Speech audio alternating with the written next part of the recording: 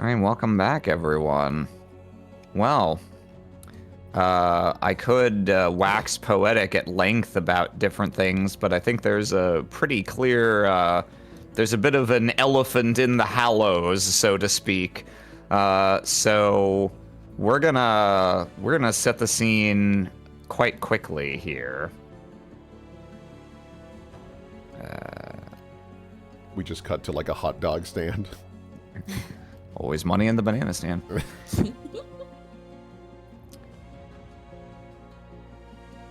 Two figures stand at the edge of the Great Well with looks of shock and disbelief on their faces.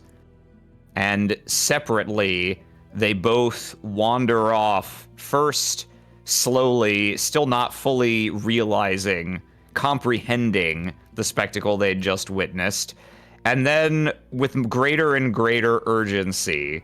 And neither knows where exactly they're running, or who to tell, or what even to tell that person, but something unprecedented has just occurred. Not one, but two Twiceborn, still living down beneath the surface of the Great Well, and as far as anyone has ever known, never to be seen or heard from again.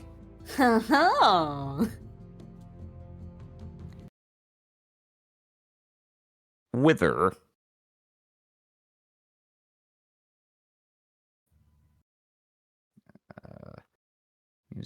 Music.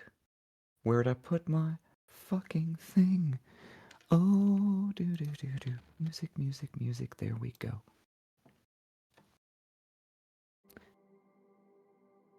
Wither, you are surrounded by a dark so perfect and profound that even your unliving vision and your the vision that is common to all Scani and the vision that is peculiar to you does not manage to penetrate once you have sunk below the surface. And you have sunk quite deep already. The gentle, not really waters, more silt of the Great Well bubbling up the moment you smacked into it and just gently dragging you down and down and down until you're almost entirely sensorily deprived. You can feel your clothing and the metal bands around your skin clinging to you as you trail down further and further into the darkness. And you can feel the gentle lapping pressure as a sort of current pulls you deeper and deeper. And hard to say whether it's deeper than you've ever gone, because very quickly, distance and the passage of time start to become very imprecise things. The first new sensation you feel after an unknowable amount of time, you feel a faint tug at the edge of your robe. And a few moments later, again, and again, and finally, something takes a hold of one of your wrists.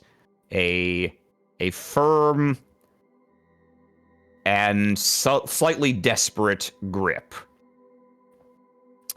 And you feel like, even though you can see nothing, you feel like you recognize it by the feel.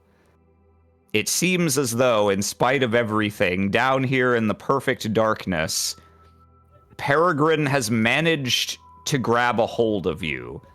He has come in after you.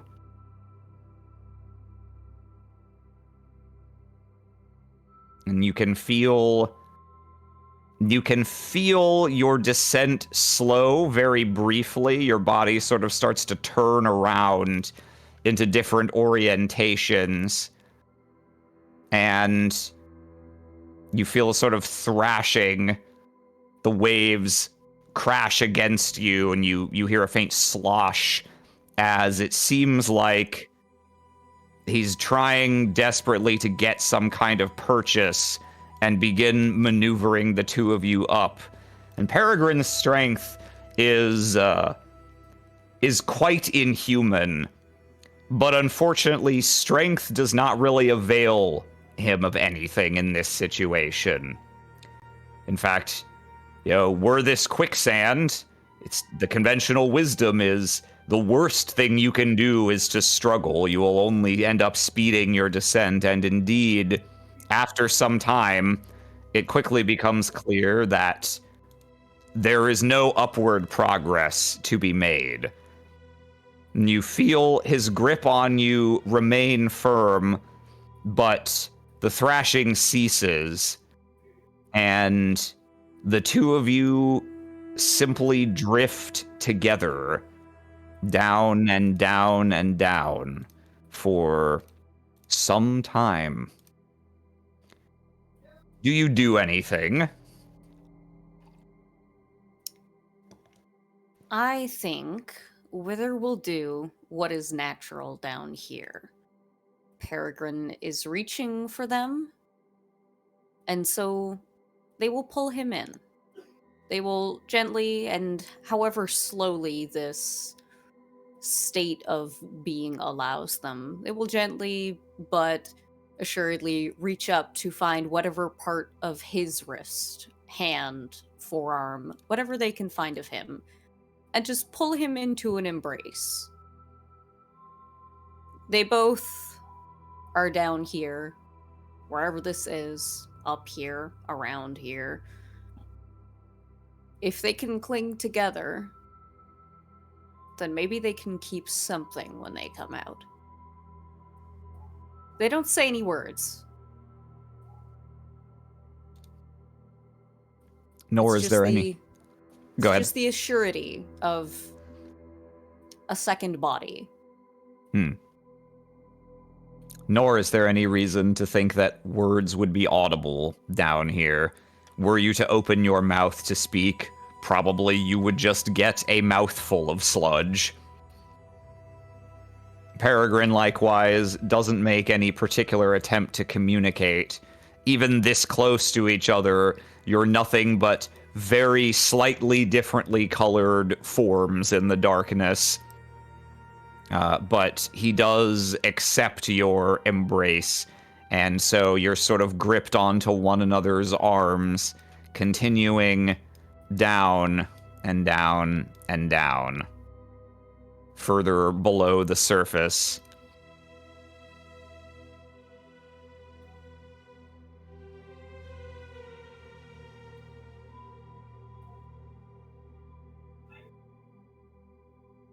And time continues to pass. Is it hours? Is it days? Is it lifetimes?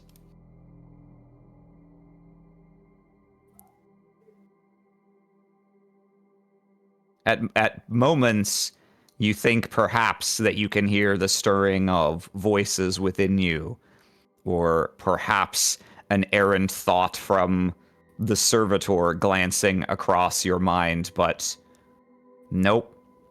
After a certain time, those things would almost be rather comforting, but instead,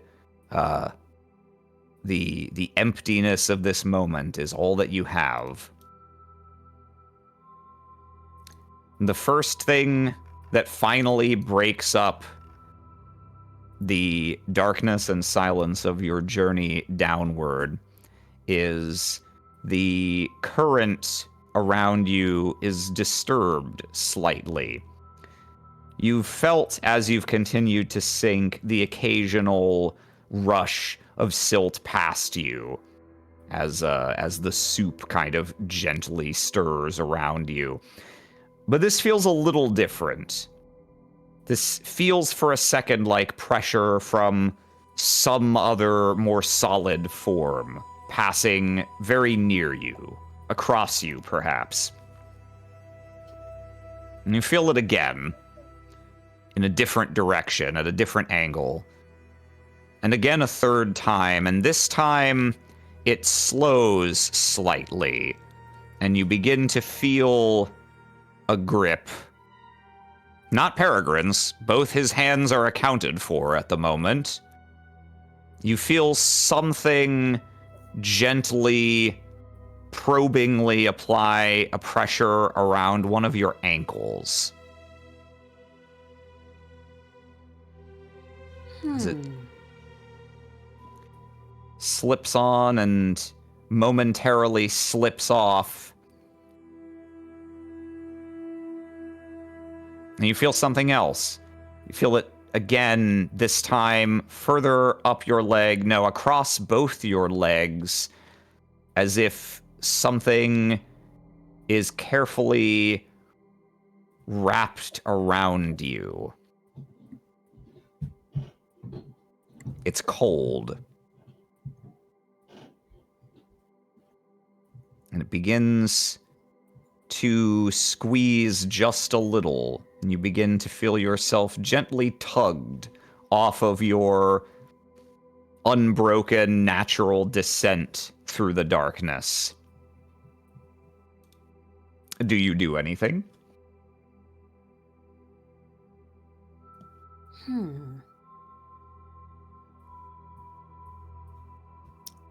What is the shape? What is the shape of this coldness? Is it a recognizable sort of grip? It's long and sinewy, like a rope or a cord of some kind, but smoother, and it definitively feels colder than the surrounding silt, and colder even than your body. And it's trying to pull us in a direction. Mm-hmm. It's pulling you more off to the side. And this is a direction that is not one with the flow of everything else? Indeed, this is not the current, for sure. This is not pulling you gently downwards. This is tugging you deliberately off elsewhere. I'm going to pull back. I'm going to pull it into me.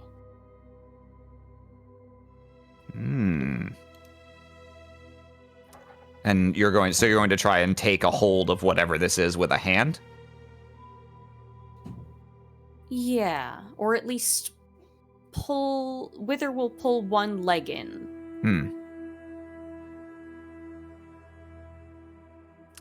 There is an immediate reaction as soon as you begin to shift your own weight and apply pressure back. The pressure around you releases for a moment and then suddenly seizes with quite a bit of force.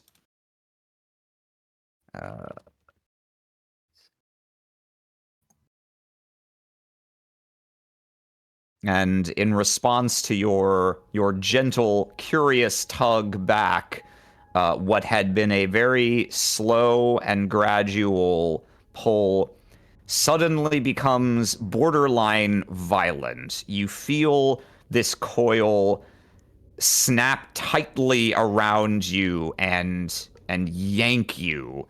And you almost feel Peregrine's hands tighten because one of them is nearly pulled free as he's kind of yanked after you and suddenly realizes he has to not lose hold of you.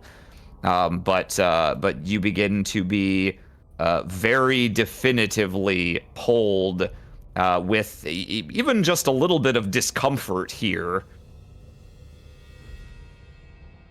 Okay. We will go with this. Okay, so you're just going to allow this to happen?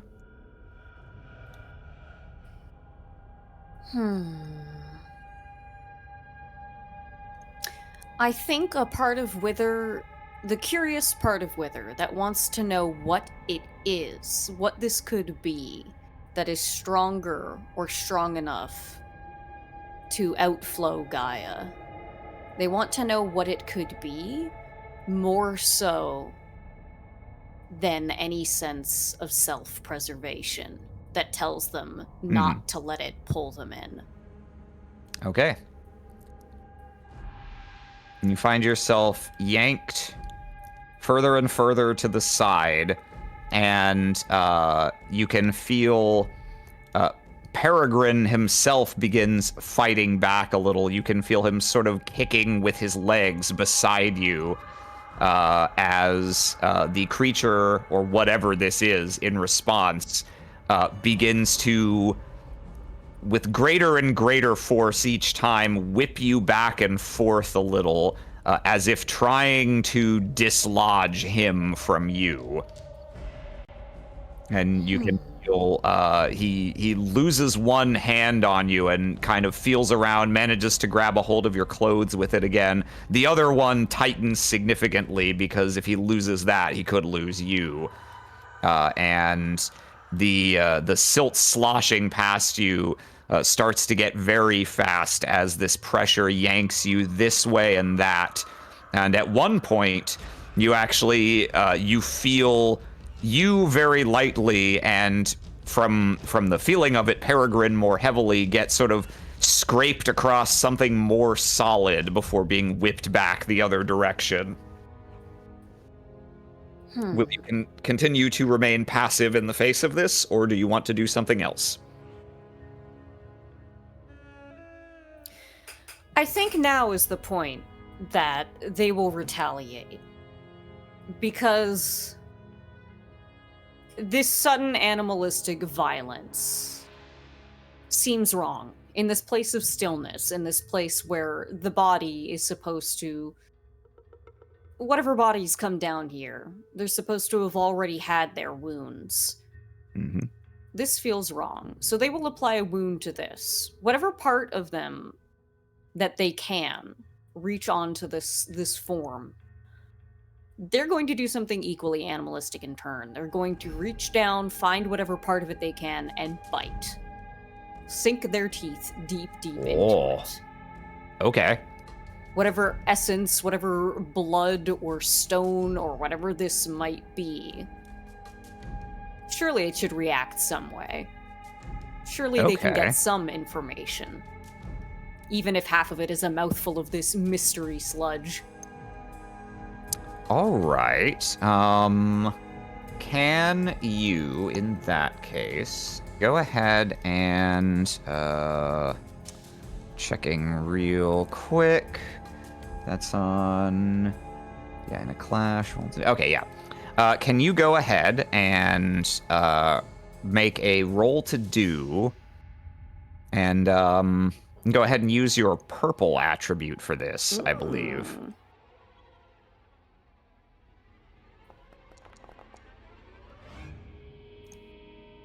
Okay, and let me roll for something. Whoa. Meanwhile, there's a fisherman up top. It's a big one. Oh, it's a biggin! Yeah, Wither, you kind of double yourself over, and in the midst of whatever this is whipping you back and forth, you bend over and grab a hold of something, the thing wrapped around your waist and your upper body now, and you just bite down as hard as you can. And you do get a mouthful of silt initially, but your teeth find purchase against something tough and smooth, and it's got a particular texture to it. Your mouth gets ripped away a little too fast for you to identify it perfectly, but there's something slightly familiar about it. And then, let's see. I think I'm going to Yeah.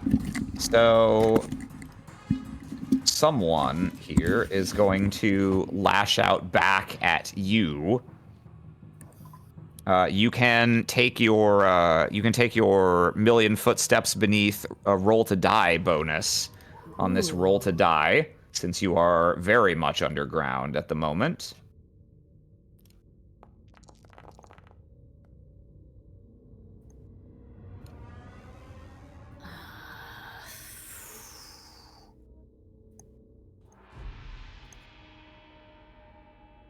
Okay. 16, one higher than 15. You just take 1 damage, but the immediate response, you feel more like you have this, whatever this is, wrapped around your midsection. You feel something wrap around your legs and sort of bind them together as well. Something tries to pin one of your arms to your chest and kind of snap your head back away from whatever else this is. And Peregrine can't really see or very distinctly feel what's going on, but seems to be aware of the turn things have taken, and kind of flings his body around yours to try and get at whatever is got a hold of you. But the two of you collectively are drawn even more forcefully than before, and this time there's no skidding across the surface. You are crashed into hard stone at the edge of whatever space you are currently occupying. And Peregrine is going to need to roll to keep a hold of you over the course of this last bit. And it's not going to be easy, but we'll see if the lad can do it. Let's see. Buddy. Difficulty. Oh, God. Okay, that shouldn't be as you, by the way. That was just me. I had you selected. All right. You push all right, it. Peregrine.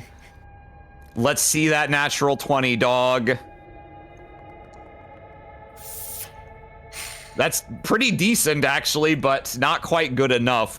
As you whack into the stone, there's a jolt that runs through your whole body, and you feel his wrist slide down your arm and slip past your slender fingers and make one last grab to try and get you again. That finds purchase only for a split second on your clothing, and then that source of pressure is gone. And you can feel Peregrine is gone.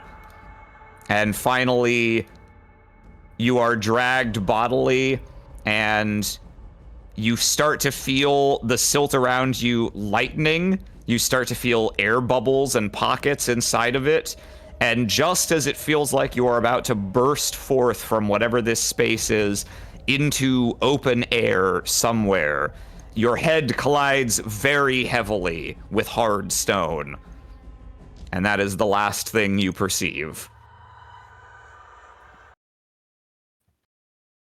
So, I know it's not important. How's the little worm that you brought into the pot? My fucking worm. Oh my god. I'll make a roll to retain worm. Oh my god. There's no way that thing is the worm. There's no way. What is? What That's a hell of a rebirth. He got big, bro. He got bigger. It'll be a roll to do. You had it in your hand. It's gonna be just as difficult for you as it was for. Oh wow, never mind. Not as difficult because I rolled terrible on that. Did you retain worm? Oh my god, you retained worm. My worm. You held in your hands the telltale choice of, do I hang on to my best friend who's been with me and actually dove into the abyss for me, or this little dead worm? And you were like, little dead worm. It's not about who it is. It's about what they represent, Will. Well, it's a worm. Yeah, fuck that guy who died for you. Yeah, fuck that guy. Damn. Little All right, find worm. out next time on Dragon Ball Z. Orcris. Hello. This fish is putting up a hell of a fight. Orcris, it's fucking finally time. You've waited your 5 days like a good little boy. And finally, today is your appointed day to meet with Curio, the scribe in Etria's service, who should be able to answer your questions about who all was in attendance at Thessia's tribunal. Let's go with some of this.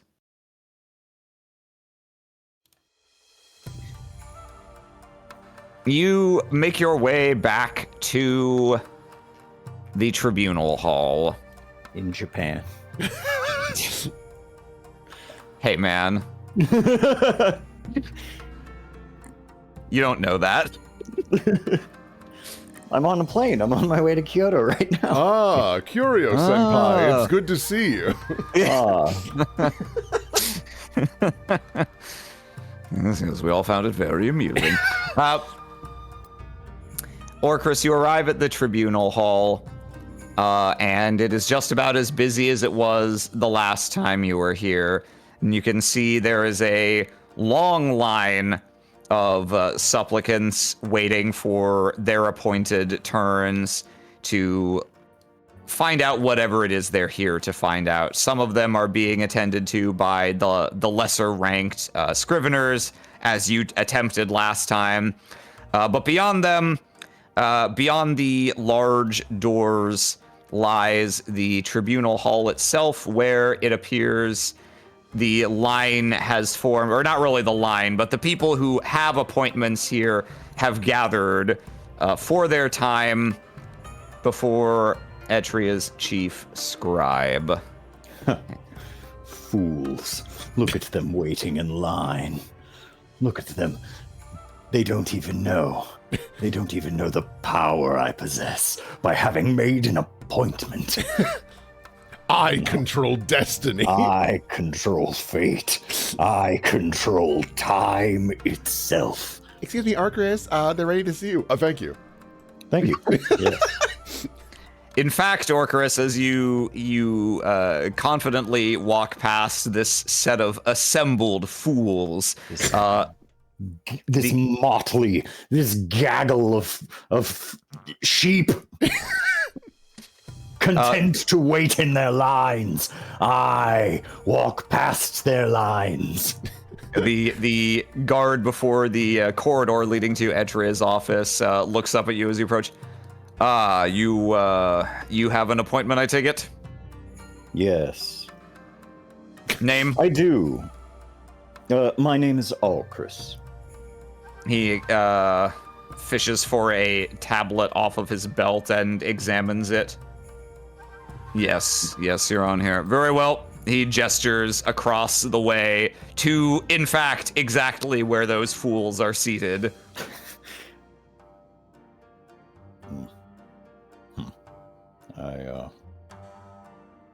Well, I'll not be sitting on this bench, but I'll stand near it.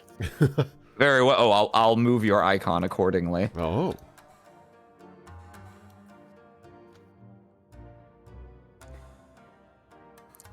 So you take up waiting here, and over the course of time, indeed, periodically some new people will filter in from the outer hall, and every so often, one lucky soul gets called up by name and goes and passes the guard, goes in for their meeting to discuss or find out whatever it is they're here for. And it appears that while you do have an appointment for the day, if there's any particular order of priority, at the moment, it doesn't seem to be favoring you.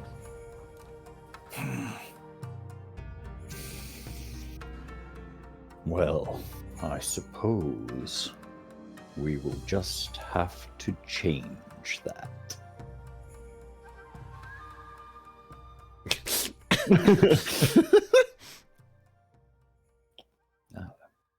No, I'm just going to wait patiently. Okay. Yeah, as the day progresses, you have plenty of time to observe, which is something you're particularly good at. But let's see just how good you are. I have one extra eye. Oh yeah, I should note also. Oh, this is definitely Monster Hunter. Yes, it is. An arbitrary amount of time has passed. There hasn't been anything else crazy going on. You can unwound your yellow attribute. Hey, as of this session. Splendid. I wound my yellow immediately. You have all your faculties at your disposal. Why don't we? I guess let's give you a roll to die to start with, if you want one, to see what attitude you're taking towards this situation in general. Oh wait, no, not yellow. God, no. I'm killing them with my mind lasers. I'm using magic. No, I'm using. Seems like, yeah, orange seems correct because you are waiting like a good little boy. Let's see. Okay, yeah. Let me just fix that. I always think yellow is my. I always think yellow is my friendly because I think of the smiley face. Yeah, right. Oh, sure. Okay, and then go ahead and give me a roll to observe the proceedings here. Yes, I think I shall. None can observe the proceedings greater than I. Oh, fuck. Okay. You see That's a little red dot on your chest. Yeah. What? Sorry, I just realized something that I had sitting there with the wrong icon. Let me fix that real quick. That's okay. Camera didn't see it, I think. It's okay. No, I haven't revealed them yet, but before I reveal them, I don't want to be like, here's what they look like. Just kidding. It's actually this. It's completely different. It's this folder and then this one. Update. Okay, cool. So the first thing you notice that catches your attention in the course of the day, periodically, scribes will bring back tablets to the back offices or come in to retrieve them and go back out. So there's an occasional trickle of people in and out through that channel as well. And very occasionally a scribe will come in and exchange words with a guard and head back out, or exchange words with one of the people waiting for an appointment. And so you get a chance to see most of the front office staff at least a few times in the course of this. However, you notice something slightly odd. There is one particular scribe who several times throughout the day, and the first time you probably don't even take particular notice of it, but the second time certainly catches your eye, and then it happens the third. One particular scribe several times comes in carrying tablets, sort of looks around, kind of does a lap, but doesn't actually do anything. They just sort of like, and then like head back out. And this happens enough times of the same person that it's like, clearly bureaucracy is already walking in circles with tablets. You can't be this obvious about it. The metaphor. I'll actually come over here.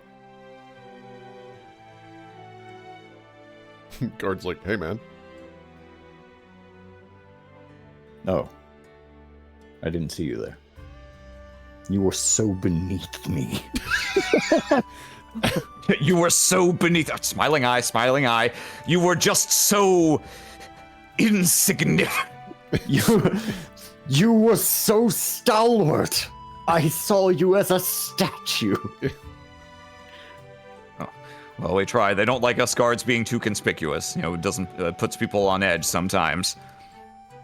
Yes, you're doing excellent. Gives a nod to this Scrivener as they come by. Scrivener kind of gives a vague nod back, looks. It's supposed to be a metaphor, you know. What? Excuse me? Bureaucracy. Running around in circles. They blink a few times, and then sort of like shoot a glance down to the stack of tablets in their hands and a glance back at you, and then slowly their posture straightens up a little and they crack a faint smile. Ah. You should break your pattern every once in a while. Just this once, I will take your unsolicited advice, good sir. And give you a little bow. And then back up a little to get a bit of a wider berth from you as they walk past and kind of hurry down the steps. Open the door, look at you again one more time, and then move through. Huh.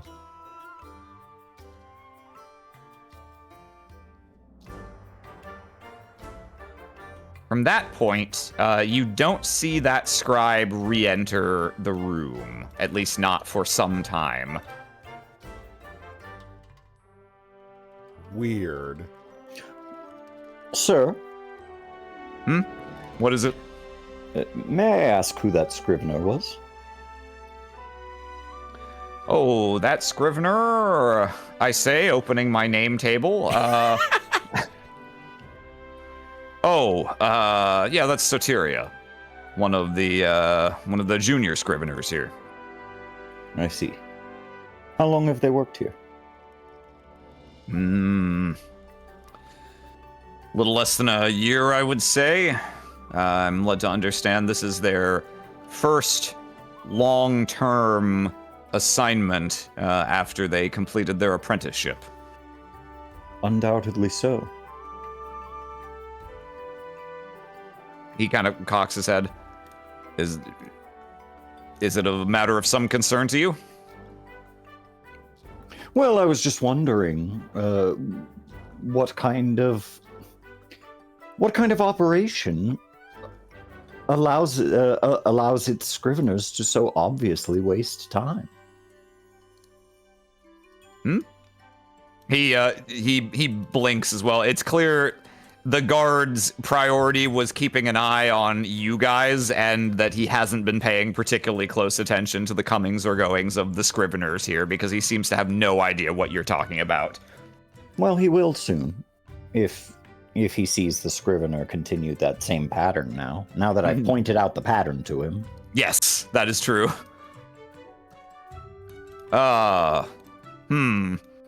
He frowns. I see. Well... That's right, I'm so evil, I will harass interns. Narking on interns to their boss. Monster. Well, perhaps I'll have a word with Curio later today and supervise the quality of their work a little in that case. Thank you for narking, sir. You're so welcome. Truly the most evil character. You know, Aram, I didn't know it was gonna be this kind of game. I think I gotta bow out.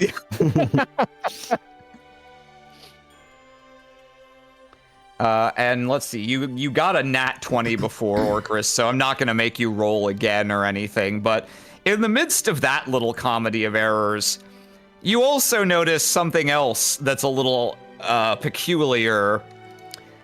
So aside from the scriveners coming in and out, as I mentioned, there are guards on patrol as well as ones walking, as well as ones in stationary positions, and so not uncommonly, guards will pass through from there and go upstairs, or will trade spots out with the guard station permanently out here, and in particular, there is a guard who you observe to walk the standard route of simply entering the room, walking to here, taking a look at all corners of the room, and then returning to this room. And they do this every several minutes. Well, they he's spend a guard. That's what he's supposed to do. That's what the guard is supposed to do, yes.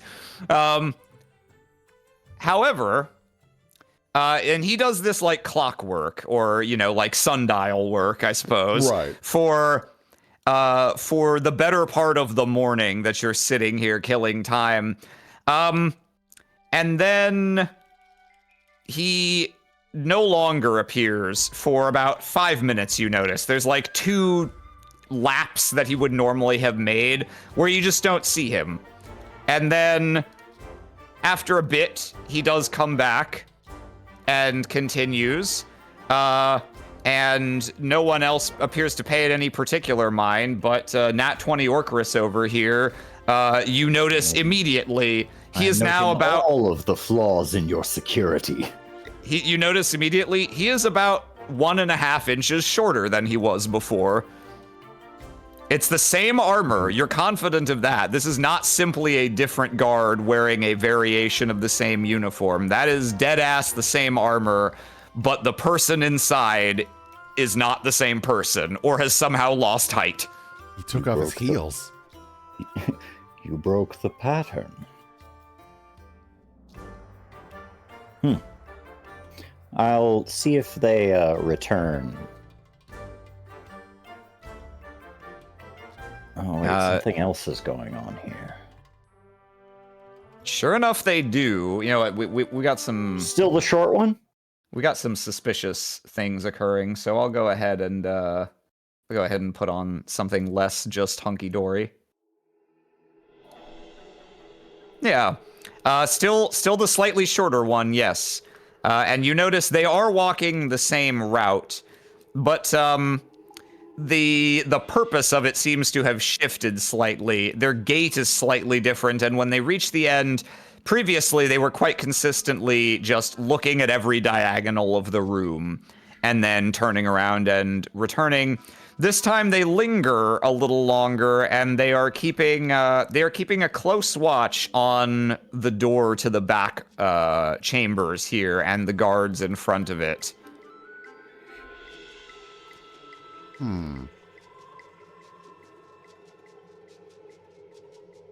Excuse me. Yes, sir. Do you need assistance? Yes, and I think you might be just the person to help me. I want to get an idea of how comfortable they seem with the idea of a stranger coming up and asking for help in this situation. Okay. Go ahead and make a roll to do, and I feel like you're in the right stat for it. So you can use your orang for this. Ooh. Yeah.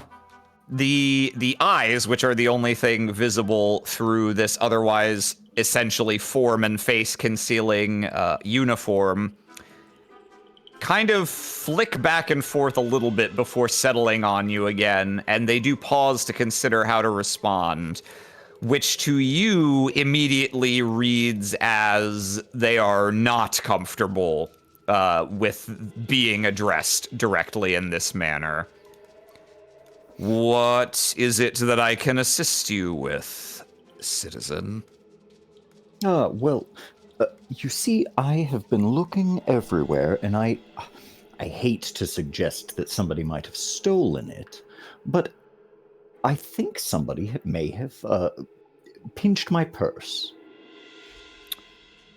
That is unfortunate. You believe that it happened here, or perhaps you simply misplaced Undoubtedly. it? I see. I'm sure I had it before I came in. Which means that it's probably somebody...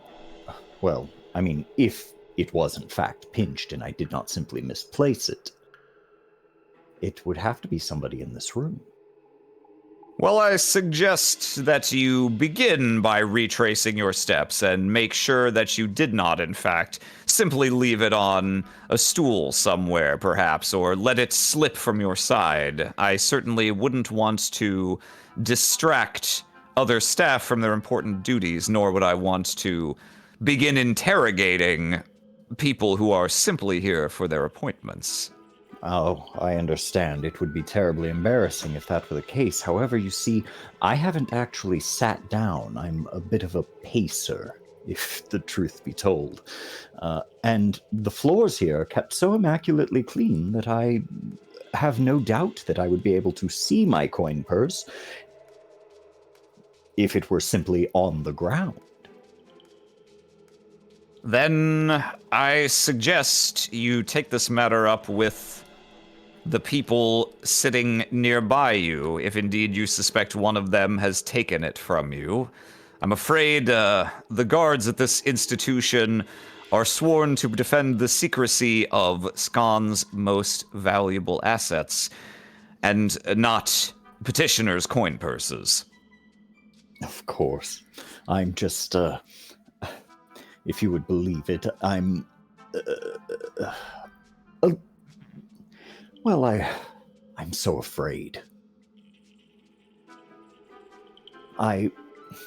It's embarrassing to say, but I have a bit of a problem with confrontation. And I would feel much better if I had one of you at my back. When you say I'm just, I don't care for confrontation. Very briefly, his eyes narrow in annoyance of like, I see, that's why you're doing this, huh? Well, you're a guard. It's your job. Yeah. I say annoyingly. At least you're not playing the same character as the previous time you were here. That would make this infinitely worse. I'm sorry. Oh no! I lost my din muns. Okay. Let's see. No, I don't think I'm not gonna make you roll anything. I'm gonna give this guy a roll to die to see if he can resist being wrangled by you in this fashion. So why don't you go ahead, give me one more roll to do. You can still use your orange. And that will oppose this. Oh my god. Oh, not a chance. Okay.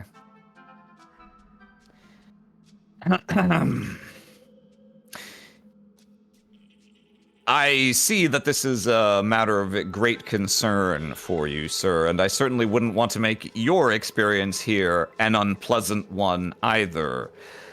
So, yes, why don't we locate this missing coin purse of yours as swiftly as possible so that I can return to my appointed duties? I'm sure you understand. Of course. You've been coming back and forth. Through here for so long. I couldn't help but notice. You seem very stalwart, and so that is why I came to you instead of perhaps one of the other guards. Of course.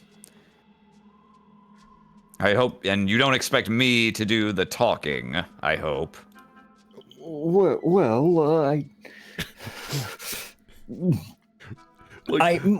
Maybe just a little bit. I'm just envisioning Orcus like his two pointer fingers just like bopping into each other like, oh, I don't know. No, I'm just a little guy. Come with me. Evil smile. This idiot! He's fallen for it!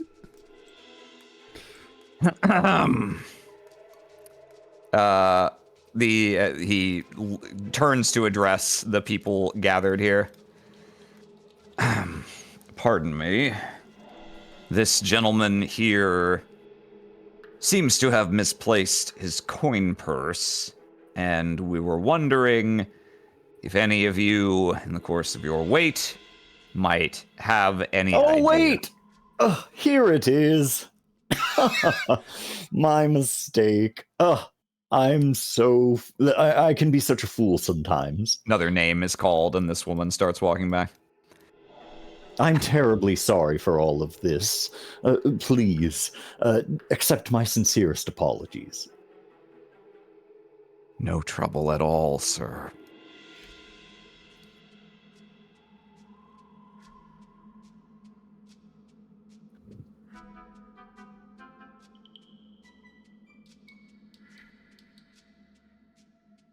Dance, puppet, dance. Shakes his head and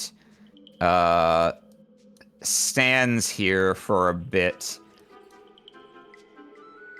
He spends some time sizing you up from across the room, Orcris. But the first time the glance is ever returned, he turns and resumes the route that he was apparently patrolling before. Sir, What is it? I have reason to believe that there's an intruder on the premise. What reason would that be? Your guard over there. He is not the same guard that there was. He is not the same guard that was here earlier. The guard in the cerulean armor here kind of cocks his head. How can you possibly know that?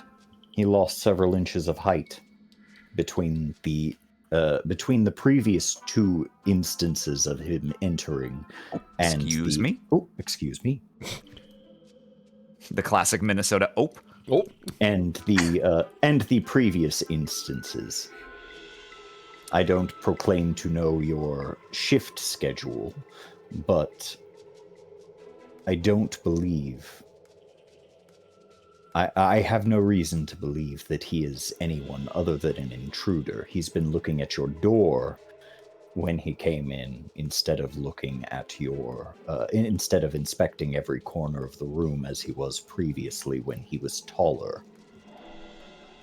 The guard you're speaking to here kind of like, he wasn't slouched before exactly, but he was standing at sort of a normal bearing, and he, in the course of what you just described to him, very slowly straightens fully up, and you can see his gauntleted fist grips around his halberd tighter. Don't believe me? I suspect he will come in one or two more times. See for yourself. Follow his eyes. You can sense the man's elevated tension. He is not necessarily in disbelief per se, but he is clearly alarmed and trying to keep his cool based on what you've just told him. He does not immediately act. Indeed, he remains stock still and very pointedly directs his gaze toward this door.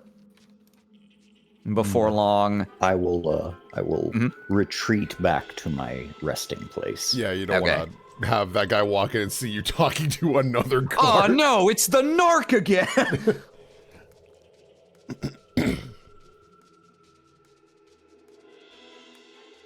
Yeah, he makes his way down and gets to about here, and you can see his pace start to slow slightly as it appears he kind of meets this guard's eyes, and it appears they both become acutely aware of the fact that the other is looking at them. And he sort of pauses. You can see the calculus play out in his head for a moment. I drink the tension from the room. And he comes to here. He scans around the room, this time sort of pointedly avoiding looking here, and begins to walk away. And to his credit, maintains confidence as he goes. And you see this guard very slowly starts to raise his weapon, then lowers it again. And If he looks at me, I give him eyebrows. I'm like, Yeah. Come on. You saw that. And as soon as this guard is down the steps and nearly to the doors, without a word, this guard steps to the side and walks through into here. Crack open a cold one. Oh, this guy's fucked. Oh, this is gonna be fun. And a few seconds later, he reemerges, as does another guard from here. And this guard silently walks down to here. You see him begin to exchange words with this guard, who turns and exits. and momentarily returns with another guard from the front. And you see these three engaged in some kind of discussion. This guard returns here. These guards take up station near this door. This one steps through. And in that time, finally, this guard returns. And you can taste now on the air the fact that shit is about to pop off. Do you want to do anything else before it does? Because you do have time while these various things are playing out. Why would I? Yeah, a fair question. Light Yagami leans back in his chair. I've won. I've won. Why would I? My web is already set, and the fly has just jumped onto the last strand. Let's see. I really hope this was just like a guard shift and he's nervous. That would be very funny. That would be very funny. Funny, actually.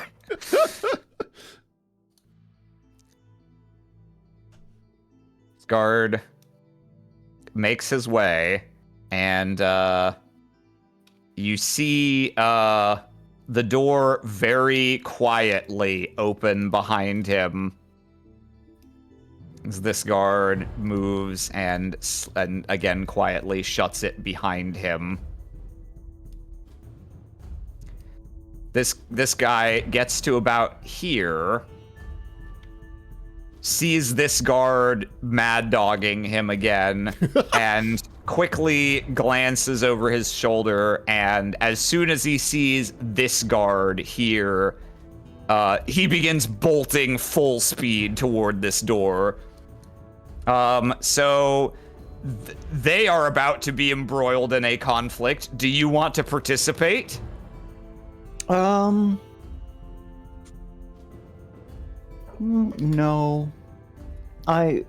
They've got the numbers, and I don't want to play my hand as a combatant for many to see.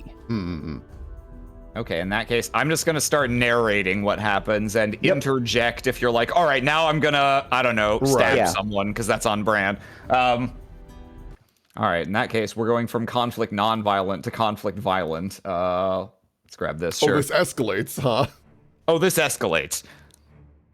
Yeah, the imposter guard in the green armor begins rushing the steps. This guard at the bottom braces and kind of holds his halberd out to deter him from either charging or getting past. You see this guard put a second hand on his weapon and begin running this way. This guard takes up a stance here. This guard kind of stays at the door for a moment, and these two guards begin moving in. As this guy lingers on the steps, he can hear the other guard rushing up behind him and that he's about to get pincered. And you see him whip out an arm. He holds his own halberd off to the side, freeing up a hand, and sort of whips it out in front of him. It looks like he's like throwing a handful of like dirt or sand toward this guard. But something perhaps a little more substantial than that. And then you hear a faint hissing, and whatever he's thrown at the guard waiting him at the bottom of the stairs suddenly starts emitting bright, it goes from sort of just a dull grayish dark color to a cherry red, and then orange, and then yellow, and an incandescent white, and it begins to howl as it streaks through the air and splatters across this guard, who immediately begins screaming. And he doesn't drop the weapon to his credit, but he backs up into the door and almost falls through it. In a single bound, this man just leaps from the second to top stair down, rolls past, trying to get past this guard as this one is still coming up behind him. Let's see if I he imagine can by this point, people are going, "Oh!" Yeah, people are like, whoa, whoa, whoa, whoa. I'm definitely doing that as well. Yeah, whoa, who could have seen this coming? Oh, I'm scared. Yeah, let's see if this little maneuver works for the boyo here. This is going to be a roll to do. Oh no, baby. Okay, well that fails. He fails to get past as the guard here staggers back into the door and sort of falls into it. He nevertheless manages to kind of thrust the halberd awkwardly forward so that as this guy leaps down and tries to tumble past, he trips over it and plows through the door ass over tea kettle, causing it to burst open. This guard falls and kind of slumps against the wall a little, still crying out in pain. You can see whatever ignited and is glowing, that glow has spread to his armor. He is in the middle of being cooked alive in that thing. Oh. And this guard shouts, "Bastard!" and brings the halberd up over his head and charges out into this room behind. And you hear the chaos rapidly beginning to spread to the front. What would you like to make sure to direct the camera back here to get the live Orcarus reaction? What would you like to do? Well, I hope this doesn't interfere with my appointment time. I really hope this doesn't interfere with my appointment time. You're a hero now. I hope so. I'm sure that thief will still have trouble escaping. There are many capable guards around here. And I don't care if they catch him or not. I just noticed something and wanted to see what would happen. And so I will continue to wait patiently. I hope that guard who I informed lives long enough to tell people of my good deed. In the core, yeah. So you just quietly you seat the other people who are here waiting are caught between fascination and fear. One of them does sort of start edging toward the door and like looks out and then is like, nope, turns around. He's almost like rocked back into this room as a whole bunch of the scribes from outside begin streaming in here to get away from the chaos. I'm spawning additional overlords here. Bro, did you just like stop an assassination attempt or something? Oh, I hope not. So the sort of crush of people begins streaming in here, and you can hear more shouting and the sounds of metal clashing against metal and occasionally dinging into stone out there, and the occasional sort of blood-curdling scream. So it seems like things are happening out there. And people are beginning to sort of take refuge in here. And among them, you do notice the same scribe that you had chastised earlier. What about their height? I'm sorry? What about their height? Their height is the same. They look the same as when you saw them before. Does their height match the height of the guard? Oh, no, they are, the original guard was tallest, the replacement was a little shorter, they are shorter still. Okay. And at most people are sort of hovering here, kind of waiting to see what will happen. And the scribe here, as the crowd begins like dispersing further and further into the room, some of the chaos begins infesting here as well. There's one or two people trying to assist the injured guard in the corner. And amidst the maelstrom of people, you do notice at one point, one more blue armored guard comes charging out of here, weapon in hand, to join whatever is going on out in the front. And as soon as that happens, this scrivener just quietly goes back there. Oh, that's...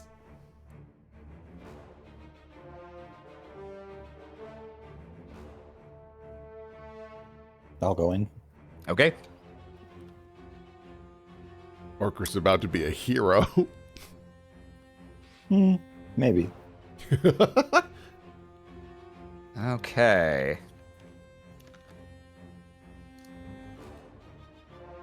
So, Orcris, you see the figure beeline for the door to Etria's office, where there are now no more guards stationed. And they reach the door a little ahead of you. Do you want to try and, like, run up and catch them, or are you content to just follow them at a distance and see what they're gonna do? More interested to see what they're going to do for now. Okay. They quietly open the door, enter, and shut the door, and you can begin to hear some hushed, Did my mouse just die? some hushed voices. No. No, not like this. Hold on. Your mouse died? My mouse literally just died. We can move you. Yeah, move me, please. Okay. How far? Just to the door. Okay. Yeah, go ahead and make me a roll to do for door listen. Uh-oh. That's right, you don't have a mouse. You're able to click on his Yeah, I character. can do that for you also. It's fine. Or Chris, way to go. Let's see. Okay.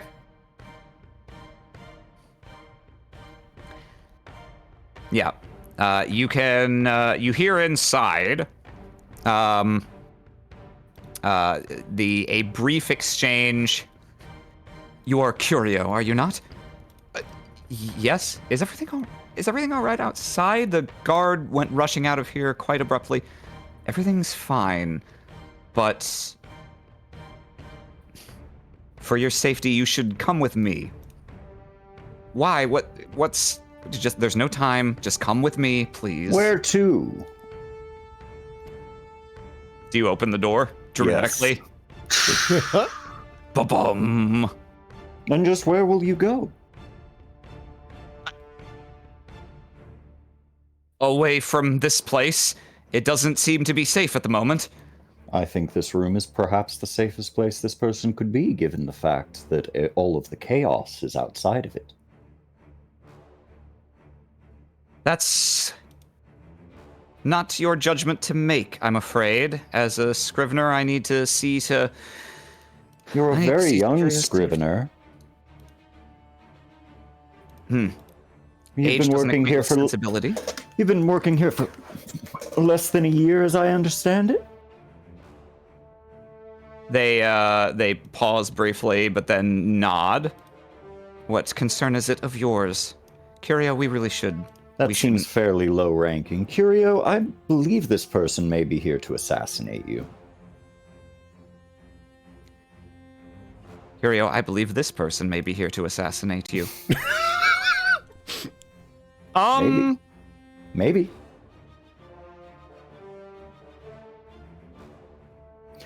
Curio, Maybe. if you look, my name is Alcris. I set up an appointment, 5 days ago, so that I could speak with you about who is here during Thessia's tribunal. I would still like to have that information. And if you're dead, obviously that would put a hamper on things. Curio, why don't you furnish this man with his information so that he will leave us alone in peace? If that's what it takes, if that's his demand, then there's no reason to be a hero.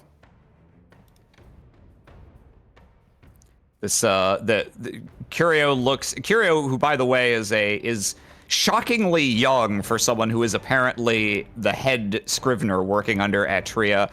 He looks to be 12 years old, perhaps. Oh, he's like baby. He's baby. He sits there and he looks to you. He looks to Soteria, if that is their real name. And he slowly rises from the bench. I can procure that record momentarily. He doesn't look very convinced of his physical safety right now. You probably shouldn't. He's slowly moving toward the south side of the room. Do you want to take an action here, or are you going to wait and see what the two of these people each do first? Perhaps I misunderstood your intentions earlier. I thought you were merely trying to waste time during your hourly paid shift by doing little nothings. Do you think this is really the appropriate time to criticize my work ethic? You to underscore this point, there's a in the background. So, let me tell you what I think happened. I criticized your work. I noted I noted that you were moving in a small pattern. Then you stopped coming in, and the person who I believe is your accomplice started walking in after having replaced another guard on the ship. Another guard who was doing the exact same thing. They came in twice. Suddenly, their demeanor was different. Their height was different. I figure that your accomplice has either knocked unconscious or more likely killed that guard. The body will be located soon, once the investigation truly gets underway. And once they caught him, once the real guards caught on to this fact, you came in and began using the chaos to do what it is that you are here to do. And I might not even stop you. I would like to know why.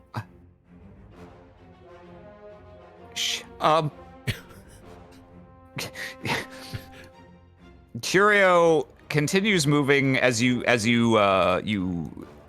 list off your theory of goings on, and Soteria here remains eyes fixed more so on you than on Curio, but they do keep darting back that way. Curio heads this way, and you can see he is definitely considering the relative merits of either going in here to get the record that you asked for, or diving out this not first story window in the thinking that that might still be safer. This person, you can see, is weighing their own, do they want to continue engaging with you, dive out this window, or make a running attempt to get to Curio? These are the options each of these people are weighing in their heads. Do you want to do anything in this moment before they make their decisions to try and influence that outcome? Calm yourselves. There's no reason why anything unpleasant has to happen here. In the background. In this room.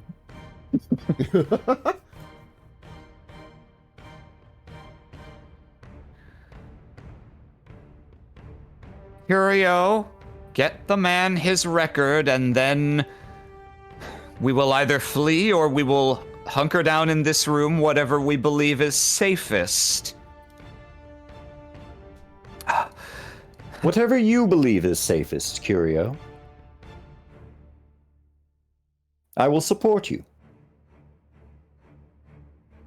All right, go ahead and make a roll to do with your orang utan. I would love to do that. Oh yeah, I'll. Here you go. Oh, Ooh, okay. Okay. Curio nods slowly and steps past this curtain. And you can hear a few tablets being slid as they're kind of thumbing across them on the shelf. are you What's part your of a name? group? I am sure I don't know what you mean. I'm sure you do. Obviously, you had 2 people able to infiltrate this place, and you've been here for a little while, so you must have been planning this for some time. Unless your group operates on a more, you know, spread your forces out everywhere and then just wait for the time to activate each person. But I don't think so. No, I think you've been planning this for a while. The head scrivener. Maybe you have someone else here that you wish to replace as head scrivener? Not you personally, but maybe somebody else who could better fill that role. Go Are you trying to ahead. get closer to Etria, maybe? This is Or going to do be you- one more roll to do. This is going to be a little harder, but you may be able to get this person to actually give you some of answers to these questions in the time it takes Curio to find the record you're looking for. Can I roll to do? No. No, it's okay. I do it. Oh my That's- god. That's not too bad. That's not too bad. And this one's going to be a mite harder, but I think 23 will probably still get you there. Oh, fuck! This bitch is locked in.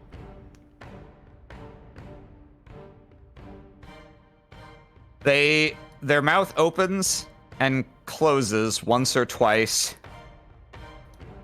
And they sort of start, would you...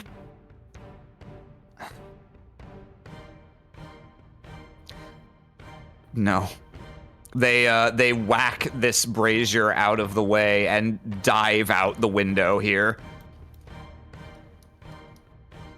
Oh, stop, no. No, stop. Police, murder. So they're on like the 2nd or 3rd floor? Yeah. Hmm. Curio reemerges carrying a tablet. I've brought the... They ran. Out that window. Curio hops up to this ledge and looks out. What am I doing? That is not for me. Here. Physically, you're fine, yes? Yes. I didn't even know what anything was going wrong until.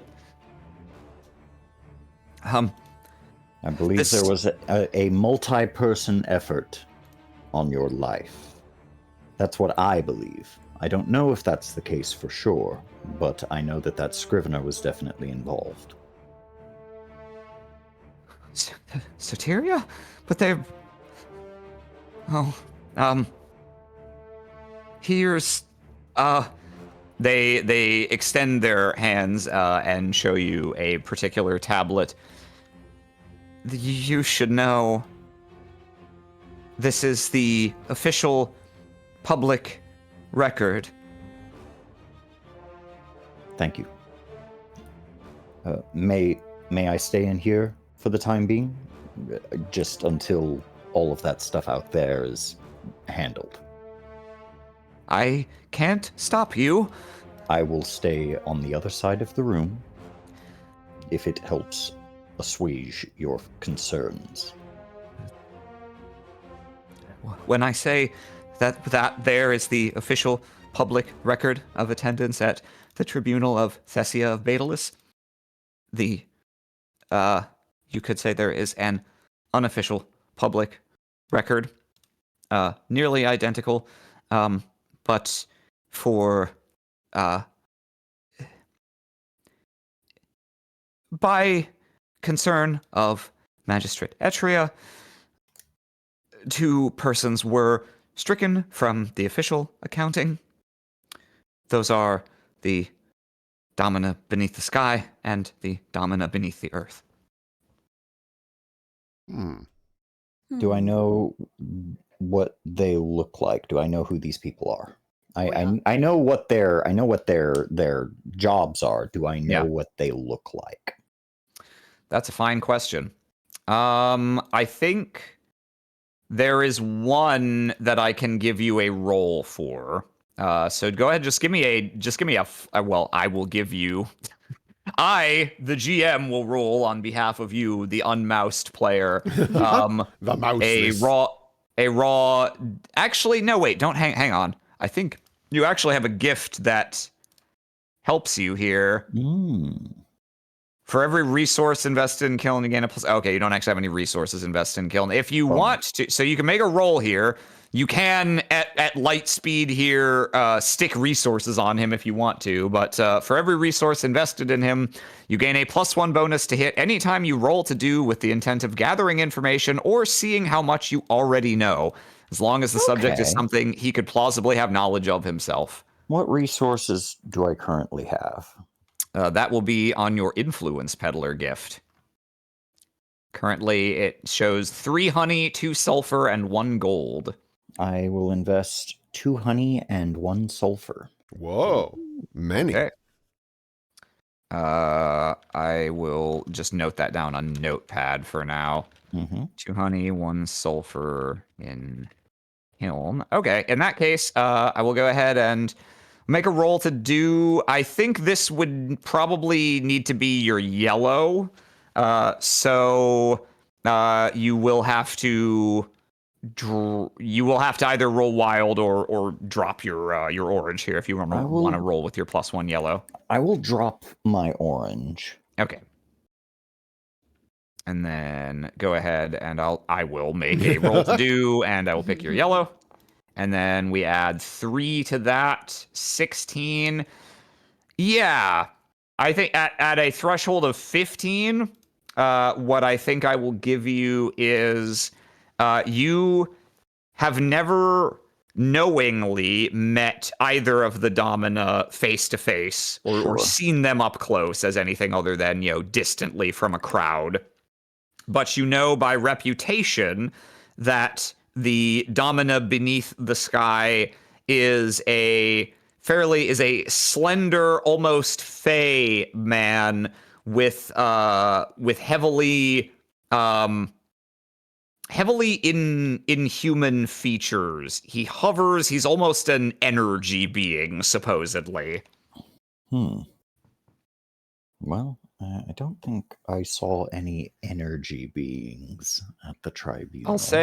I'll say what you know reputedly does not guarantee that it is this person, but is at least not inconsistent with of the people you saw there with this figure. Yeah, I was wondering about this. Oh, guy. yes, you. It could fit okay. that figure. Okay. All right. And let me go ahead and put some music back on. Domino beneath the sky.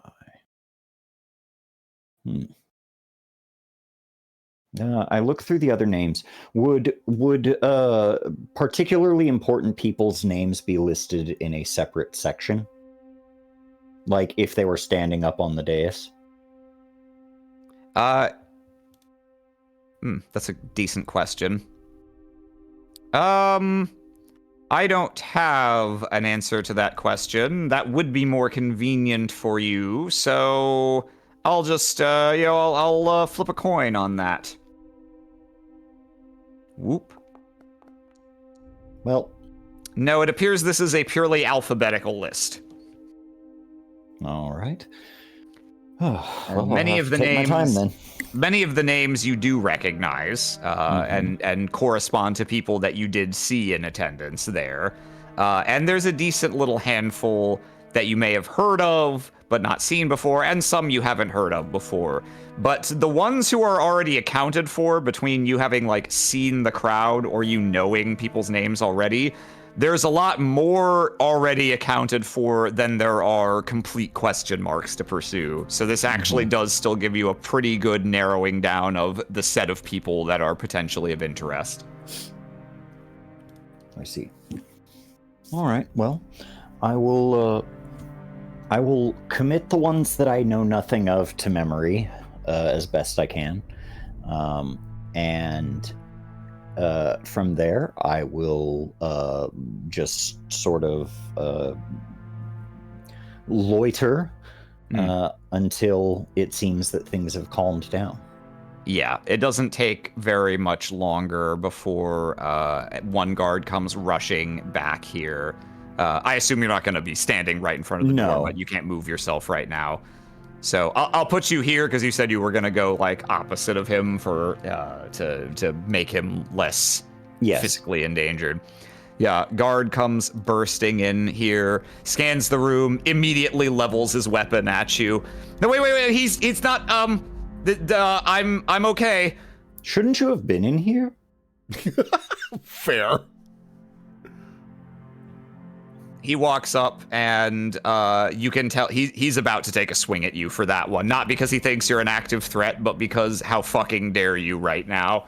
Do you want to do anything about that or just take a fucking metal gauntlet to the face? I'll take a gauntlet to the face. Ooh! I fall down dramatically.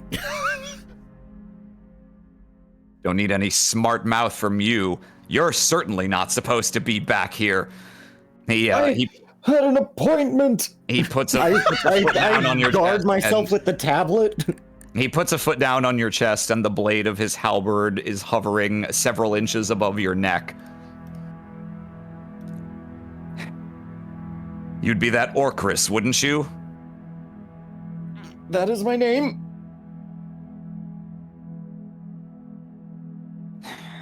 You could have waited in the hall, like all the polite, orderly supplicants out there. What on earth do you think you're doing, breaking into the magistrate's office during this chaos? Perhaps Curio could explain. He could help me explain. There was another person. Soteria came in here first, and they started to ask me something. They were trying to have you leave with them. Soteria, where are they now? They jumped out the window when I confronted her. Another guard enters, and this one immediately motions over to the window. Look out there now, see if anyone's fleeing. Oh, I'm sure they're long gone by now. If you'll let me up, I can give you my best theory as to what has happened. They exchange a glance. Go and keep order out there. Were either of these guards the ones that Arcris even gave the tip to? No, these two are other guards. Oh, shit, that sucks. Unless you want to rewrite reality to make one of them your friend from before. Yeah, I'll truth that. Okay. Go keep order out there. Hey, this is my guy. You leave him alone. Yep. Looks down. He puts a hand on this other guard's shoulder. You can let this one up. I'm sorry, the entire situation reeked of suspicion. He did spot. It looks like he's still reluctant to talk about how their fuck up in front of you. He spotted some inconsistencies and helped us get into action in time. So we owe him that much at least. Why don't you go back out there? I'll take stock of what's going on here. I'll make sure Curio stays safe. And God's help me, I'll start cleaning up whatever needs to be cleaned up before the magistrate gets back. Ugh. He does extend a hand down to pull you up. I would love to get up. Oh, wait. Oh, hey. There Oh, we you go. can All right. arrow keys? Sorta. I didn't realize I could arrow keys to move. I thought that they just... Okay. Let me see if I can figure out... Okay, whoa. I can numpad. All right. So, you said you have some theory as to what was going on here today? Yeah, and I'll basically recount what I said to Curio. Yep. About how the Scrivener had been working here and how I think that they've been planted here. Soteria. Something about that doesn't seem right. It's possible. It's just a base theory. No, I mean... Or I'll more look a into it. hypothesis than a theory at this point. That said, that I did levy that accusation against them before they jumped out the window. I would keep double guard duty on this one for the time being. Well, it'll be the magistrate and the domina's decision, but Of course. I imagine we'll be increasing guard here and having people out after Soteria. Unless they simply decide to come back to work tomorrow like nothing happened. That would be interesting. But I don't suspect that that will be the case. Curio, you are unharmed? Yes. Yes? Good. We'll have you brought to the magistrate's home for now. It's more secure than this place. And as for you, obviously I'll have to ask you to leave. The tribunal hall will be closed for the remainder of the day. But I understand. Did you catch the fellow?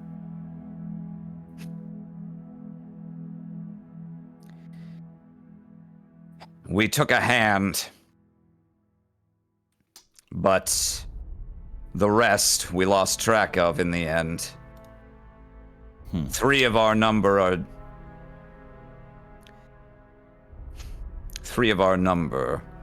were sprayed with what we believe was molten lead. Ooh. Oh no.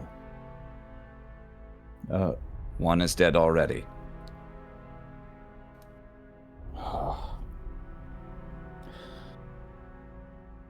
In any case, I'm not at liberty to discuss the matter further with you at this time, but I will remember your name.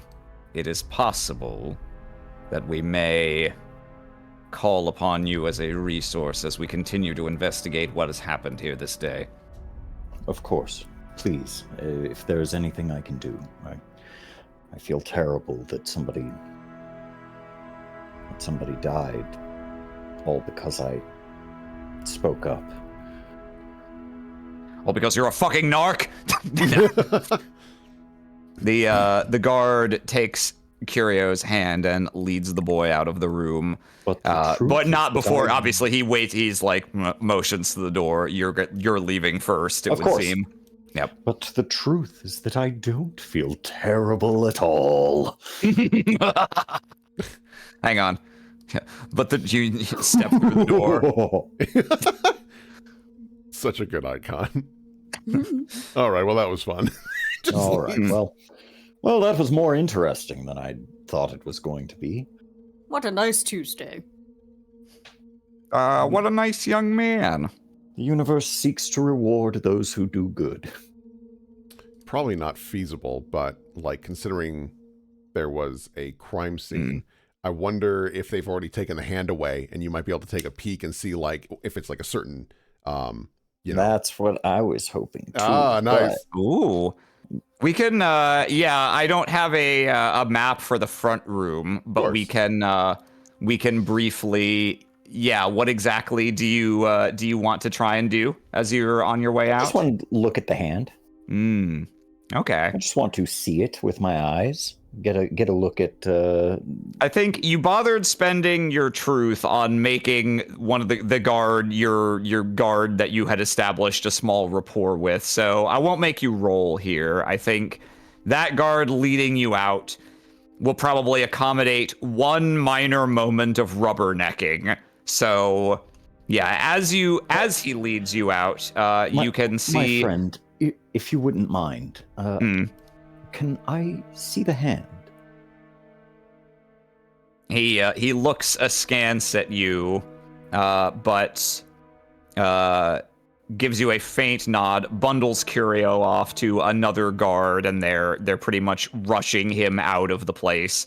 You can see they've actually already rushed most people out of the place. All the other petitioners are already gone as you move back through the tribunal hall.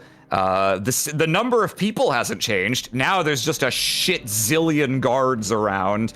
And you can see indeed several fallen forms covered with rudimentary cloth, the guards who were burnt.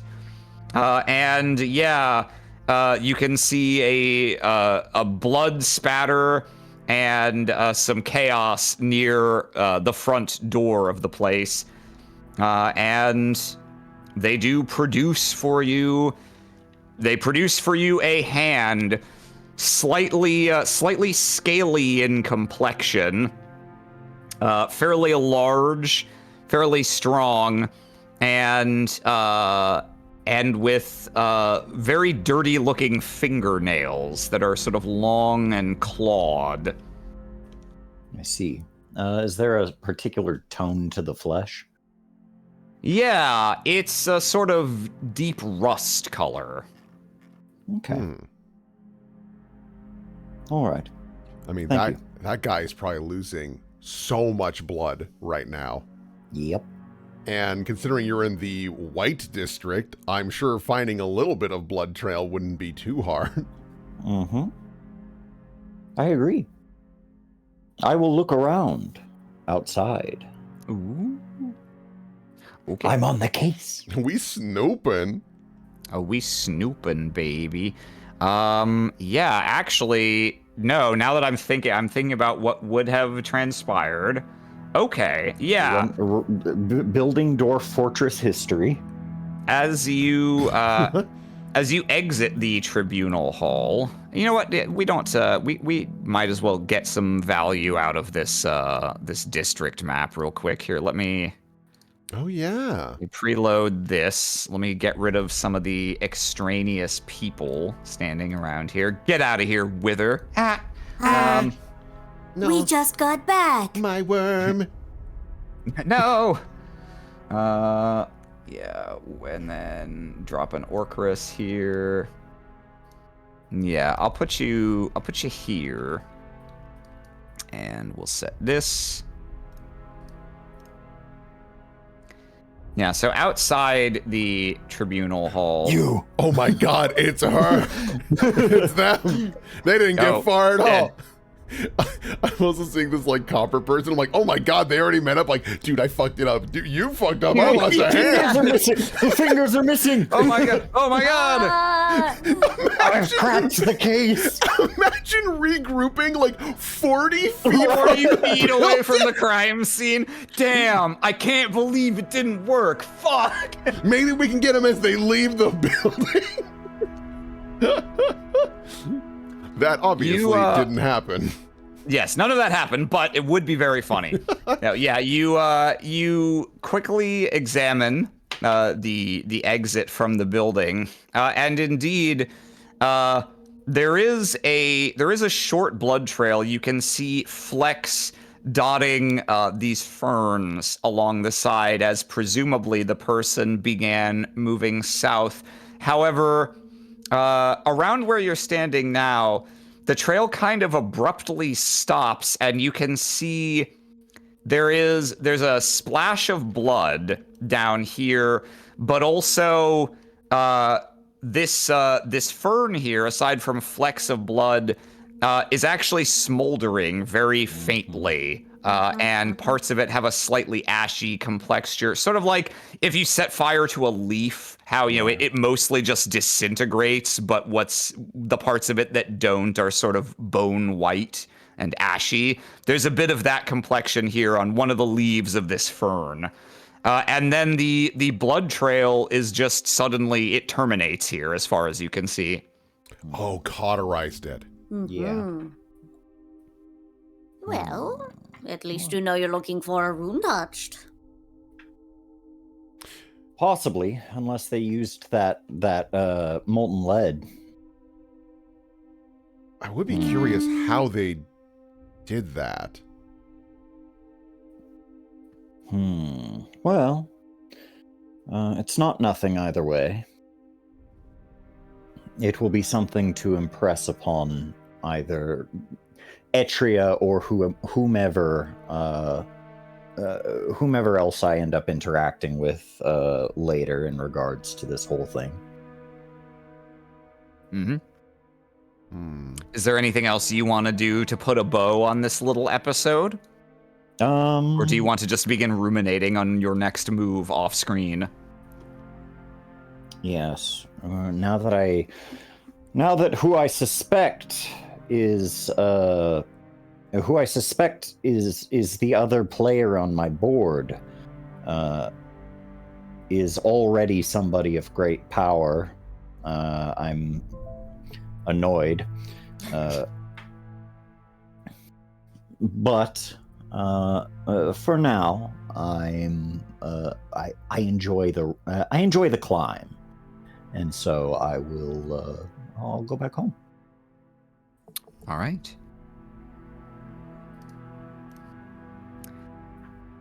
So, we're going to address Thesia next. Do you, where we left you before, you had you made a big tower. Yup. You made a big tower.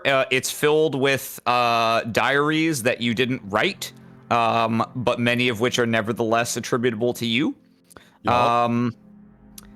What in general, what are you doing? Are you, is there something after that meeting breaks up? Is there a particular thing you think Thesia is gonna do next? If there is, we can talk about what that might look like. There's also things I can serve you up if you want to do a scene at the college, or if you want to do a scene at your home. I mean, Thesia's obviously still thinking about that tower, because she wants to, like, explore and really, truly study it, but she knows it is not allowed, because Orcus would be mad, and, like, reasonably so, because I've already been in enough trouble lately. I guess... Oh, I know what she'll do to, like, cool off and not stir the pot anymore. She is going to go home and she is going to, like, thoroughly study Teomenis's minor rune and just, like, hunker down and just read on it, because now she's inspired. Okay. She's made this great tower and she's like, cool, so I can do that. This'll be trivial, is her brain space. Ah, okay. Then let's real quick, let's put you back here. Delete the peons. Be gone. Be gone. All right, so I'll go ahead and we'll put you here. Let's... There's been a lot of crazy shit happening, so I think Thesia will be weirdly the cool off of just like... So, kind of riding a little bit of a victorious high here, if physically tired. In the days following your sudden construction of the tower, you return your attention to trying to grasp the power held within your grandfather's minor rune, which, from a cursory examination before, you had identified as being based on the old Ascani character, meaning distant. Yeah. So, let me grab my little thing here. Why don't you, so let me real quick explain how this process is going to work mechanically. Sure. Because this is something that, if you squint, is a little similar to like a Blades in the Dark downtime activity. Yeah. And so there's not going to be a clock per se. The way I'm measuring progress on this is I have created a little challenge for you, an opponent that will resist you with rolls as you make rolls against it. And this is going to represent the push and pull of trying to work through deciphering and mastering this rune. Mm-hmm. So, anytime you take the time to do a sesh of this, it's going to basically be handled as a conflict wherein you and the challenge are going to repeatedly roll against each other. The challenge has a certain amount of health, and once you have depleted all of it, which may take multiple sittings, you will advance somehow in a way that will become apparent when you reach it. Right. But as you go, anytime you're not winning the rolls, you're going to be taking damage back, and you may even wound yourself if you work really hard and take a lot of damage trying to work faster on this. Right. So, what we're gonna want to do here is you can roll to die to start off this little encounter, and then you can pick whichever one you're gonna do. And then whatever stat you're using, just like with any roll to do, you're gonna need to describe what you're doing, and it should align with the stat that you've locked in. Okay. I think the start of this is just like trying to study it from the very like logical standpoint of like, okay, it's distant. I've seen how my grandfather has implemented its use and how like he's able to move himself around with it, and he like, or her assumption at least is that this is the rune. And her assumption also is like, with distance, it might not mean strictly like doing from a range, right? Like it could also mean the traversal of it. Mm-hmm. So that's where she's starting, is like from the logical standpoint of like, okay, what are all the, from the basic knowledge I have of what he can do and my own just understanding of it, what is the baseline this rune could do? And then we'll expand from there. Okay. An eminently logical approach, appropriate to your blue stat, thinking and evil. So Things yeah, given to you by Grandpa. Yes. Go ahead. The two genders. So go ahead and make me a roll to do. And the challenge, I will tell you, has only one attribute. It is white, so it will always clash with you. So it is going to roll to do right back at you.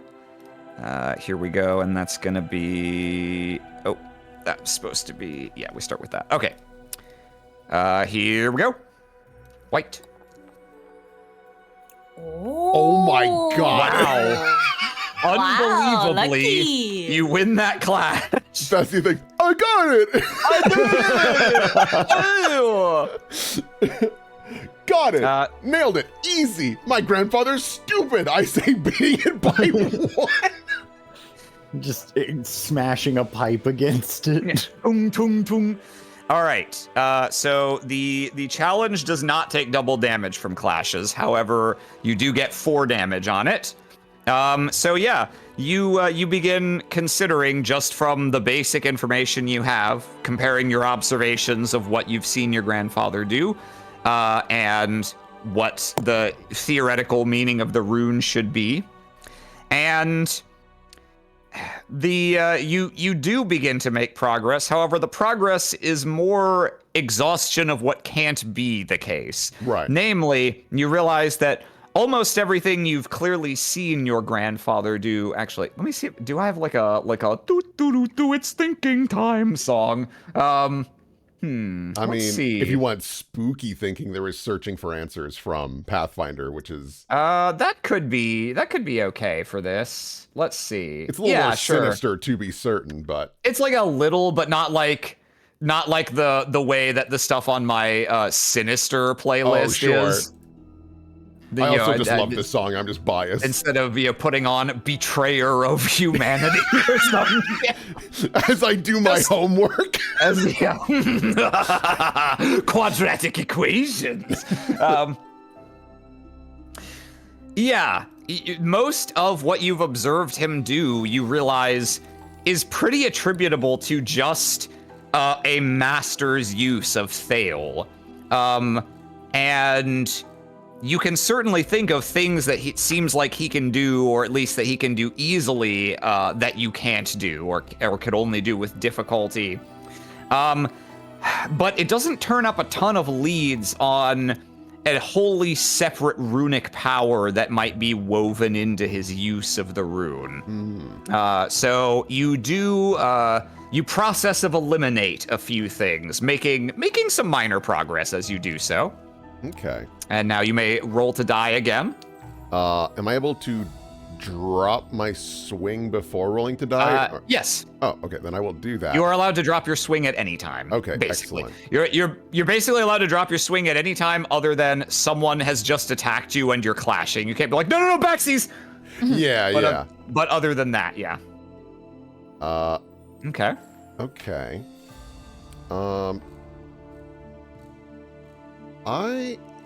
Let's do red.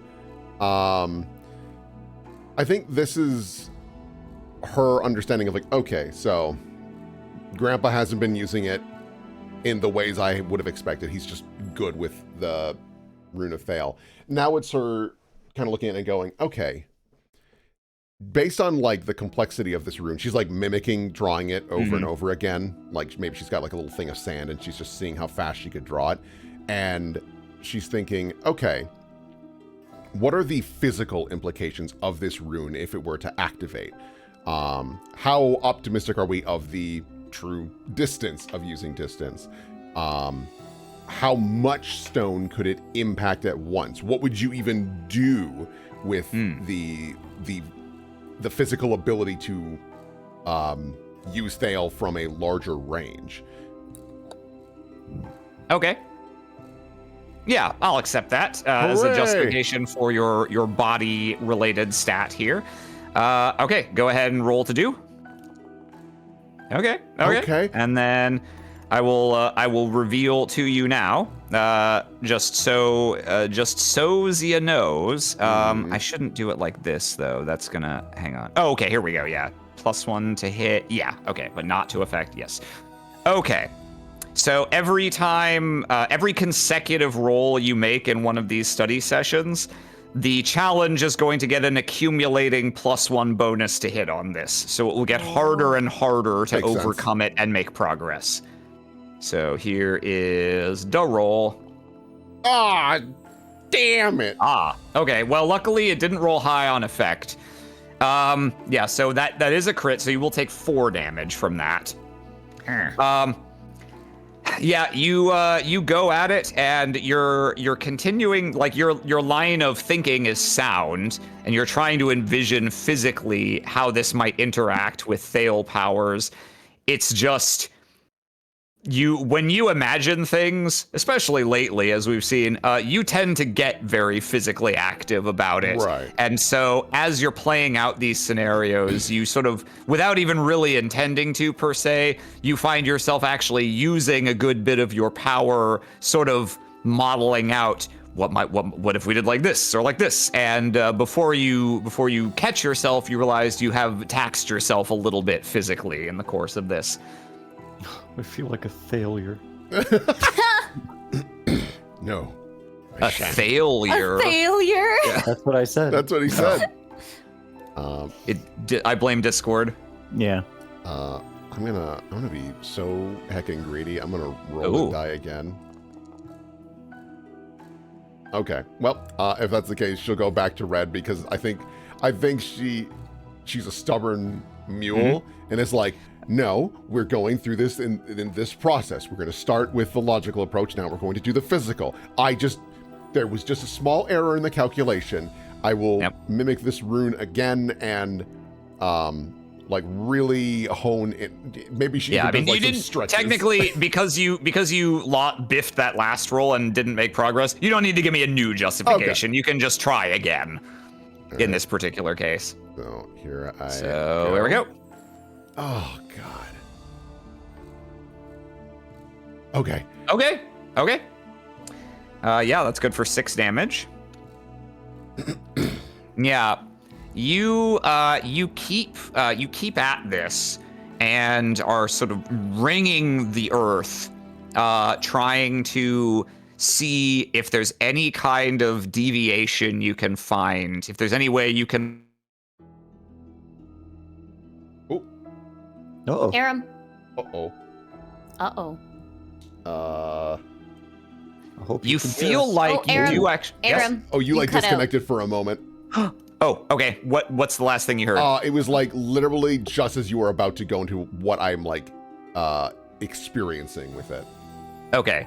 You wring the earth with Thale and work trying to fold this other unknown power into it to see if you can find any deviation from what you're used to. And even though you can't put your finger on saying like, oh, that one was different in X and Y quantifiable ways, you feel like there is something to this, that there may be a way these two separate powers could link or could be used in the same context to achieve a greater effect than either of them on their own. And you start to kind of close in on it, and it kind of slips away. You're like, I had something there. Fuck. Okay, I know that's something. I'm not sure what it is yet, but there's something there. I'll roll the die. Because it's getting into the feeling, she's now going to lean into that of like, okay, what is the emotional connection? Because she does believe that, yes, while knowledge and the physical aspects of using the runes is important, you need to have like any amount of belief in it for it to do what you want, because that also leads to the imagination of actually creating that desired effect. And she's hoping that she can like latch onto that feeling or even try to replicate what would inspire the initial creation of this rune, because there must have been like more than just power. Like there's always something else outside of that. That's an interesting angle. Okay, I'll accept that. Make your yellow roll, sir. That's an interesting theory. Ooh. A game theory. Oh. Frankly, trying to be in your grandfather's head is fucking exhausting, even if it's a valid approach. You apply this and you're like, why did he even, no, I'm sure it was something, I don't even want to think about this right now. It's really like, it just makes you feel a little gross, even though you think it is a scientifically valid approach. It's just, it's hard because I feel like, do you think it's the case that Thessia acknowledges the ways in which she and her grandfather are similar?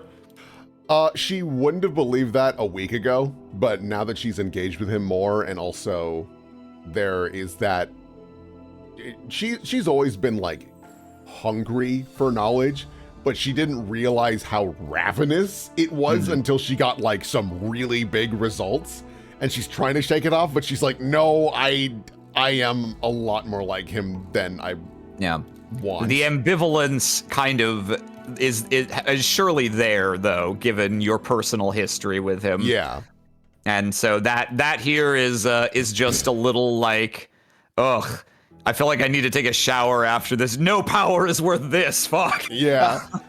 So you will take 6 damage there. Or sorry, no, you take 4 damage. Your roll Four had the damage. effect of 6. Yeah. All right. Would you like to continue? I still have hit points. I'm gonna roll to die. Dude, again. you ever study so hard you knock yourself the fuck out? That's Thessia. She Use just- brain too she much. just smashes the book against her head and tries to absorb the knowledge. I'll keep yellow. Okay. She wants to keep following this trend. All right, then let's roll again. Okay. Okay. Oh, thank God. Okay. Hang on. Is it? You definitely win that roll. Oh, that's off right. either It means way. it's I'm trying to figure modifiers. out. I'm trying to. It should be incorporating it already. Hang on. This roll doesn't count. I just want to see if this is doing what I'm expecting. Yeah. Thank 19 God. plus 1. Okay, yeah. Okay, I guess it wasn't. All right, it wasn't using those correctly. I don't know if it would have changed any of the outcomes. We won't worry about it. Okay. The previous ones, I think, no. No, but don't whatever. think It's not a big deal. I'm not sure. I guess. Oh, I must have had it open and I was like changing the thing, but not actually like committing the didn't submit change it. to it. So yeah, okay, that's probably why.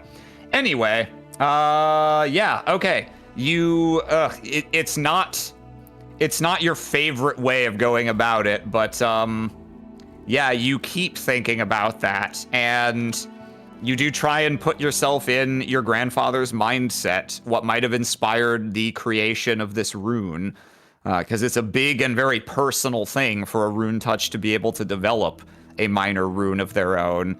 And all the recorded ones that have ever been made have always been theorized to be in some way reflective of aspects of their creators. And you're not sure yet, having not properly seen what this rune would do in action. You're not sure why you're sure of this, and yet you are. It really feels like this rune, that he developed it and based it out of his own psychoses in such a way as to give him another method of control and protection besides what he could already achieve with Thale. Control what and protect himself how? Not entirely clear. But you feel like those are the impulses that underlie this. Interesting. Roll to die again. She's content with this thread because now she's curious of like why my grandfather is so focused on, frankly, himself, that it's weird that he would look into protection. Of course, there is a possibility of protection for the self. If I'd looked into protection, you wouldn't be here. Right. Right. You know how Tiamino sounds. 86, yeah. 86 years ago, let it go. You didn't even know him. Now Oh. yeah, so I will continue down this thread of like what, pretend for a moment he isn't a selfish person.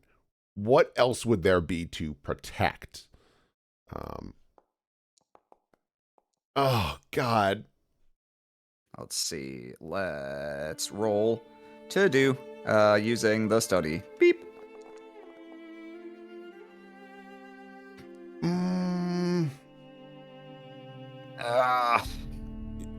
I'm really Nothing. debating if I want to use Sign of Betalus. And it says, I'm an important person here. You. Oh, I don't have the D20 reroll. Oh no, I do.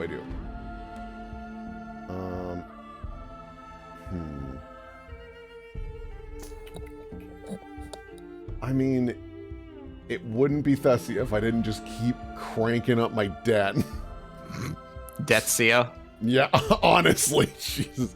So I will bump up my debt by 1, which I've already marked on the Google Doc. And Okay. I will do just a raw d20 roll because that's just gonna be more likely. Oh, God No, damn yeah. you, Fessia. You try and use even like the rare occasions when Tiaminos would instruct you directly instead of your father. You try and lean back on that instruction to help overcome this challenge, but frankly, that ends up just kind of being a distraction because so much of how you view your grandfather is from how he treated you specifically. That it kind of distracts you from trying to figure out his motives in other things. So you're gonna take the 2 damage there. Yes. Knock the bonus up 1. There. All right. And 2 damage. I only just hit 50%. we going? Yep. Oh man. I think at this point it wouldn't make sense to lock in yellow again. So I will just drop it. And I'm gonna go with the force and I'm gonna just roll to am I able to do roll to do but like state the color? Yeah, so if you go roll to do and you don't have a swing locked in, it'll ask you what color you want to use. All right. So you'll still get the irrelevant attribute bonus. You just will have a d6. We're going back to brain. We're going back to blue. Oh my Thessia. Christ. 4 is my favorite number. 4 is the favorite Yeah, number that you'll ever do. God in heaven. You try and go back to like, all right, maybe I'm getting too distracted trying to think about my gross grandfather's emotional core. Maybe I was better off just looking at it logically, but it's like too late. You've distracted yourself with it, and now it's too fucking hard to focus on just taking a scholarly approach. The brain worms are in there. He's in your head, and he's not even fucking talking to you right now. I think Thessia legitimately gets up and like kind of she's like about to go for a big kick at the stool and goes, wait, that's kind of expensive and mom would be mad. And she like gently like, you know that thing where you get really mad, you want to like do something bad, and you're like, dude, go stomp around your little sand garden. You know what? She probably just like like punching dirt. And then Don't like forget to take your 4 damage there. Yes, and that will be the end of her studies. Even though she still has some hit points, I think failing that bad that many times in a row, she's just like, God trying damn to it. study on a Friday night and ending up in a pile of dirt in your room. Just girly things. Just girly things. Where does that leave your mental emotional state at the end of all this? Would you like one more roll to die so we can set that? Yeah. She's like amped up. She's like, I need to like, I'm gonna go for a run. I'm gonna go for a jog. And she like just walks out of the building. Is like, I'm just gonna go walk somewhere. I don't know. Maybe I'll go see if mom needs me to go pick up something, or if Xenion needs something, and I'll just go out and do it. I just need to physically move and get some air and just clear my head. On your way out, your mom does catch you actually, and sees that you're pretty worked up, and you're like on. So as you come sort of hustling down, she looks. Oh, you're on your way out, I take it? Yes, I was trying to do a little bit of studying for school, and I kind of hit a bit of a wall, and I realized I just need to just go out and get some air. Stretch Indeed, my I could legs. hear you hitting the wall. Sorry. Like, notably embarrassed. She gives you like a faint little smile. I don't mind when company's not over. Frankly, sometimes it's nice to see young people getting so passionate and worked up about something like that. Right, but it's not exactly classy, to put it mildly. No, it's not, and you No. should keep that in mind this evening. She raises a finger. I've just heard that we finally, after many attempted and failed schedulings, finally, Xenion is going to be bringing by their new master to introduce him to the family. Oh, amazing. When is well, I was, going to go out and kind of stretch my legs and clear my mind.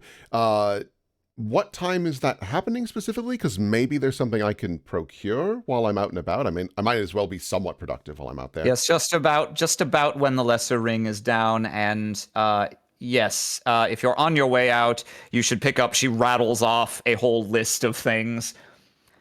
You should pick up all of that, and make sure to be back quite promptly, please. I will be more than a little embarrassed if we are not all ready to welcome such an important guest when they arrive. I would be disappointed in myself. I want to be there to support Xenion as much as possible. They have been there for me for, as you're well aware, some interesting events for myself. Indeed.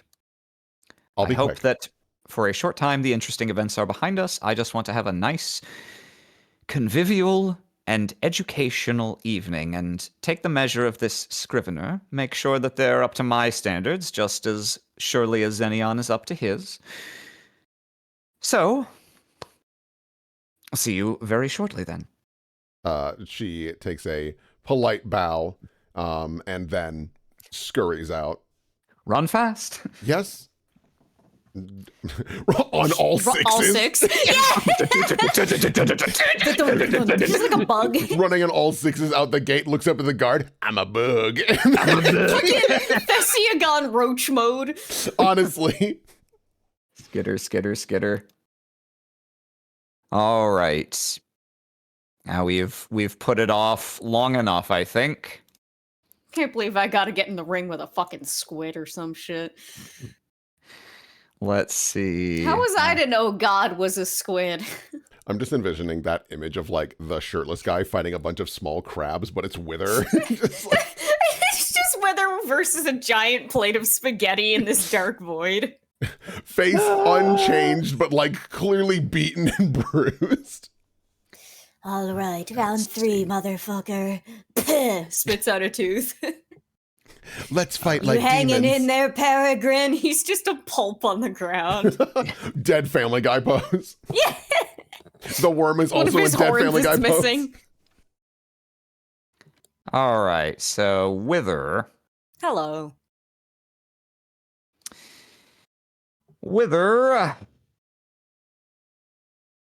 You are blacked out for you're blacked out for some time, and the funny thing is it's even more difficult than it would otherwise be to know exactly for how long, because you just spent an unknowable time blacked out while awake, effectively. You spent some amount of time floating in a sensory deprivation tank, got your head wanged into a rock, and then just continued to be sensorily deprived for a while. But eventually, some amount of sense does actually. You know what? Hang on. I should. Oh. I don't know how long. I don't know exactly what's going to happen or how long it's going to take. What do we think about a very quick bathroom break first? Good idea. Like, sure. that way we can. That's a good idea. If we're gonna break anywhere, we should just do it now. Yeah. Be back in like a minute, and that way I'll give me music. Oh yes. that way. Loading screen music. Let's see. I guess we'll just something that's not too bombastic. Meh? Sure. Okay. Back in a sec. Anyone who needs to use the bathroom, stretch your legs, Sure. get water, we'll do that. BRB.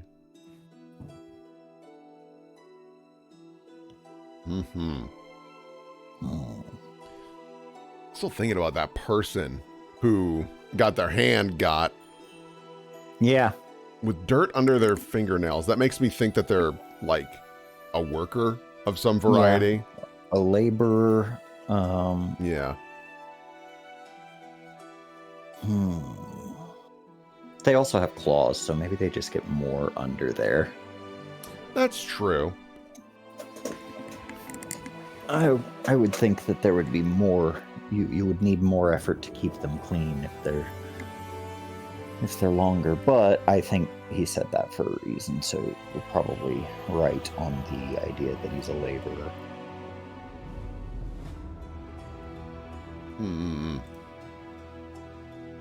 Big home guess.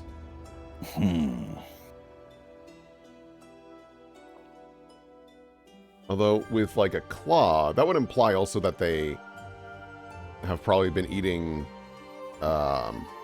precious gems in some variety, because that's usually where like I guess it's where not you get weird mutations. where you start getting abnormal things. Yeah. Well, the thing is, he said it was like a bronzish. Oh, so it would have been metals. Bronzish and scaled, and that made me think of Peliacaios. Yeah. I'm back. Welcome back. Hello. And with also like the heated lead. Yeah. Well, here now that Like they're I don't think it is him specifically, but could be a family member. Yeah, I'd be really curious to like dig into the possibility of having I gotta look, what's the name of that damn rune again? The Har rune. On the fly like that.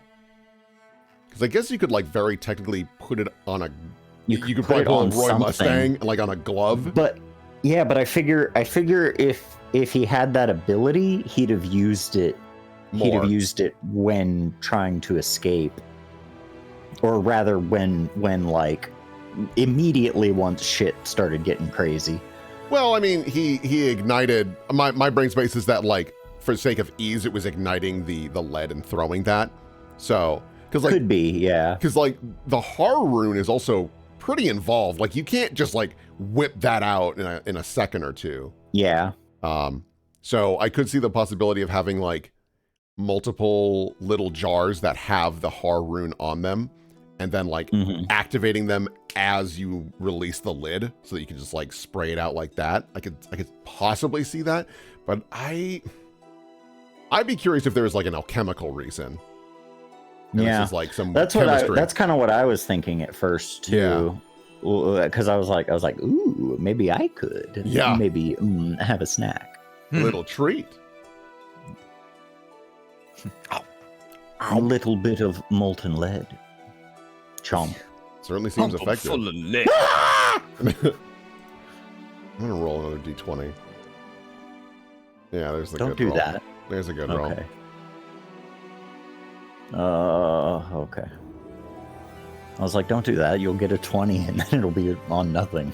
Yeah. I gotta have a talk with Thessia's dice, dude. They are like ass mode supreme. Maybe you should change them. Maybe it's because they're green. But I'm green. I have to be green. You could still make them Thessia themed. You just gotta change something on them, like a little bit. Maybe. Let me go look at these. Baba Booey. Baba Booey. Welcome back. Got our babas, we got our buoys. Wow. Nice. Oh wow. Nice babas. Thanks, Booey. Let's see. Just putting a couple ducks in a row. Okay. Quack, quack, quack. Quack quack quack quack quack. Okay. Yeah, I think we're good there. Okay. Yeah. So, yeah, let's just get that, and you, and you, and you. Okay. Okay. Fucking go away. There we go. Okay. Oh, okay. Doodaloo. Everyone's so mean to us. Mean to me. What about you, Worm? You wouldn't hurt me. Scree. Screwed. All right. Wither. I won't redo all the narration that I did before, but suffice it to say, you are out for some time, and when consciousness does start trickling back in, it is a little bit confused at first.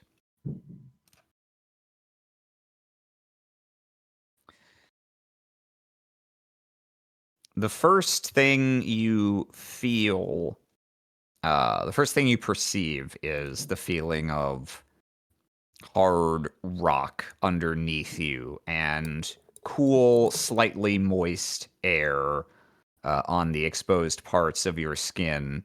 You can feel your robe, which made it through largely in one piece, but is dyed, is just utterly. It is not diaphanous anymore. It is just soaked through with that dark gray silt from the Great Well, and it is clinging to you in a way that I don't know if you find it unpleasant or not, but most normal people probably would. You are in full wet cat mode right now as the sensation of your body starts to come back to you. And let's go ahead and put us on this, shall we? And the feeling of the cold air on your skin is actually very, very much a shock back to reality after so long drifting in. It wasn't warm exactly, but you got very used to the temperature of the silt as you drifted through it. And suddenly now, being on cold stone with air drifting above you, it feels markedly different. Even just that simple set of temperature sensations practically is sensory overload compared to the nothing that you were experiencing for so long. And as consciousness begins fading in just a little bit more, you start to sort of perceive some background, like sound echoing dully off of cavernous walls.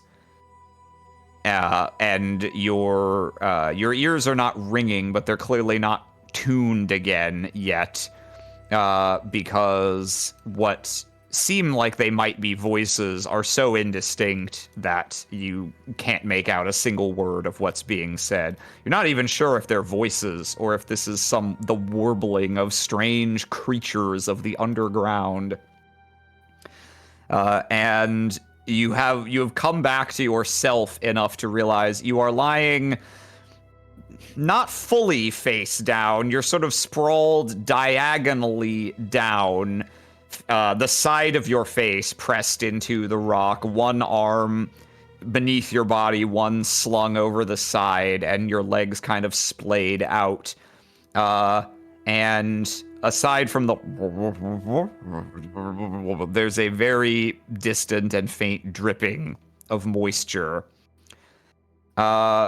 Do you want to immediately do anything, or are you going to take this in for a while and wait and see if your senses get a little better before trying to act?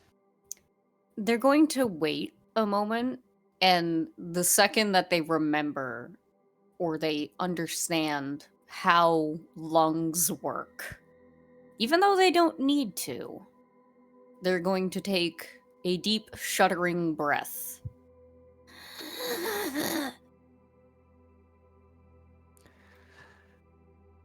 There's a brief pause in But if anyone involved in this conversation has definitively noticed that there's been any change with you, it doesn't seem like they do anything. There's not really light down here, but your eyes are very slowly beginning to once again properly function now that there is anything for them to see at all.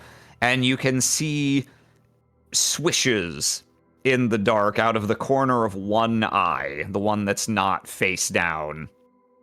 There's at least one person in your general vicinity. Standing, probably? No, there's at least two. It's beginning to slowly become more distinct that there are at least two people carrying on some kind of conversation right near you. Though with your body in its current orientation, you can't really see anything other than that occasional swish of slightly less dark against dark.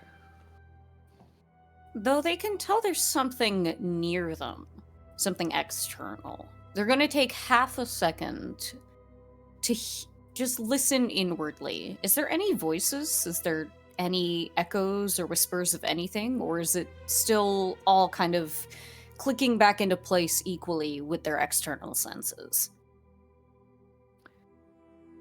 It's, I would liken it to as people slowly file into a movie theater pre-show, and they're not like shouting or anything, but they're still talking at normal volume because the movie murmur hasn't started. The room goes from silent to slowly filling up with more murmurs, and then you eventually reaches a dull roar once it's full. You can feel the audience is slowly filing back into the theater right now. And among the different thoughts flitting across your mind, there are impulses that are immediately concerned in a survivalistic way of where are we, what happened, was our body damaged hitting that rock, where is Peregrine, who are these people, what's going on right now. But honestly, they're not the majority at this time.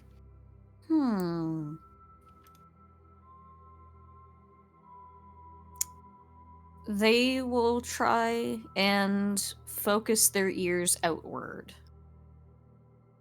And they're not going to pay attention immediately to their eyes, because their eyes will take a while to adjust to the darkness anyway. But they're going to try and focus in on whatever these voices are around them. In the tangible world, they assume. They assume for half a second, yes, the tangible world. I am just waking up again.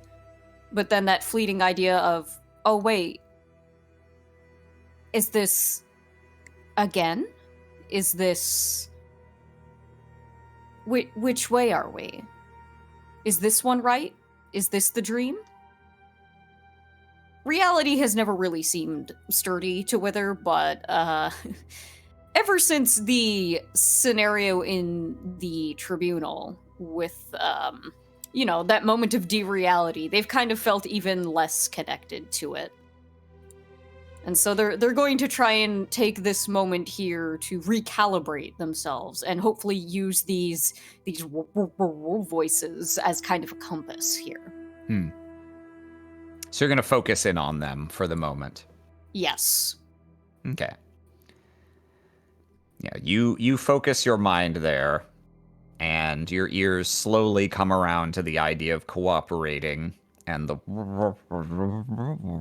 slowly resolves into something a modicum more intelligible, but still muffled. I've never seen one like that before. I've never seen one react. I've never seen that. No, it's very strange. I don't know. Do we leave it here? No, there's no way we could possibly. We would be for certain.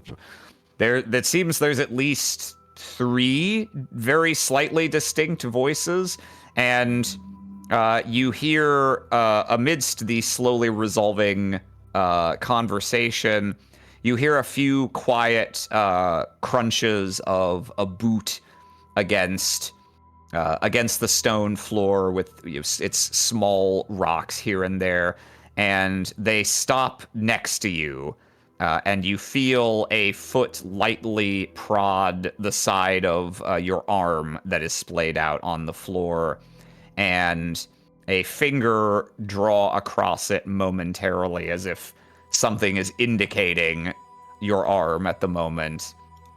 And then it passes, and whatever figure was crouched next to you for a moment stands up again out of your sight line. You saw what looked like some dark-colored, almost mossy fabric swish past your view down there by the ground as this happened. What was the smell? What was the smell? The smell was extremely earthen, barely distinguishable from the smell of the underground surrounding you. They will, for the time being, continue to play dead. As you continue to sit down there, you continue listening, and indeed strains of conversation do begin to slowly become slightly intelligible. Yet, no matter how long you listen, it seems like there is still there's some kind of actual physical muffling. It's not just your senses, because your hearing is largely back to normal at this point. You hear voices exchange. It's not normal, it's not right. What could have possibly caused it to react that way? It can't be anything good. We might be better off simply... No, it's not our decision to make. We can't just stand here debating all day. We have to take it somewhere. And there's only one place that makes any sense in the circumstances. I suppose you're right. Still, will we really be okay? I don't know if we should touch it. It seems safe enough. Inert, if nothing else.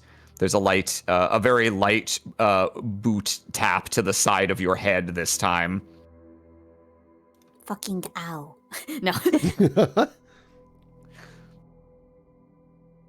Wither, your one eye that's open and at least up enough to see anything other than just the ground sees something.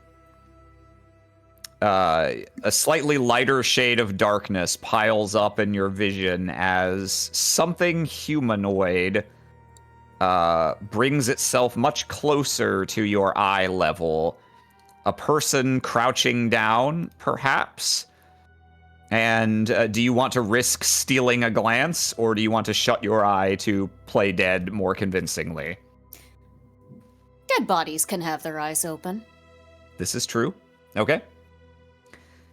You keep your eye open, trying not to move it to give the game away, and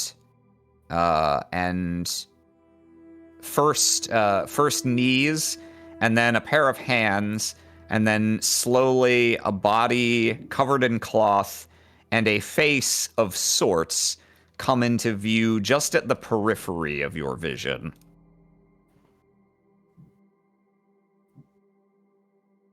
A wooden mask and a cloak concealing the body. Someone peers down at you, kind of scanning up and down the length of your body, and you feel a hand covered in some sort of reptilian skin, a glove, or perhaps just the skin of this person, kind of slides under your neck and plays with whether it can support your neck while flipping your body over. Do your best. They'll do their best. Yeah, I think if assuming you're remaining limp, they will slowly get hands on you and roll you over until you are on your back. and your eyes swing around and come into view. Oh. There are 4 more figures surrounding you. All of them wearing cloaks and masks, and all of their cloaks a very close match for the dark and subdued hues of the stone beneath Skan. Some of them even have rock and crystal embedded into the hems of their cloak, making it an even better camouflage for certain parts of the underground. Does Very- the wood look like the same color as the wood above ground? It looks like it could plausibly be, at least. Okay. It doesn't immediately scream non-native to Skan wood. Okay. In any case, we should get moving. We've lingered here too long already. I agree. All right. You two carry it. One on the arms, one on the legs. We should get back to base before long. And several of these cloaked figures do indeed lift you up, supporting your legs and arms, and begin to carry you along quickly and quietly as 2 others lead the way through the tunnel. Are you doing anything from this point, or we're just gonna see where they take you? Okay. 2 things. They're passive things. The first thing is I would like to use Million Footsteps Beneath to see if I recognize any of these twists and turns, any of the smells, anything here, any of the flora that I might find creeping along the walls, even though this is probably deeper than I've ever gone. Who knows? And then the other thing I'm going to actively try and pay attention to is if this sensation of being lifeless and carried through somewhere deep and hidden is reminding me of maybe the first time it happened, or if this feels completely far away. Okay. I will ask you to make a roll to do for that, and I'm going to ask you to use your green stat. Ooh. So you will need to drop that black swing. How do I do that again? You've got a hotkey for it on the context menu or on your character sheet. If you go to swing, you can hit none. Swing. Drop swing? Oh, it lit up! Oh, ah! Joke's on you. Haha. Ew, it's blonde! Kill You it! said, ah! You said roll to do? Yes, so you're gonna roll to do and pick your green. Wow. Wow, wow, wow, wow, wow, wow. This is my house. Get out. Yes.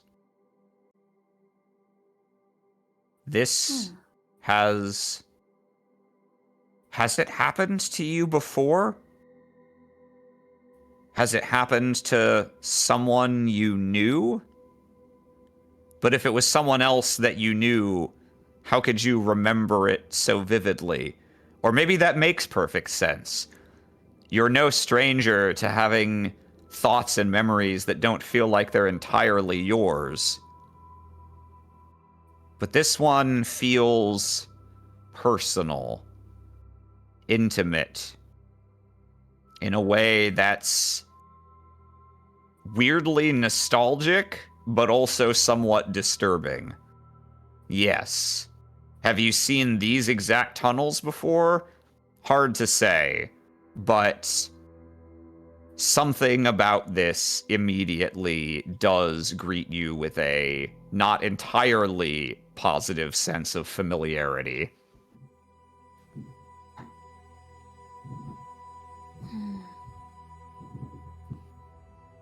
They feel a unfamiliar tightening in their throat.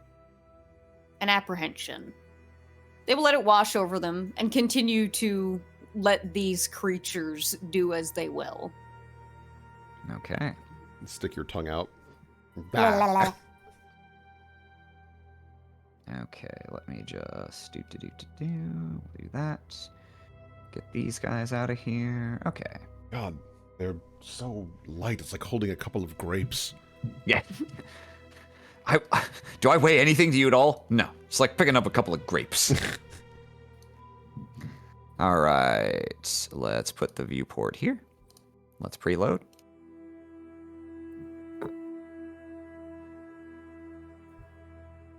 And bada booey.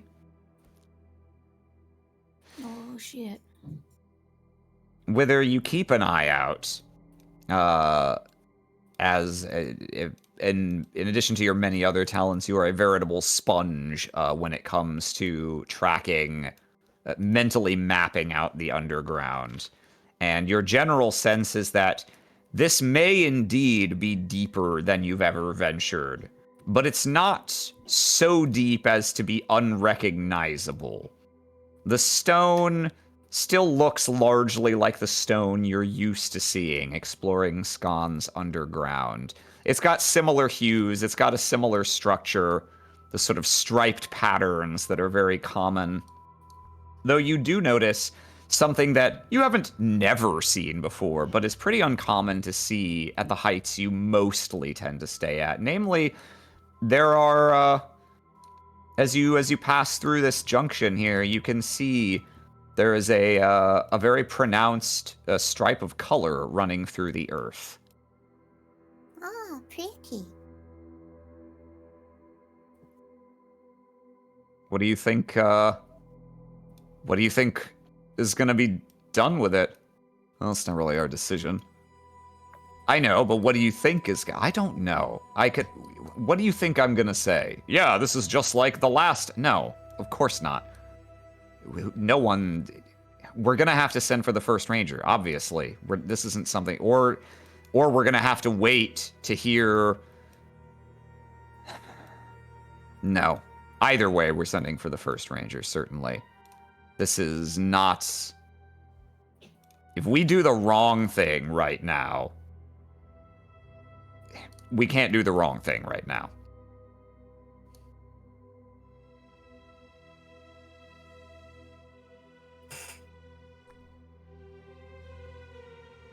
Is it...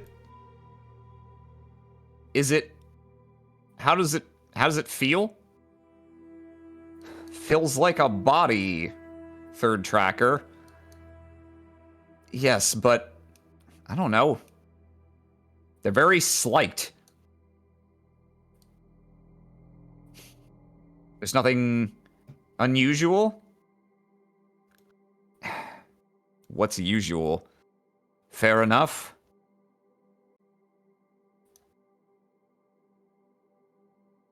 A streak of dark purplish blue greets your eyes as they move through the darkness. God, you're getting pulled into a new campaign. Oh my god.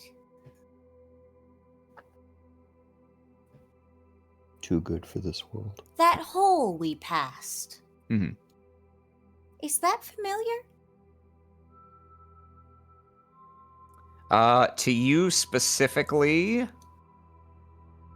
no. Okay. I'll just tell you so as to not inadvertently mislead. That is partly recycled from the hole that I made for Thessia's prologue. It That's is what I was not the wondering. same hole. Mm, It is just another big hole. Gotcha. a lot of those these days. Mm-hmm. Sometimes asset reuse is meaningful, and sometimes it is time-saving. Looking at you, Elden Ring. Two things can be true at once. Mm-hmm.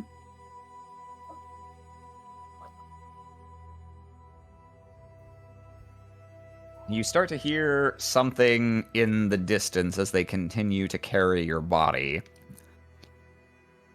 You can hear subdued but audible yells sort of like the kinds of exertions people make in combat or similar, or straining themselves to perform some task. Oh God, they're And- bringing me to the pit. And they echo. They carry you through increasingly narrower and narrower winding passages. One of them, for a moment, takes a piece of cloth and starts to wrap it over your eyes, and the other one is like, don't bother. Shrugs. They carry you.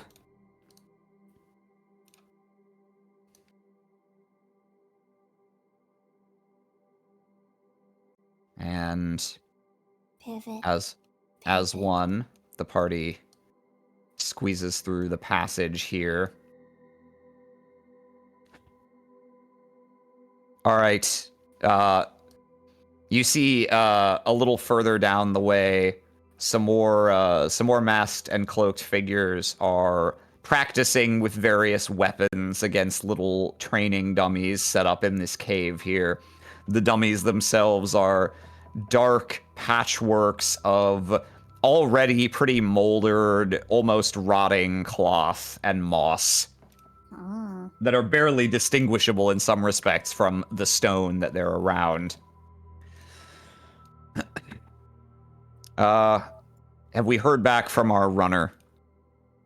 Yes, sir, the first ranger's on their way, and yes, but have we heard anything? We haven't had any other contact from... Right, I didn't think so. All right, take that one to the back. Put it somewhere safe for now. Safe for it or safe for us? Both. Make sure everything's in order when the first ranger gets here. I don't want to give her any reason to take any kind of offense at our handling of this situation. It's quite out of the ordinary. Understood. We need to clean up in here. A couple of them head off this way. All right, it was already my turn to turn in when we found this, so I'm going to head back there. Wake me up when the first ranger's here. This one heads off, and the two carrying you carry you down this way. And back to a corner.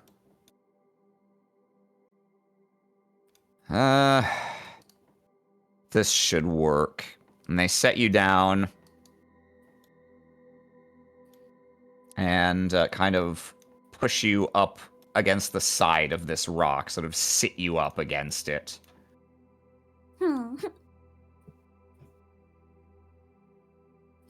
Well, what am I to do with this one? I was going to say the usual, but I guess there really isn't one. Just in case. Very well. This figure in the mask with slitted eyes comes over and bends down next to you and grabs one of your arms and slowly kind of sets it lengthwise against the rock here. Drag them closer.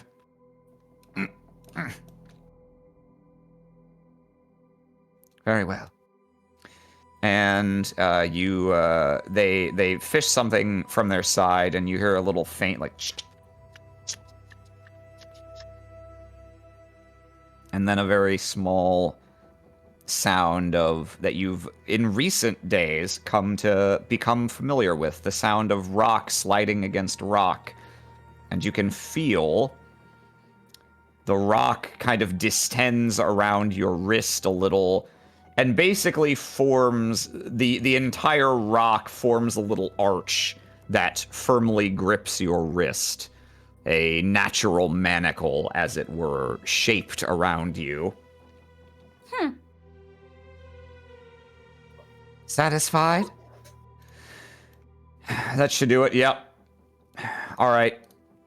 Well, we should have some time for training before our next patrol. So let's get to it. At least I'm gonna get to it. I don't want to... Something about that thing. I don't want to be here if I don't have to. Yeah, I know what you mean. It's something... Something's not right with that one.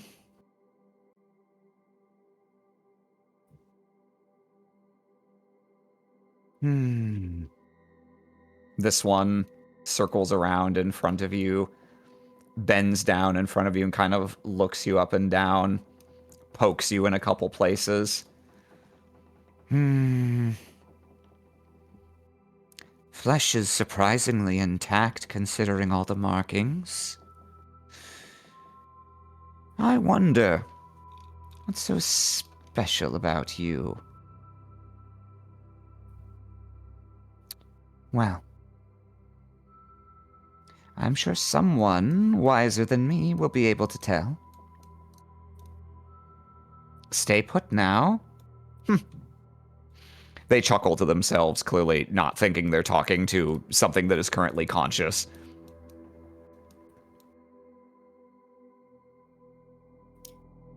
And here you find yourself.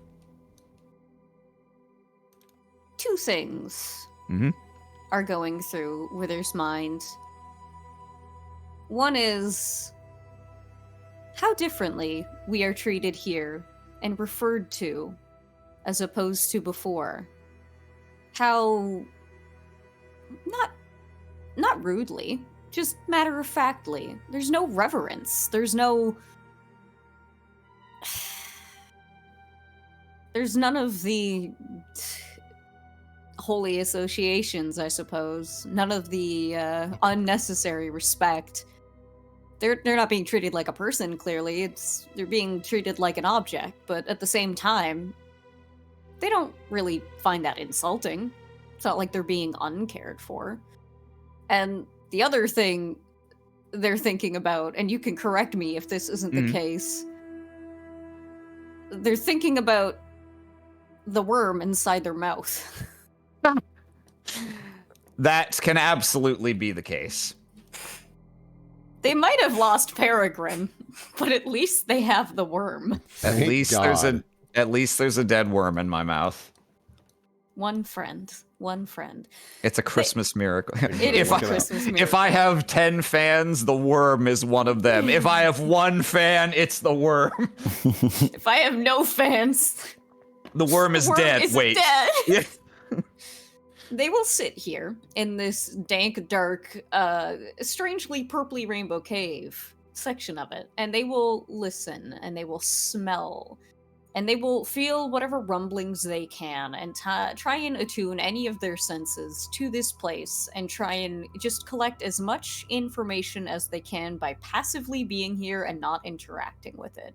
These people seem afraid of them for some reason, but, you know, they can imagine that the people of Skan also would have been afraid of them if they didn't have that reverence. So they're just waiting and seeing, just watching. Okay. They are thinking slightly of Peregrine, but every time they do, it's, Peregrine is strong. Peregrine will be fine.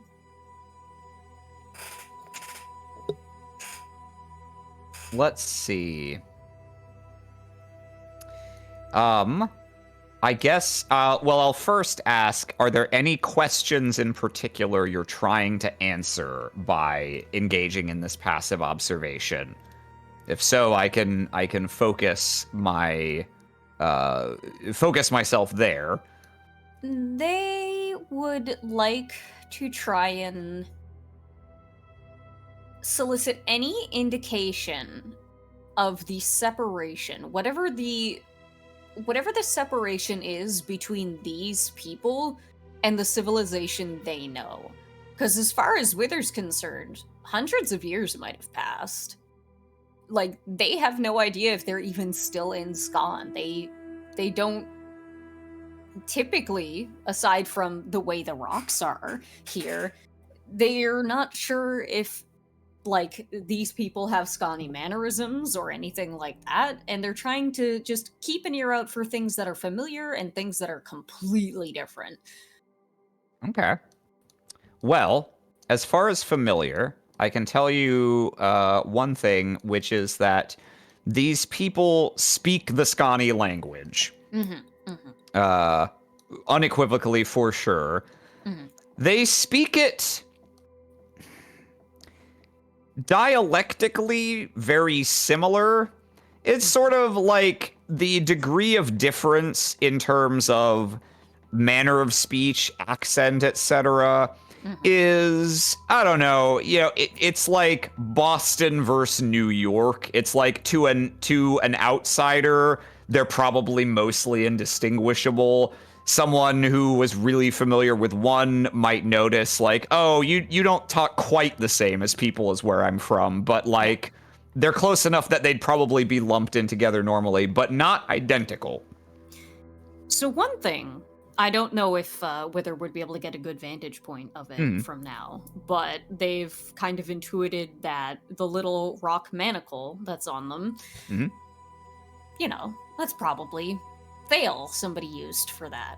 Are they able to just, without moving, because they don't want to, disturb any part of themselves, just by moving their eyes, are they able to see if the rune of Thale has been scratched in here, or if it is something else? Yeah, your eyes slide as far to the side and down as they can go while your body remains stock still.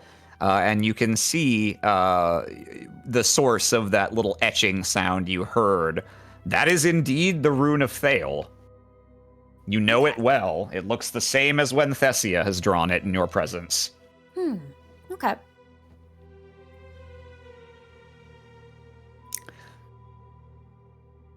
They do not search for any indication of servitor or anything like that. They're not important right now, but specifically Wither is under the impression that it is servitor's job to come to them, and not the other way around. So they will wait here until whatever this person is they're mentioning shows up. Okay. Let's see. What is gonna happen first? Servitor, like, zipping through the mines. Fuck. Fuck, shit, ass! I had one job! I'm gonna get fucking fired! I'm gonna get fired by God!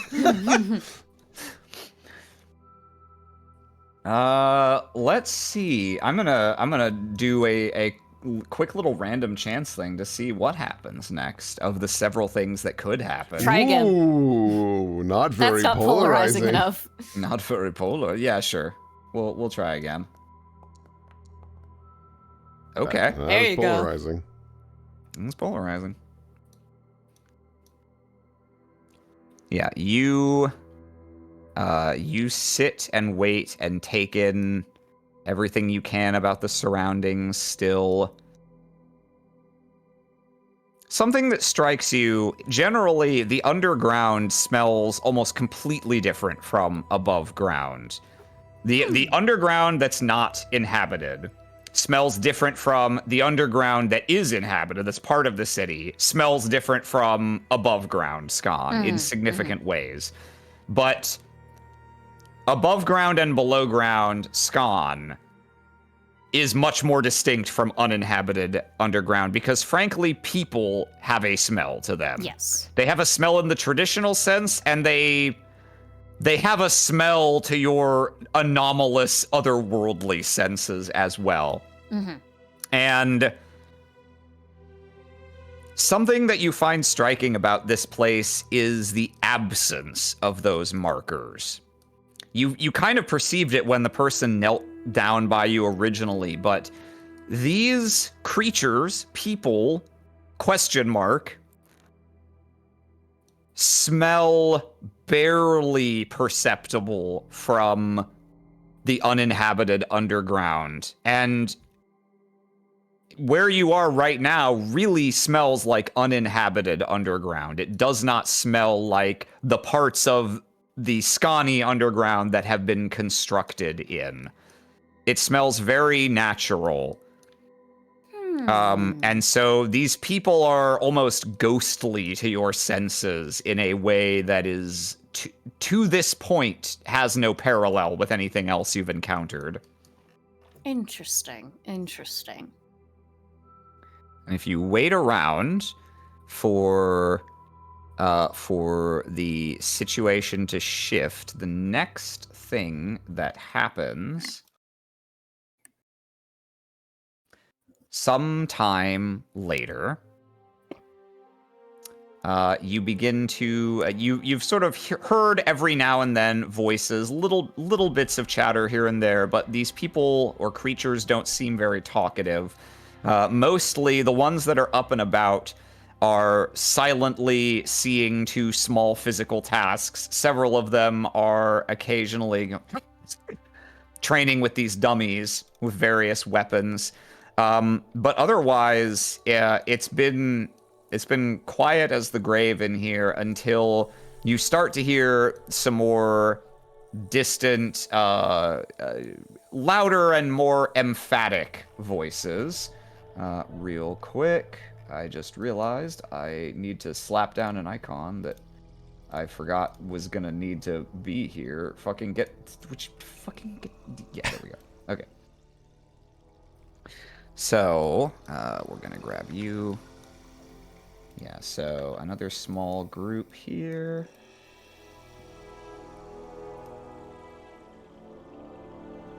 Sometime later, you hear some voices talking quietly, and a voice talking less quietly. Not full out shouting, but certainly not respecting how fucking echoey it is down here. And you recognize the louder voice. I'm telling you, it's really, you gotta listen to me. Every moment that's going by, you must calm yourself. All will be taken care of in time. I don't have time. I should be out there right now. You are terribly injured, sir. That would not be to your best interest at the moment. You're free to wander off through the tunnels if you wish, but I don't think the outcome will be to your liking. Fine, just... I guess we're supposed to accept hospitality. Yes, all right, fine. But you need to get me people, and we need to get back out there as soon as possible, okay? Yes. Peregrine is led in here, and you can hear his voice echoing around the tunnel. Please come up this way, my friend. Fine. We have beds upon which you may take your rest.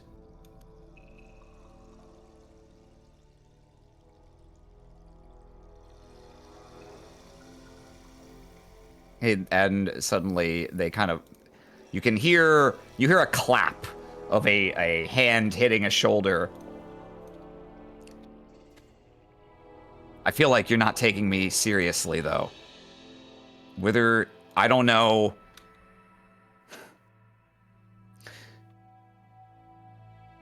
You do what you can as fast as possible. And if you won't help, I'm gonna find someone else down here who will. That could... Very good, sir. Yeah, all right, man. Ow. Please walk carefully, sir. Your leg is... Yeah, I know. It seems Peregrine is here. Somewhere. He can talk, and so he is fine. It's as simple as that. He has the same level of urgency and insistence. They said he's injured, but when has that ever stopped Peregrine? If he were quiet, That would be cause for concern, but he is not.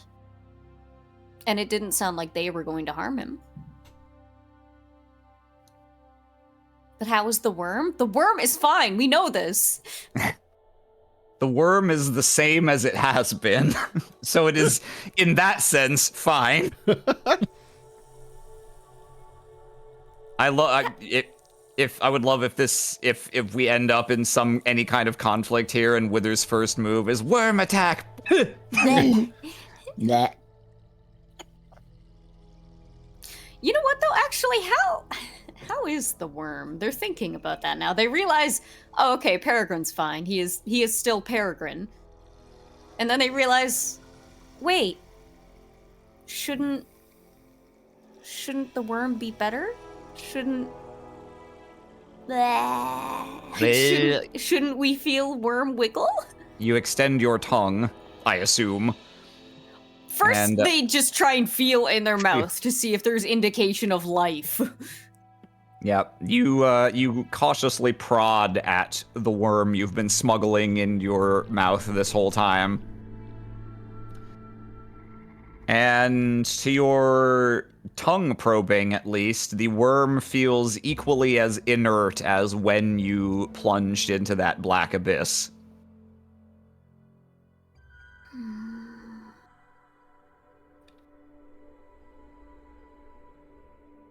An inconsistency. A question.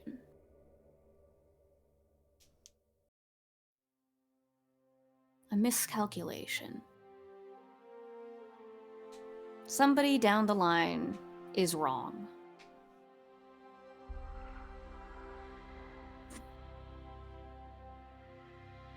Something is wrong. And they will wait. They will wait for long as they need to, until something else happens. Sitting there with the feeling that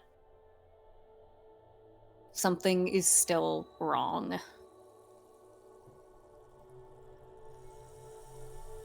You sit there for a little while, and at a certain point, one of these figures makes their way down to you.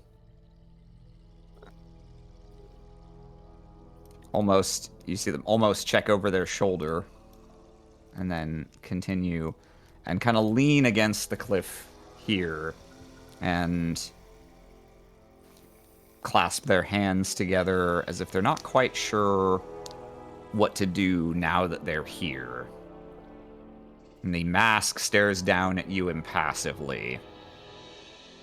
But you can feel the ticking of mind and emotions behind it.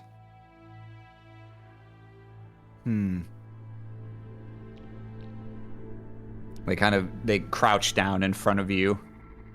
What are you exactly? It's got everyone awfully worked up. They think the same thought in their head. What are you? They lean in a little bit and kind of spread apart the upper part of your robe that opens up anyway so that they can see more of your chest. I don't know if I've seen markings on this scale on almost any other.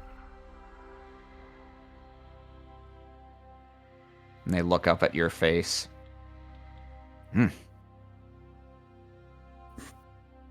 Almost every part of your body. What And could that mean? Is that to yourself or out loud? All of these are to themselves, Okay. but they speak back as if they are having a conversation.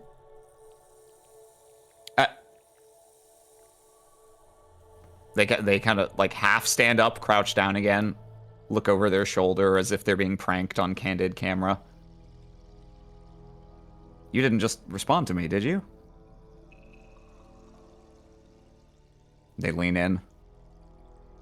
They listen at your mouth for breathing. Are you breathing? No. Now they lean back a little. Huh. And there you see the mask tilts up a little bit, and the eye holes of their mask meet your eyes. Are your eyes open right now? I think they are still, yeah. Yeah. I suppose they would probably have to be. You've been playing it off that way this whole time. They stare for a good long while, and then they shudder very slightly.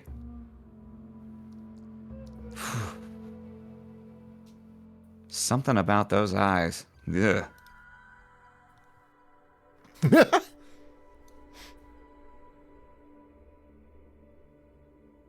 Ugh.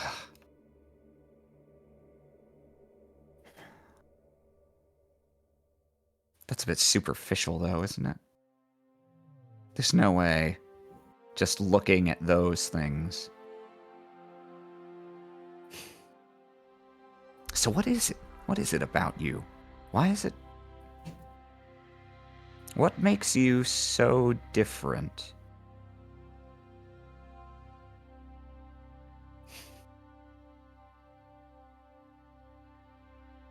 I suppose I'll just have to ask. Unless you want to tell me yourself. No, yeah, I didn't think so. Seems a waste to just destroy it.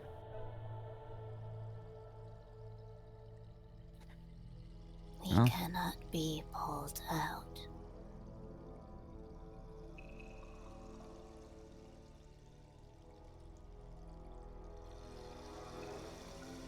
They stand really close to you again, unconvinced that they heard what they think they heard, but listening.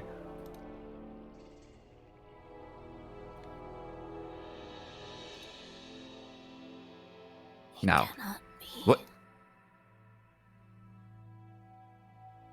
unwound. They stand up abruptly and kind of back up into this without realizing it, and and then they very quickly, they power walk out of here. What, did we say something wrong? Sir, it's a poltergeist! What's his problem?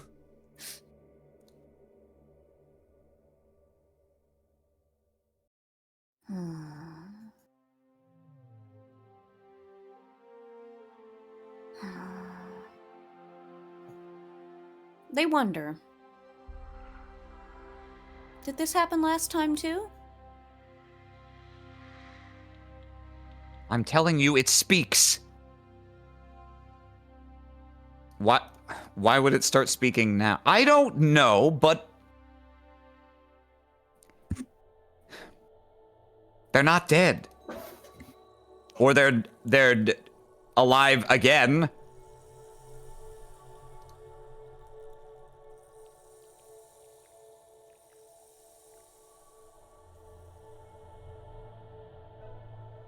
Eye holes draw very close with yours again.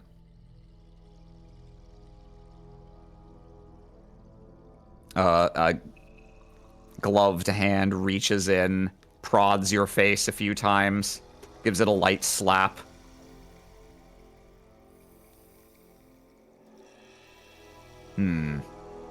Are you actively trying to play dead again?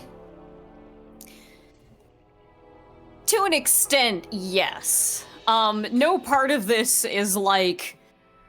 No part of this is a joke to them. They're literally just letting their body do what is natural. Yeah. If that little slap slackens their jaw and the worm falls out, then so it be. Do you want that to happen? Sure, that'd be funny. Ugh. Ugh. They reach down and they pluck the dead silkworm from your chin. Proof of God's lie. The eye holes slowly look back up to you.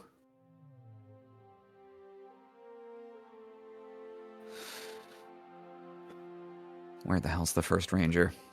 I don't want to deal. Do you have a name? We have been called Wither. The head tilts back and he takes a step back. Oh. Oh, heart, what do we do with this?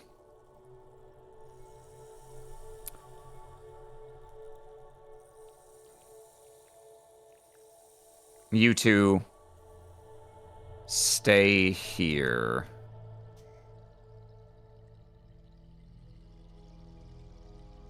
And keep an eye on it? Obviously, keep an eye on it.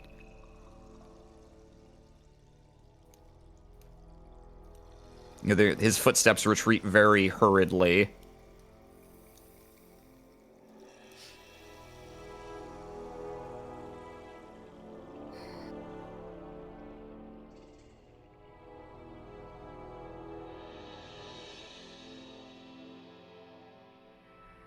If you were alive this whole time, why didn't you say anything?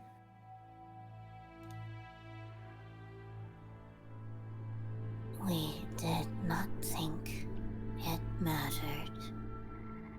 We were not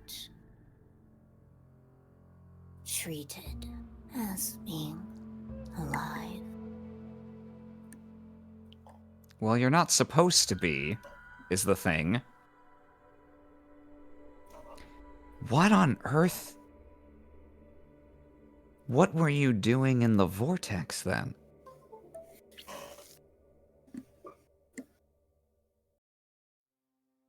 This is so strange. Chillin'. So what?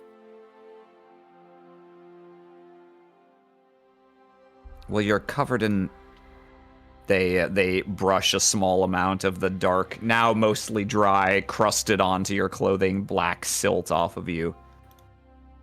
Scared us half to death when it spat you out. Speak more. You should speak more reverently than that. Yes, yeah, okay. But it wasn't engaging in very reverent behavior itself, was it? Be that as it may.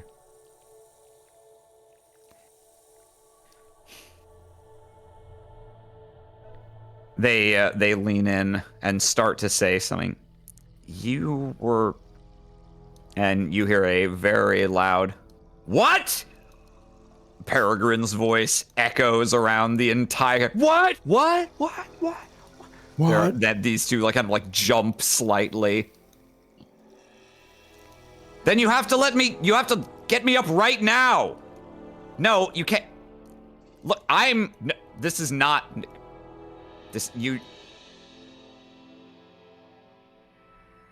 Are they a prisoner here?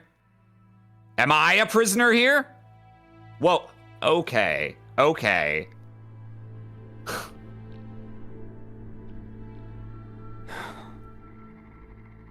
You think you can... Ow!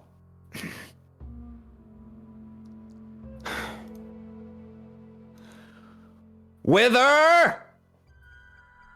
Can you hear me? In their head. We can always hear you, Peregrine.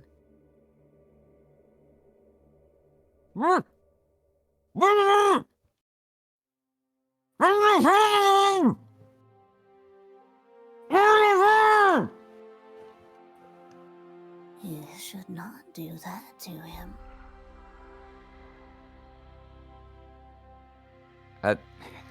Go see what's going on.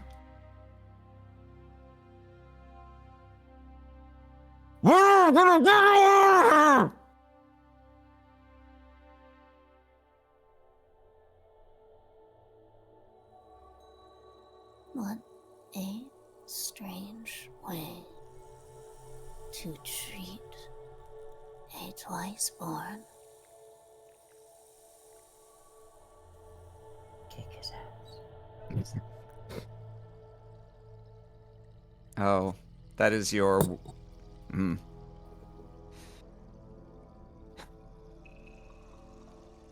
Yes, You will speak plainly. Surfacer customs are something else, all right.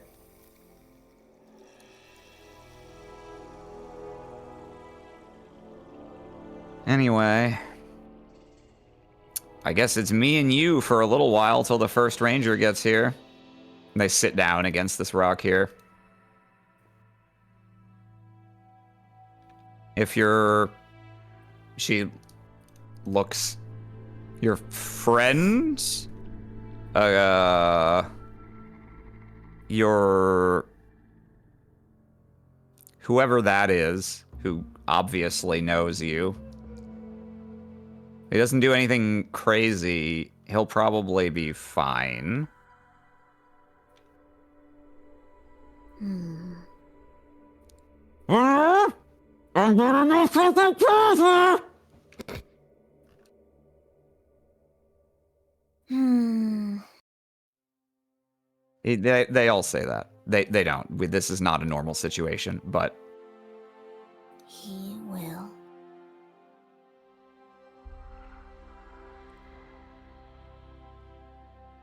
Peregrine. That's the first time they've actually opened their mouth.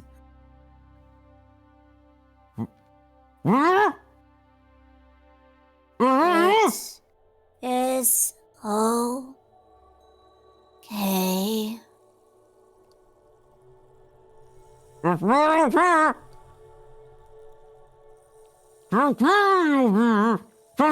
is okay. Hmm.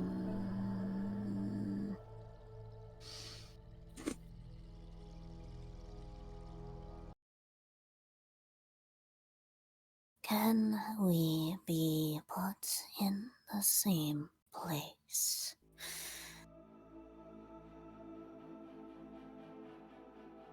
I'll... Is in great distress. That does not need to be. This one wants to know if we can keep them in the same place. Go and check, would you? I wouldn't get your hopes up. Why? Because the best information that we have to operate on right now is that you are something that can make a creature that regularly looks into the eyes of God panic and lose its head. What? So they put their arms out in a like them's the brakes gesture. Hmm.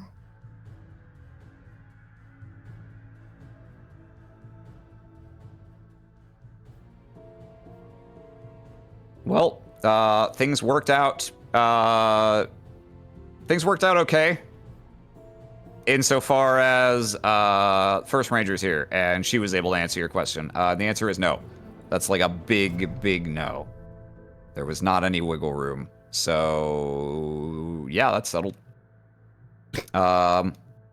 Routine inspection first, and then I imagine she's gonna want to come to each of them.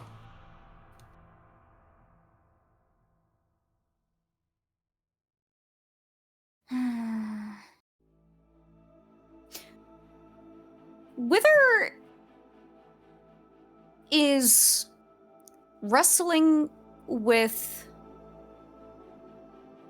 the question of, is this restriction? Is this familiar? Is this sort of treatment? Is this sort of caution? Does any of this ring does that ring a bell, familiar like- sensation? Like the earlier part of this. Go ahead and make me a roll with your Gren. Oh, migron. It's just migraine. Migraine. Roll to do with my gran. Roll with your groin. No. I always have been. In the memory that you're aware of, all the memory that you're able to pull upon right now, you have been treated as not always as a person, sometimes as an idol or a delicate art object or a theoretical construct, but always with at least token deference, if not outright reverence. You do not remember a time in this life. You try and reach back. Is there any other? Was there an other? Was this how it was? It feels distinctly shrouded to you at the moment. This doesn't immediately have the same familiarity. Something about this feels dire in a way that is not familiar.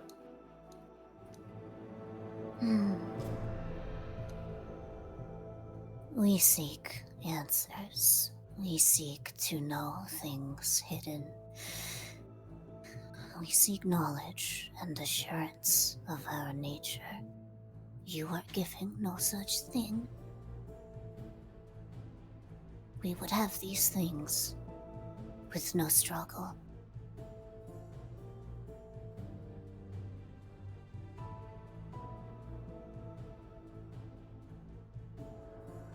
There is not a lot that I can tell you. And of what I can tell you, there's very little I think it would be wise to tell you in the circumstances. Arguably, you could say it doesn't matter because, well, but even if that weren't the case, no, I don't think that fraternization would reflect well on me. You might be the enemy, after all. What is your enemy? We have never had an enemy.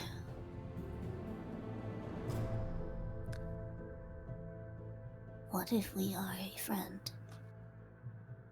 but you do not let us become that?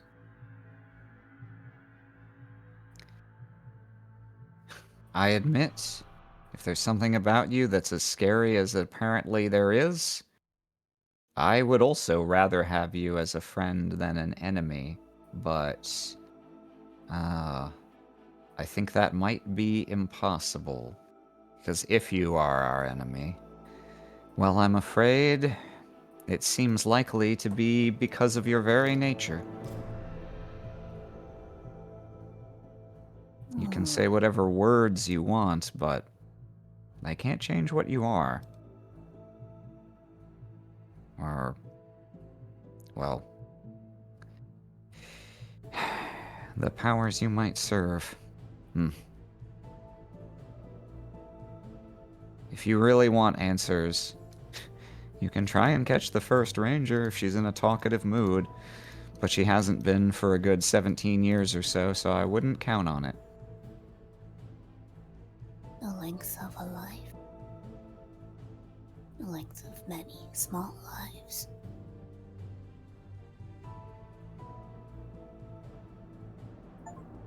Where is this ranger?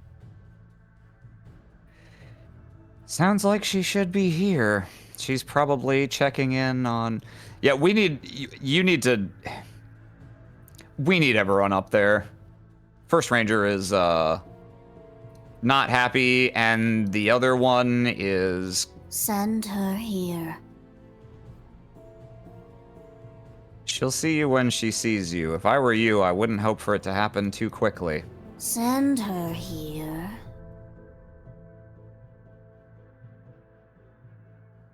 He does not respond again.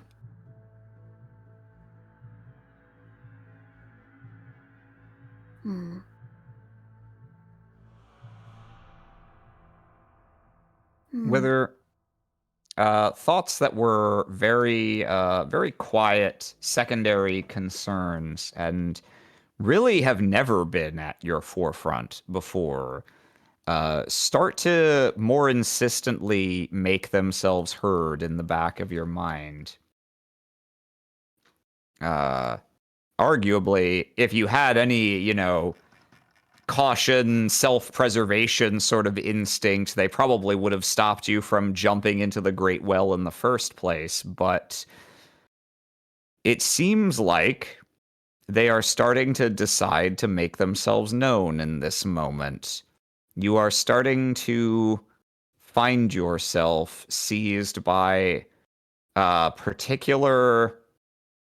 You feel the beating of an impulse in the back of your head, the impulse to be gone from this place. And it's strange because you think about it and it's like, well, no, there's people here who seem to know things that I might want to know. Why would I want to leave this place? And the curious and almost foreign notion comes to you. I might be about to die in whatever extent such a thing is even conceivable. That my existence here might actually be in danger of ending at this exact moment.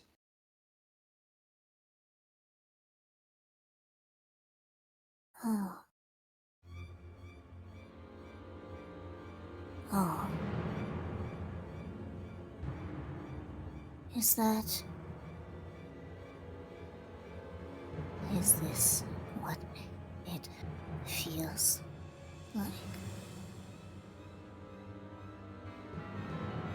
They look over at the corner here, at the area that they can't see, that anything could come out and get them from. They look at how claustrophobic this whole area is. They look at their arm tethered to this rock.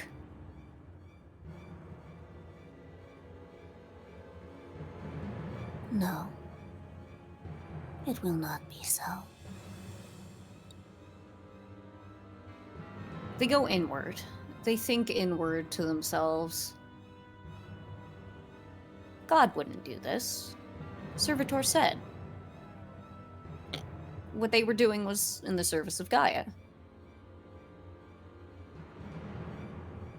And this place seems bereft of God.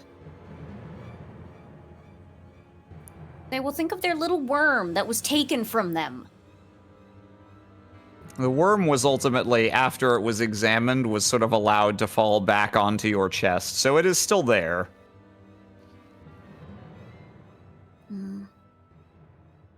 They look down at its curled up little form, its awful little squiggle. And they think of a bigger worm that could help them.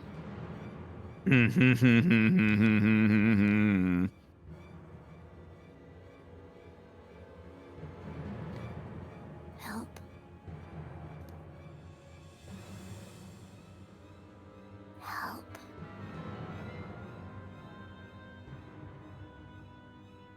Help us.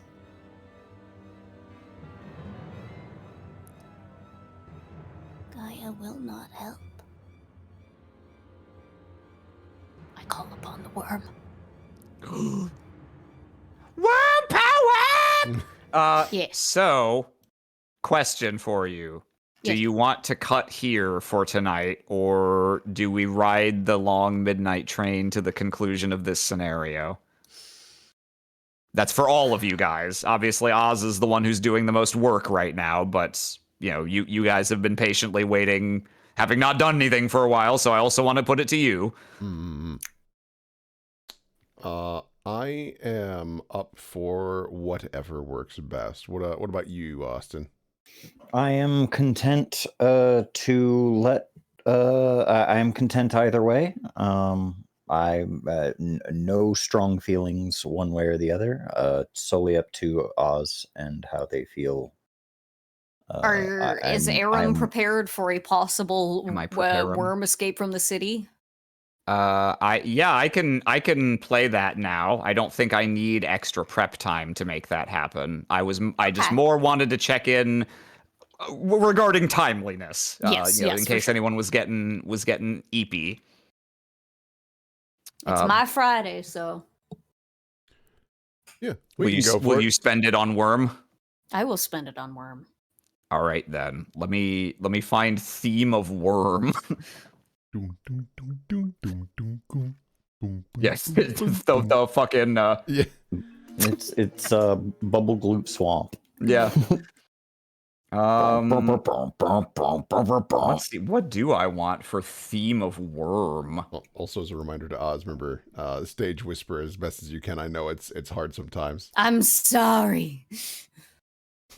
Let's At see. the end there, they were saying, help, help, Oh, I heard. help. I know that, but like I was looking at my little decibel count thing, and I was like, it's still pretty low. I got you at 200. I bumped up everything I can. Damn, we might need subtitles for Wither. I very maybe because your microphone's just it varies Yeah. so much. So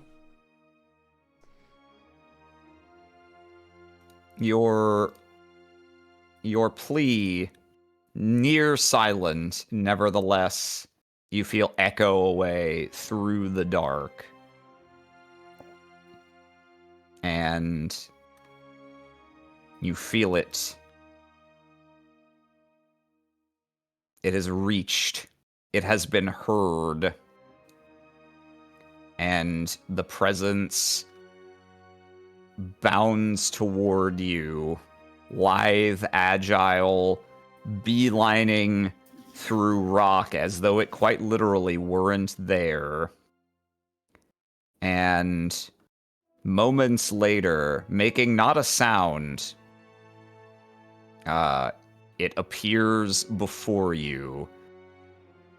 The crystalline maw, the first to emerge, and then the rest of it coiling into around the walls here, and finally the head resting just above yours.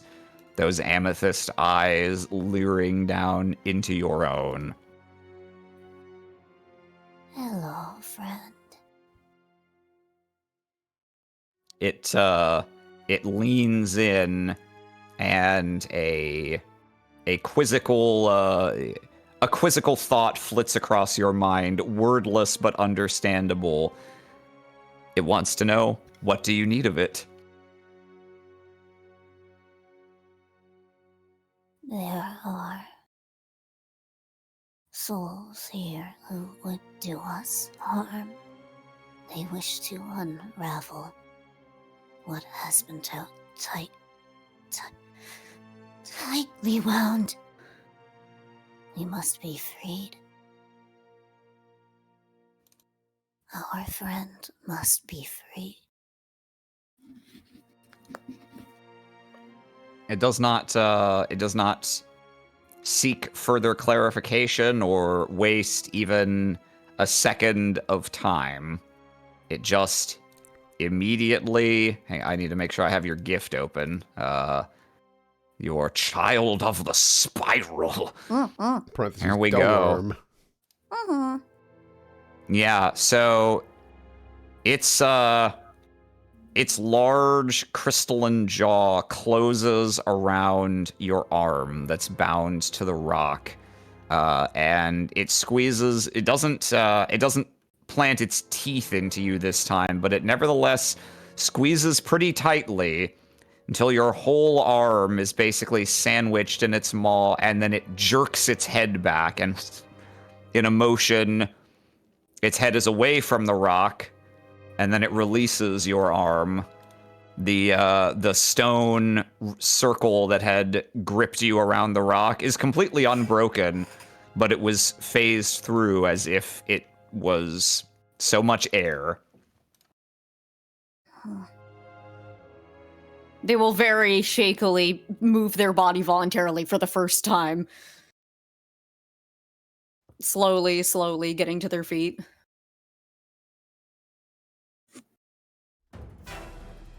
Leaning against this wall. Yep. You can hear quiet footsteps, not approaching you at the moment.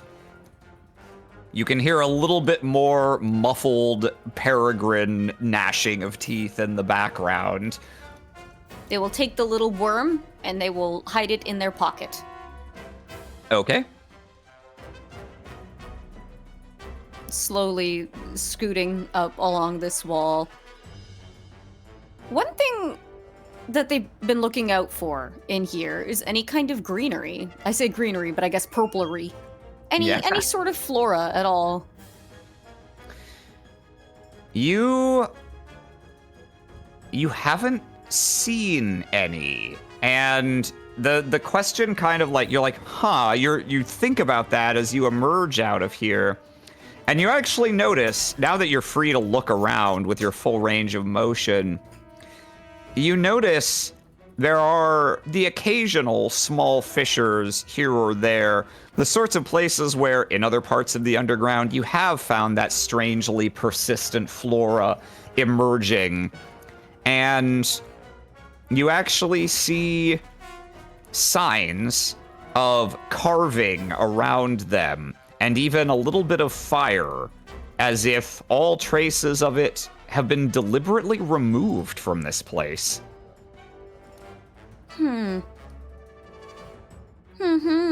Interesting. Okay. They, that sense of self-preservation, it should be, like, flaring up for the first time in them right now, but they're more boneheaded about it, and they're just going in the direction they heard Peregrine's voice. They're not taking on a hostile posture or anything. They're simply walking forward. Yeah. These two are on their way back down. They just... And they're so utterly not expecting to just see you walking around that they freeze for a moment. Do you want to do something or have the stone swimmer do something here? You will direct us to Peregrine. We will not hurt you. This one just starts backing up, keeping their eyes on you until you're out of sight. This one, the stone swimmer is not, is currently, you can feel it here, but it is hidden within these walls right now. This one puts their hands up, slowly approaches. I am not sure that's a great idea. As they walk up to you, they don't like lunge at you, but as they walk slowly and then take like one large step forward and reach out to kind of try and grab a hold of you. And without any sort of command or direct order, the stone swimmer just pops out of the wall here, and the flat of its tail smacks them in the side, and they just go tumbling off this way, smash into the wall, and kind of continue along it a bit. And you hear a couple cries of surprise from the people who were further off to the west here. I'm just gonna... Yep, they're out. Very well.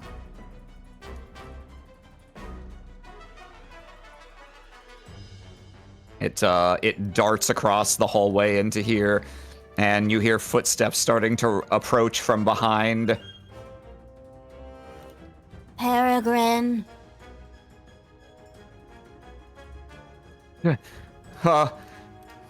What?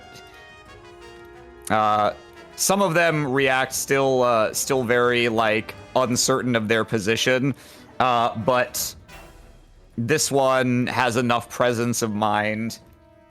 They've got what's basically a hooked hammer, and they're gonna take a swing at you and try and get you. Let's see if I'm following your Child of the Spiral Gift. That one I just did as a cutscene, that previous one, so I'm not going to charge you for that. Cool. But you have several actions available that you can have the Stone Swimmer do. First of all, why don't you go ahead and roll to die? I got in the way. Hang on. Doodly-doo. So, Per the mechanic. Okay, we're locking in green. Okay, so the stone swimmer automatically locks in a swing that matches yours in color, so you can have it be blue or yellow. Blue allows you to use the defensive coil around you. Yellow allows you to use the super movement jump with it. Which would you like it to lock in? I will have it defend me for now. Okay. And we're going to set swing to a blue 5 is what you had there. Actually, he's at +2, so yeah, that should be this. Okay. All right, so he is going to be next to you then. We're going to put him here. So this guy is going to try and attack you here. And with the Stone Swimmer in blue mode, it automatically intercepts any offensive action against you that it could reasonably intercept. And defends all such actions with a flat 15 plus its swing value, so 21 right now, and cannot be clashed with. So he's gonna try. Let's see. This is. I guess these guys should technically be 1 attributers. I forgot to give them a out-of-the-box attribute, but here we go. Yeah, no, that is not 21. Yeah, he reaches in, tries to just dome you and knock you back down, and the stone swimmer coils its entire body around it, and he suddenly, it vibrates in his hand as he's sent reeling backwards, as it simply clashes harmlessly off of this crystalline form here. And I'm just going to give the turn back to you. What do you want to do? Move.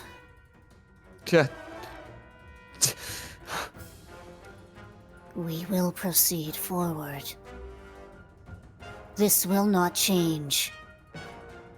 If you get in the way, that is your choice.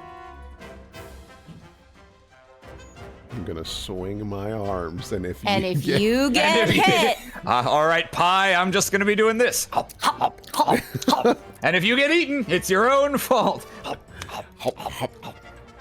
they will call out to Peregrine, and if he doesn't answer, they will go in the direction of wherever guys come from. Yeah. You hear a crick. I'm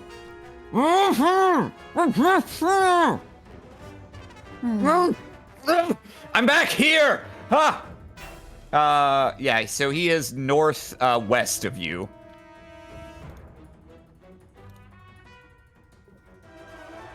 We wish to avoid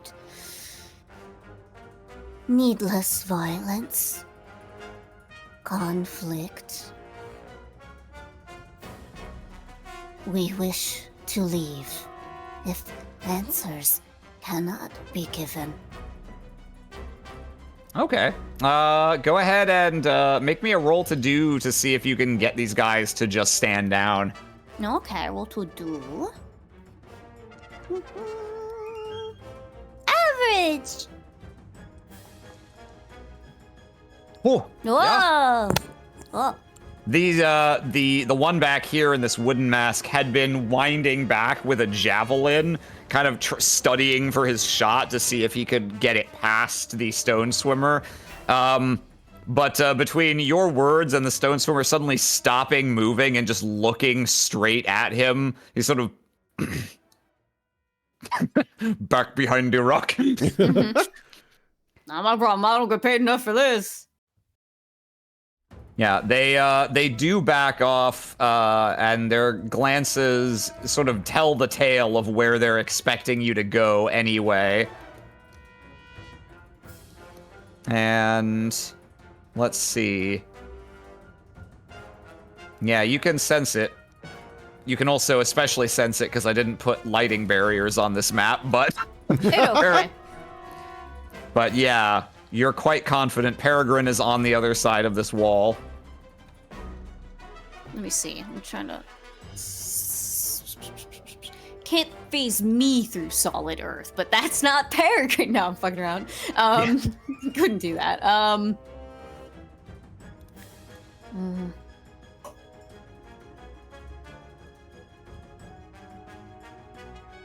The one you spoke of is beyond this curtain.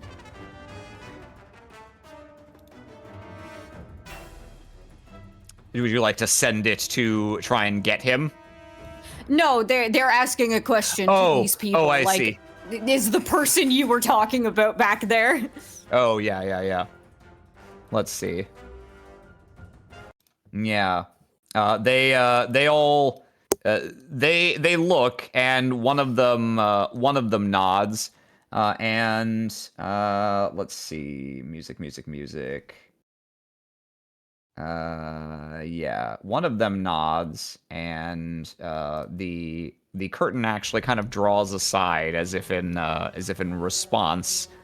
And another person, creature, whatever, another masked figure steps through. This one with a mask of obsidian with two large calcified stalagmites emerging from it. He is. He's not leaving here. Not yet. And you're not leaving here at all.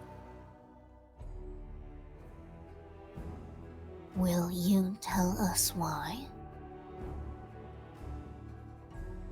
Because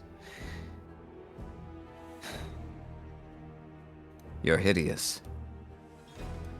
You're Fuck you. You're an abomination in the shape of a person.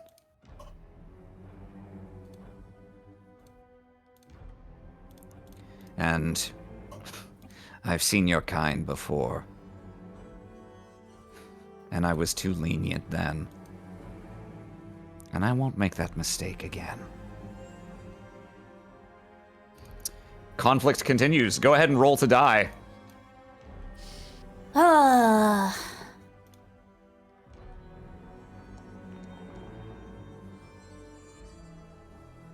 Okay. Note that if you lock in black, because that does not clash with any attributes, the stone swimmer will not be able to lock in a swing. Okay, I will go back to Groon. Grun. Let me. God damn it. Grun. Give me Grun. Why won't it let me give me Grun? Where's my fucking grun? God damn it! Swing. Green 5. There we go. Okay. Let's see. Gonna lock in. Did I get rid of my window? No, there it is. Okay. Okay.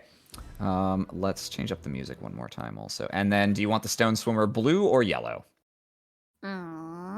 Since we're now in a proper conflict, now I will start counting down your 3 turns. Okay. We will go yellow for now. Okay. Let's go with this.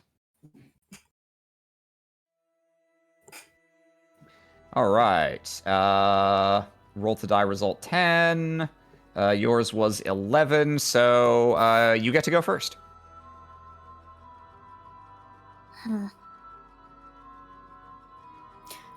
They look at this person. Obviously, they can't see their face, but they can see these bony growths coming where eyes should be, but they just aren't. Wither will spend their turn trying to discern any sort of information they can get from this person, whether it's studying whatever fighting style they seem to be preparing, their garb, any indications that this person is like from the above. Oh boy, let's see. What else do I got here? They, as they emerged from here, they did also take from their side what appears to be their weapon. It's a military hammer that's got a hammer and pick joint head at an end normally. This is a double-sided one, so it's got a hammer and hook in one orientation at one end and the opposite orientation at the other, and they appear to be sort of wielding it from the middle. Interesting. Freaky deaky weird. Okay. This person is denying them information. They don't like that. There's not a lot that they can do here.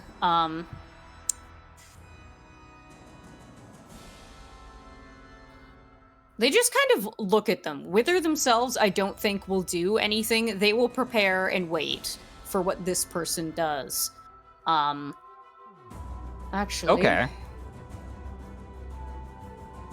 they will send the stone swimmer through this wall to Peregrine. They will have the stone swimmer abandon them so that it can move over to Peregrine. Okay.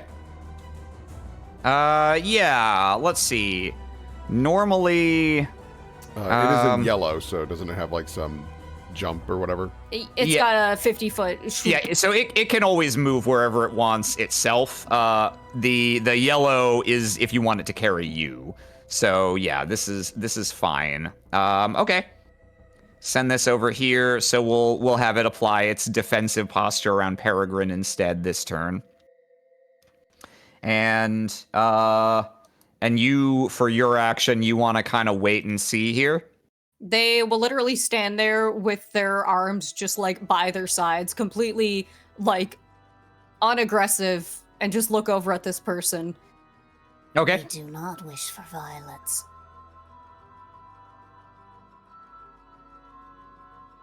This person looks you up and down briefly and kind of begins playing the hammer around their fingers as it begins to pick up speed and rotate faster and faster.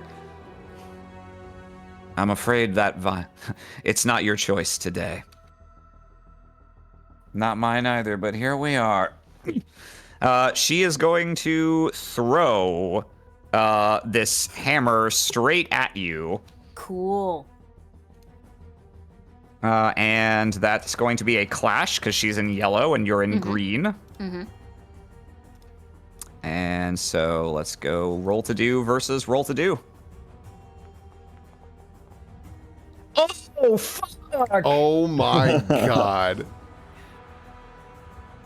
Well, shit, dog. Can I catch that shit? Yeah, you know what? I'm not gonna take hardly anything away from you off the option table on a 20. Sure, yeah.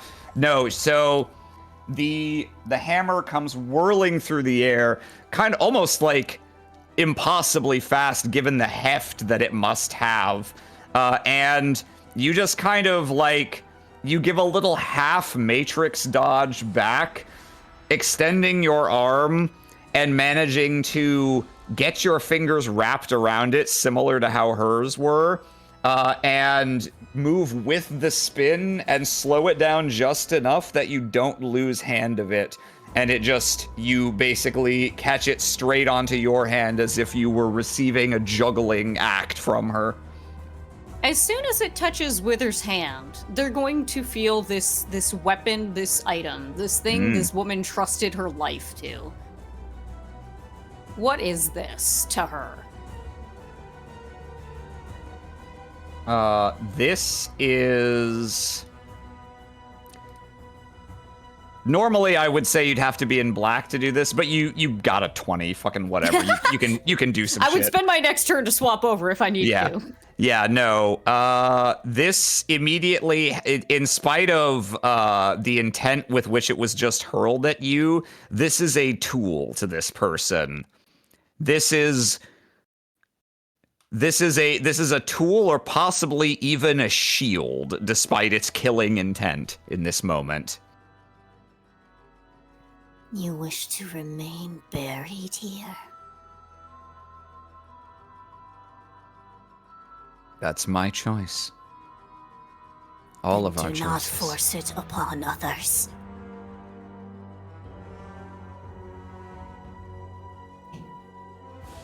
You've never really had a choice in your whole wretched existence, have you? Why start now? What does this mean?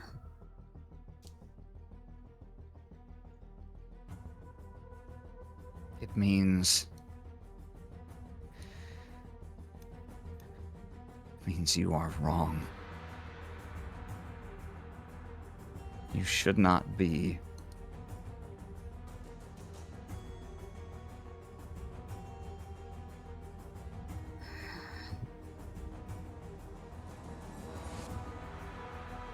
This does not hurt. These words. This feeling. If That's this is good. your intention. That's good. It's not meant to hurt. It's simply a statement of fact. What's meant to hurt is the hammer. That was her move. You've had yours. Over here, good buddy. It's fucking jailbreak hours. Let's go. He's gonna... Peregrine has historically rolled fucking awful, but we'll see if he can... We'll see if maybe this will be Peregrine's final... his finest hour. Maybe his final hour, who knows? Let's see. First of all, I should have had him roll to die earlier.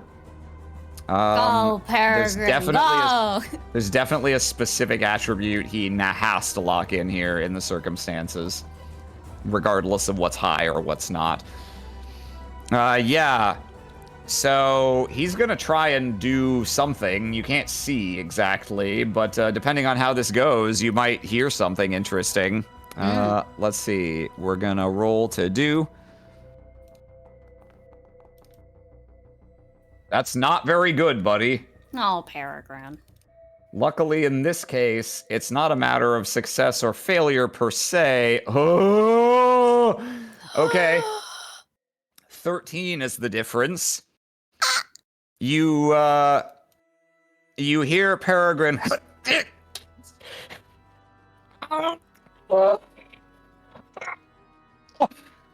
And you hear a crunch of stone.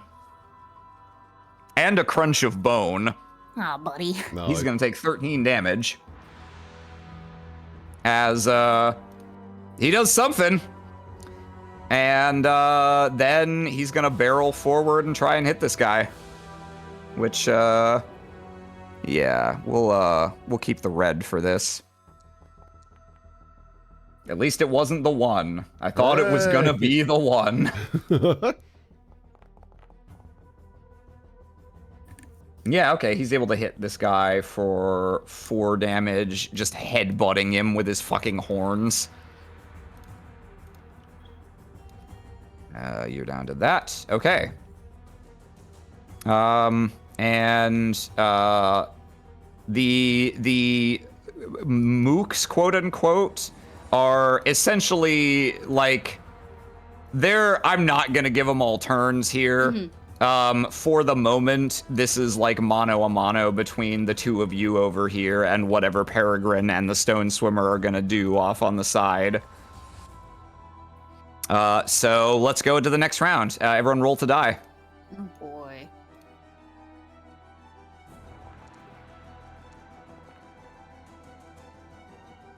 Let's see.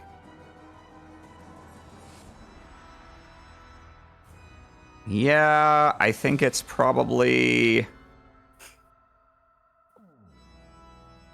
Oh, I should have had her drop swing, actually, before she did that, because she still wants to be in yellow and wants to try and roll something higher, so I'm going to do that real quick.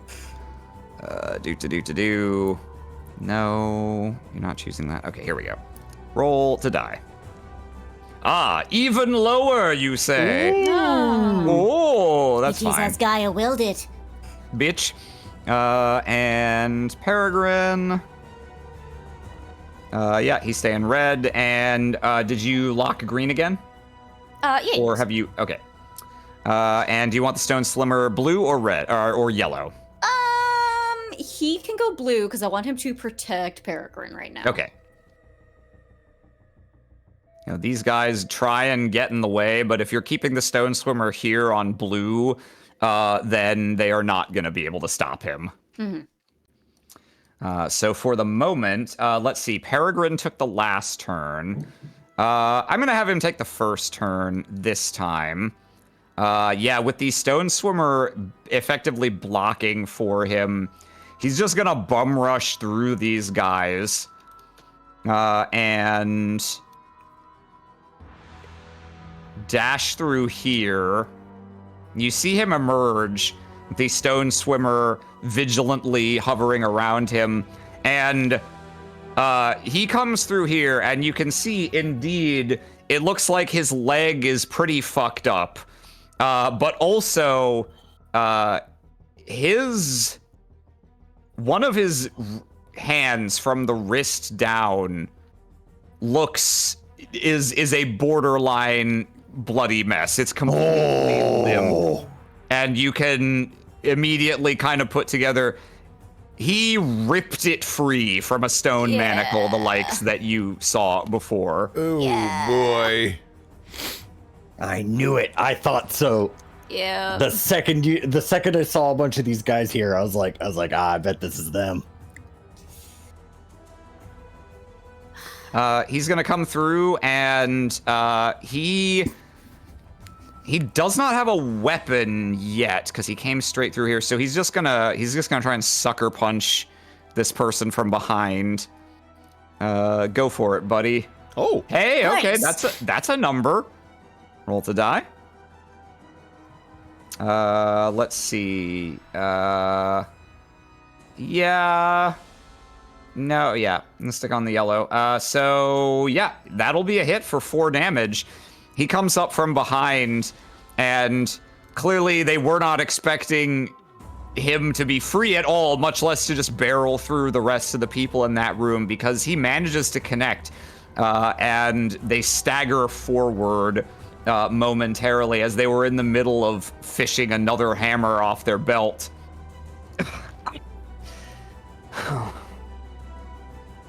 I don't have a... Sit down, kid. I'm gonna kill you. You are just dead. That... Yet. Yes, that is true. We have been told as such. That was Peregrine's turn. He'll pass it to you, Wither. Cool. Okay. Wither is going to do a feign here. They are going to feign running up to like fucking beat the shit out of this person with the hammer. But they're actually going to take their other hand and go for any exposed skin that they can on this person. Even if it's just like a little bit around the neck. They want to make skin to skin contact. Yeah, it's gonna have to be a little bit around the neck. They are quite steeled up here. So fucking be it. Go for it.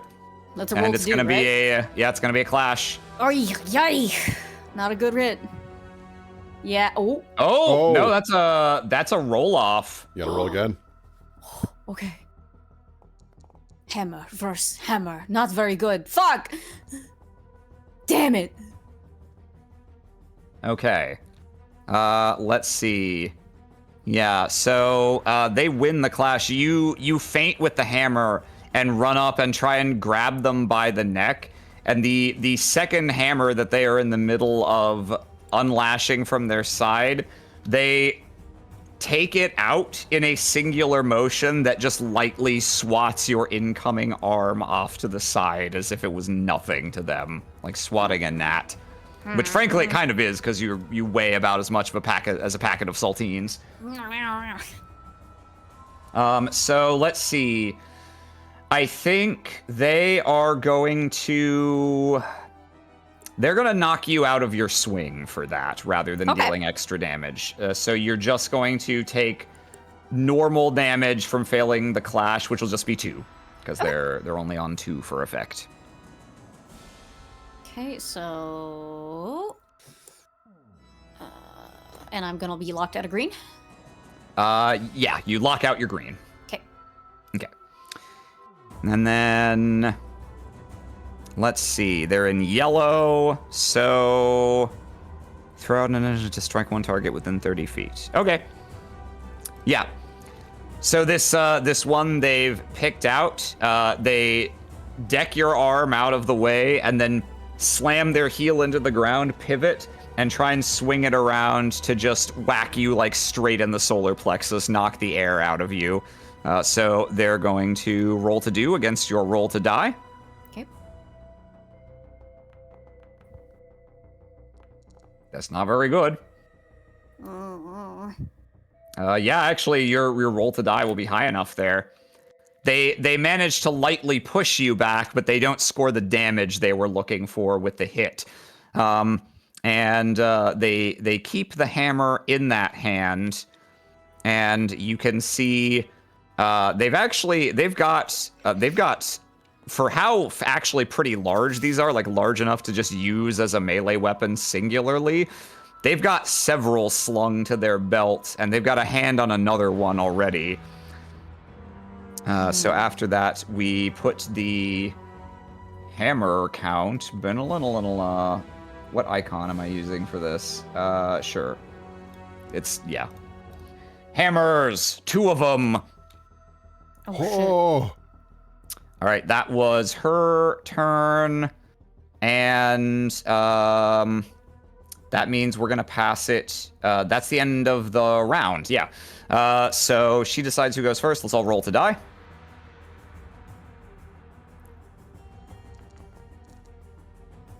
And, ooh, yeah, it's time for this. Uh-oh. All right. Yeah, I think, gonna let you go first this round. Okay. What can I do here? Don't imagine I have much stuff on me because of the circumstances. Should note, this is your third and for the moment last round with the stone swimmer summoned. So yes, if you wanted to use a super move or anything, this would be your last opportunity. Yeah, I think I'm gonna have. Can this stone swimmer carry both myself and Peregrine? It doesn't explicitly say that it can, but it's already around him, so I think it's only reasonable that if he understood that's what you wanted, that he could cling on to the side. Okay. I still have the hammer in my hand, so what I'm gonna do, I'm gonna reach out to this stone swimmer, latch onto it, I'm gonna have it swap to yellow, and we're gonna get the fuck out of here. Okay. One problem. If you're locking in black, it can't be yellow. Okay, I will go to... I don't have we can green anymore. Go and grab it back from that. Oh, yeah, okay, you weren't locked out of green for this one. So yeah, you can go to green 4 was also available from your... There you go. Okay. Yes, okay, 4. so the stone swimmer will be yellow. Yep.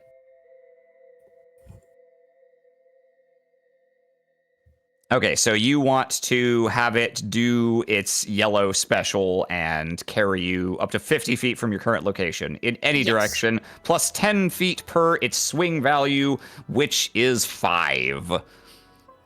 So it can take you 100 feet in a single action here. That's pretty good. Can you just go straight up? It can't bring us through stone, which sucks. Oh, even if you're in its mouth.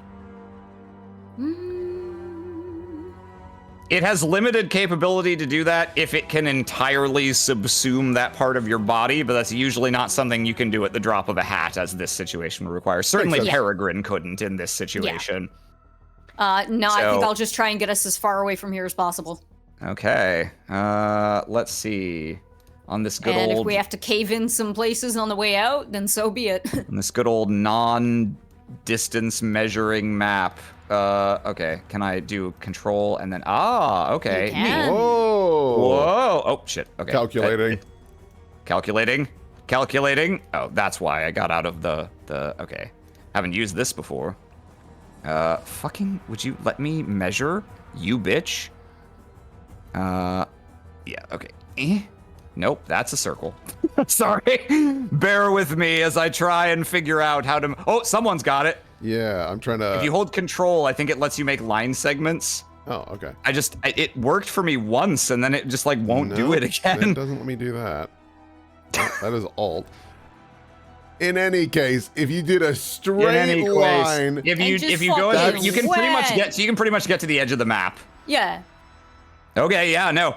You will it to be thus, and the stone swimmer coils lightly around Peregrine, who sort of slumps his one good hand over it and holds on with all the grip strength he can muster with just one arm. And now you'll do it. Now you'll do it, but you won't let me move a token, huh? I see how it is. Okay. It's targeted. There we go. Okay. Oh, God, I went to a different map. It's all going wrong. Oh, no. Well, I mean, that's where they're going anyways, because they're getting off the map. There, okay, jeez. Okay, now I know what my error was. Okay.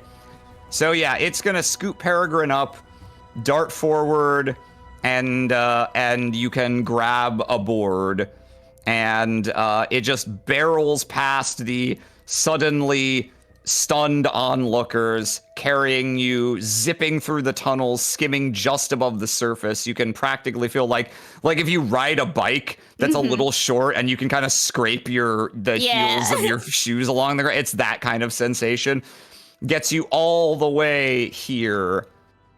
And then you can see that the creature is looking pretty much at the limits of its exertion for this exact moment. Its eye glints at yours one more time, and it dives away into the earth.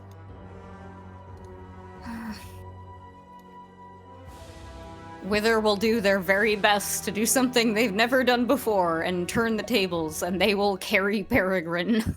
Oh, baby. Okay. Yeah, you can kind of help support one another, but you hear all the footsteps immediately on your trail. If we can find anywhere where there's like a load-bearing stalagmite or something to knock the fuck over, they will. Oh, okay, that's an interesting idea. Here, let me put you guys here, and then we're gonna grab you, and we'll bring all of you into existence. Yeah, there we go. Doot, and yep. And then put these, yeah. Okay, yeah. Like so. All right.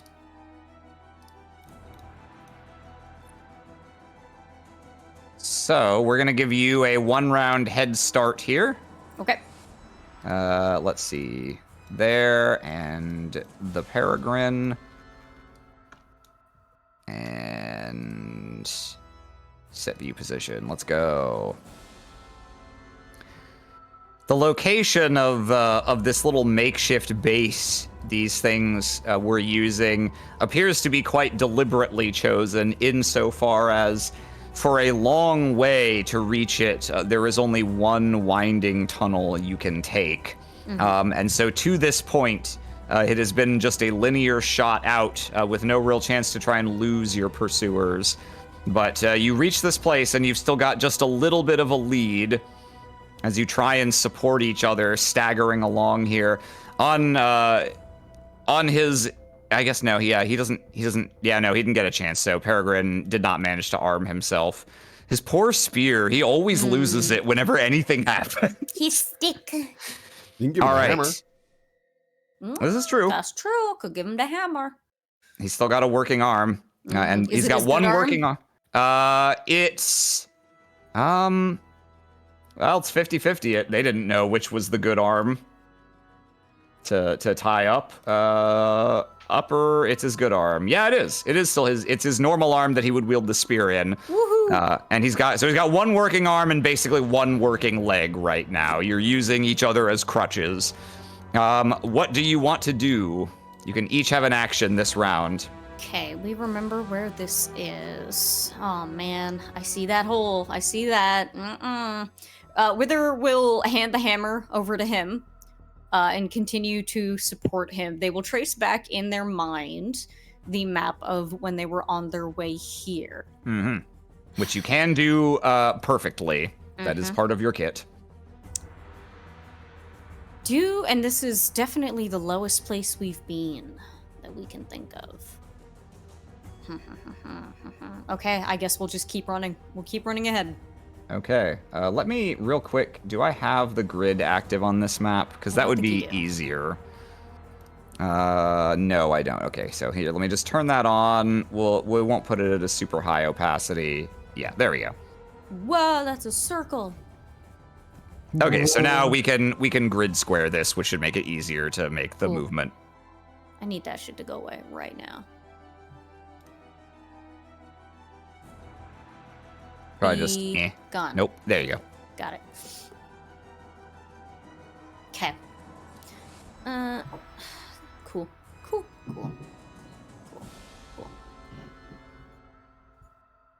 Ruler. Okay. And I have 30 movement, is it, on Yep. my third? Yes, Mhm. okay. And is that hindered by hauling Peregrine along? I think the two of you can collectively move 30 Okay. by helping one another to make up for the fact that it's harder. We'll get to right here, and it's not like we can Looney Tunes just hide up against the wall. No, although you do have some outcroppings that can temporarily disrupt line of sight if you want to make use of them. Yeah.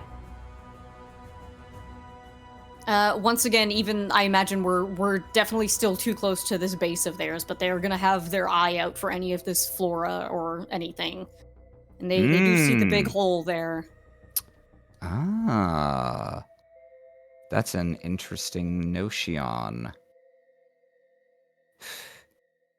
Go. Yeah.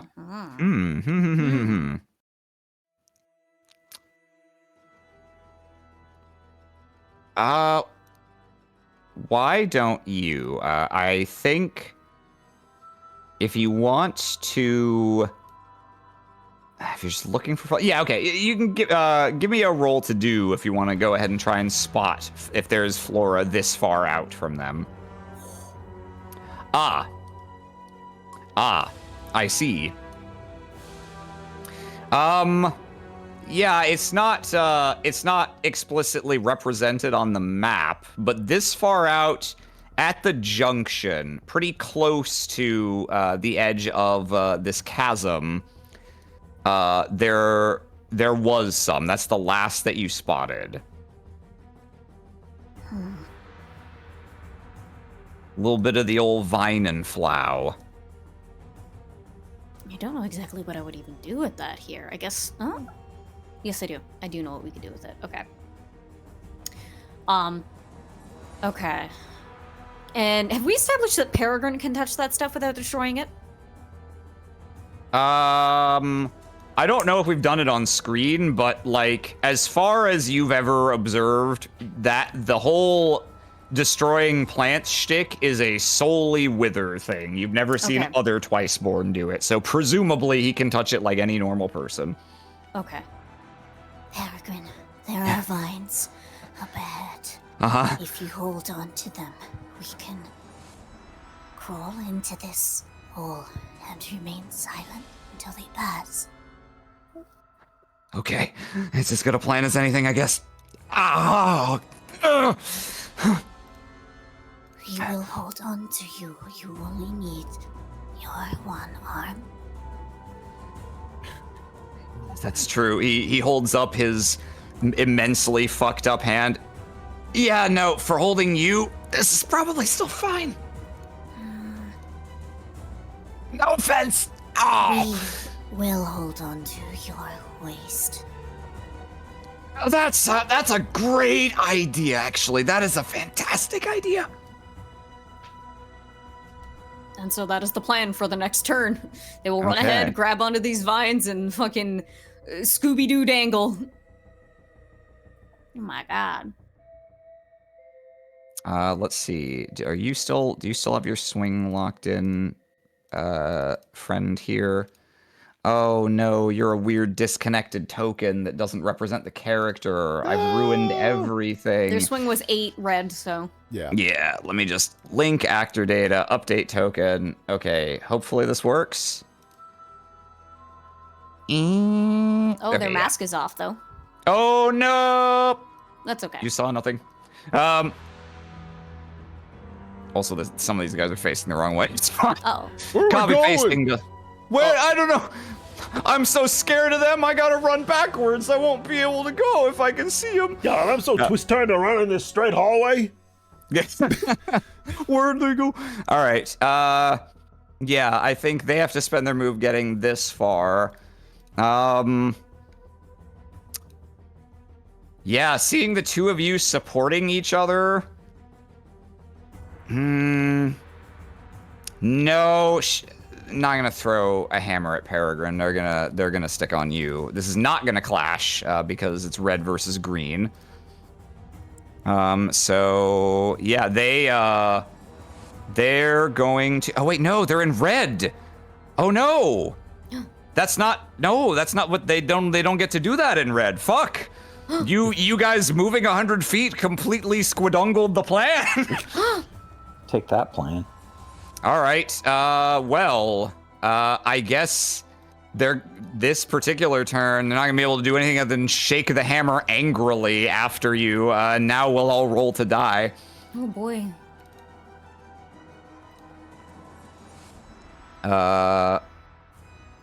Yeah. Okay. So we go blue now. Oh, and I also forgot. I gotta put their hammer count back in place.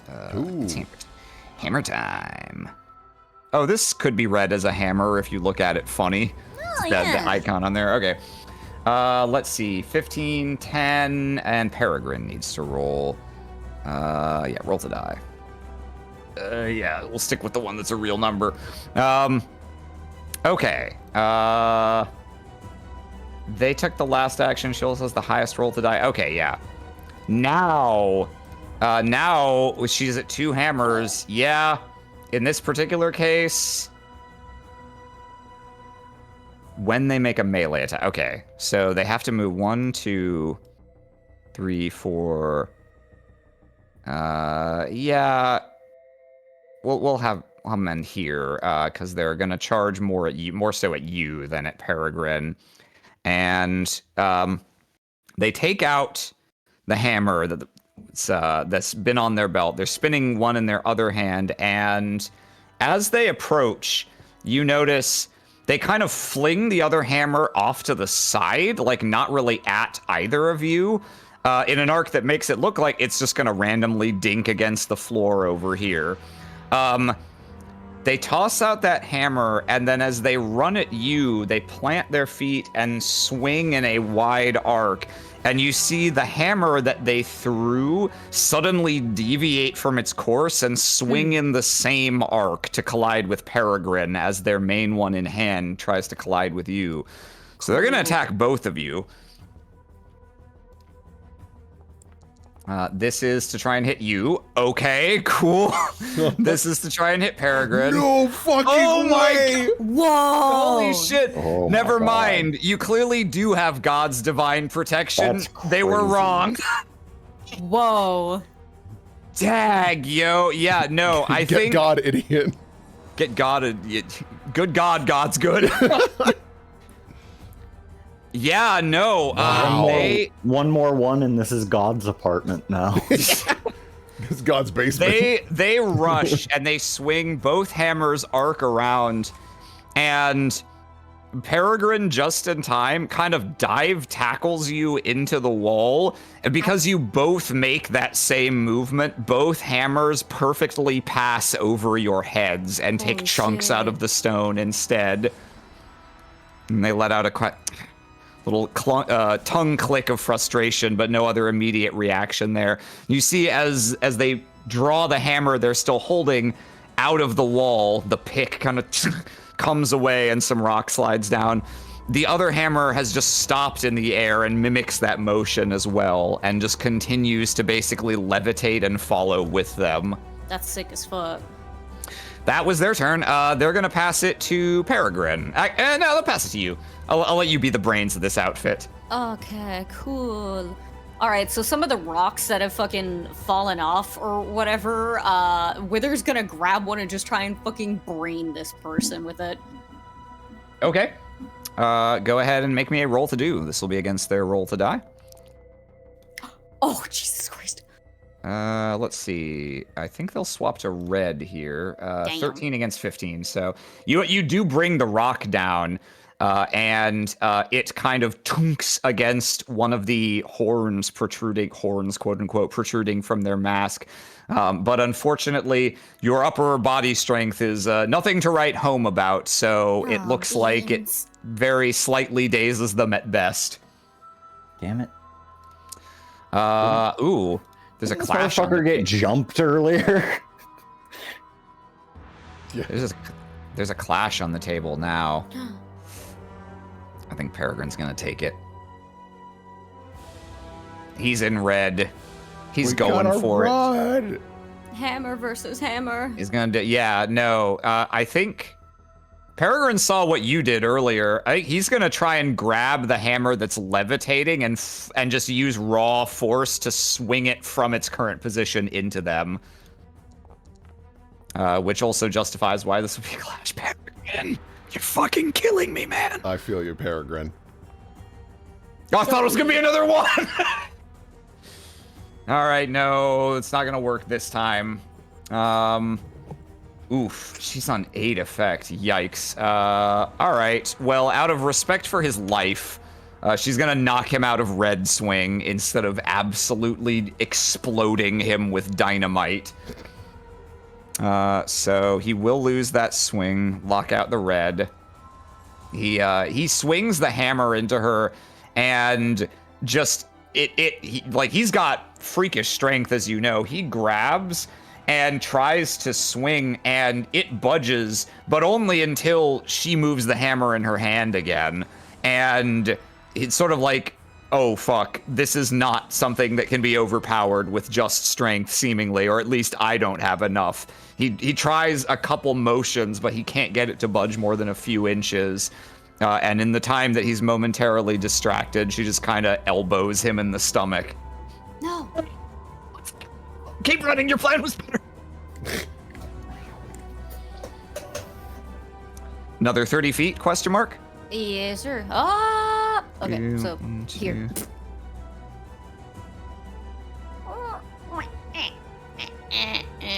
There. Squeaky. I guess right here, sorry. I need this fucking circle to go away. Get out of Hello? your circle. Yeah, if you're in like the marker mode, yeah. You want to just stay on like the token mode and just switch between either the measuring tool or the select tool. Yeah, I know.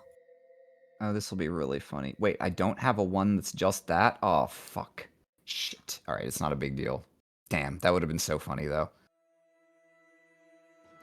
You come up to this bend here, and you see the vine indeed about where you remember it. And oh, you're in black now. Perfect. Can you go ahead and make me a roll to do? Always. Wow. Yeah, as soon as you approach this vine, you feel like a certain presence that was sort of damped out before. And the vine kind of wriggles a little, and something from the dark corner where it's emerging from a fissure, some sort of like brightly colored, God, like a pineapple looking thing kind of emerges, like a large hairy piece of fruit. And Fruit it's like, thing. what the fuck is that? Like a shit? primordial looking nut. You hear a little.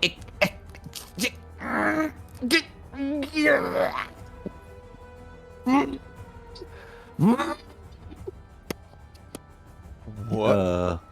Bro. Oh! You're here! Oh no. It's not my body. I was gonna say, he evolved. He's a little nut. You saw my body. We have witnessed your bomb. We are in dire need of help. Okay, that thing's so fucking weird. All right. He was a little gourd. I see. Okay. Hello, last boss of this entire campaign. Oh, I don't trust this little I've never trusted this little shit. Oh yeah. You're gonna get turned into Like, soup this thing's within gonna like a week. turn into Volcarona or some shit. Yeah, exactly. Yeah. Okay, let's see. Wither, You've grab my moved. bum. I'll take you safely. I'm not doing that. Okay, you guys, I guess you already said what your plan was. Yeah. These guys are still in pursuit as well. Okay, there we go. Still in pursuit as well. Yeah, and everyone's acted this round, I think. Let's go ahead and roll to die. Almost there. Almost there. Okay. Let's go back to blue here. 13, yours is 14. Peregrine, you're locked out of red, buddy, so you're just gonna have to do your best. Every day he does his best. Yellow is more accurate than blue, and it's also a slightly higher number, so we'll go with that. Hooray! All right, Wither, it's your choice. Oh my god, okay. Yeah. They are going to shove Peregrine ahead so he can grab that vine. They're gonna let him move first. Okay. Yeah, he's gonna move. He's gonna he'll grab your hand, even though your turns are separate. We're just gonna move you both right now. And yeah, you can basically just about get to the edge here. Yeah, the servitor hovers behind you. If you're going down, there's a, I see, okay, there's, yeah, I guess that should work. Yeah, Peregrine, grabs one hand onto the vine and grabs for you, and I suppose, yeah, well, he's gonna use his action for this. What the fuck's he gonna do, attack with a yellow tube? Fuck off. Get the fuck out of here. He's gonna do as you suggested. He lets you grab onto his waist, and then he's just gonna slide down the vine to here. And let's see. Do you want to go next, or do you want to let your pursuers go? Pursuers can go. Okay. 1, 2, 3. Yeah, they get to here.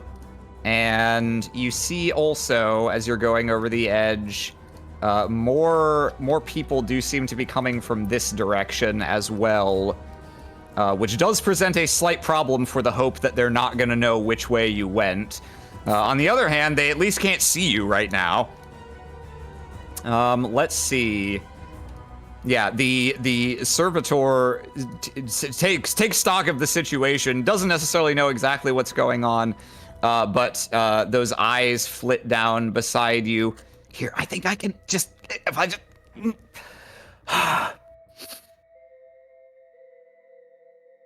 It hovers by the edge where the vine is emerging from a fissure here, and you see the sort of planes of color that make up its scintillating form here.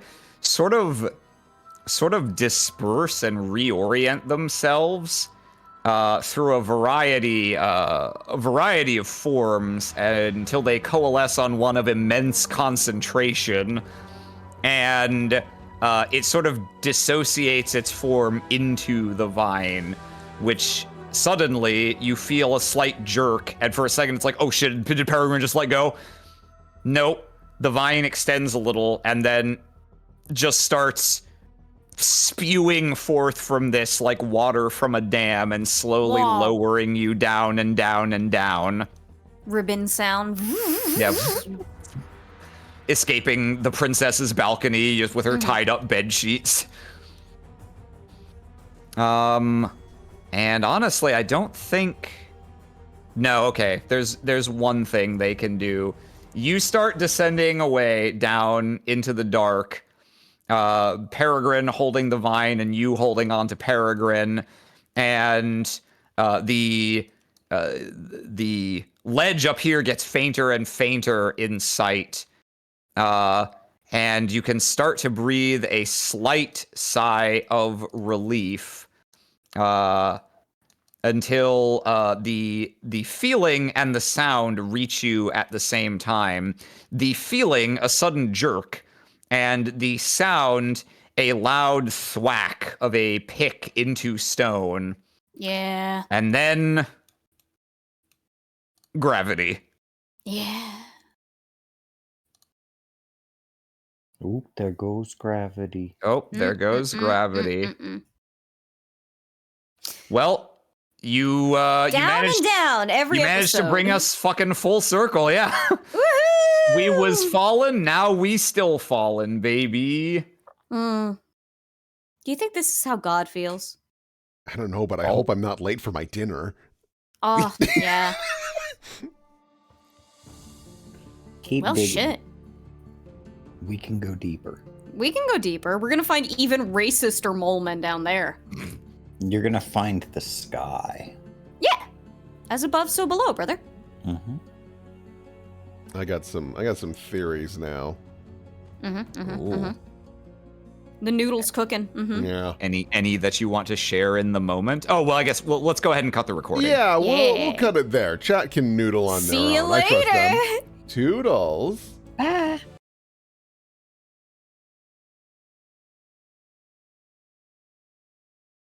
This stream brought to you by Tom Petty's single Free Falling.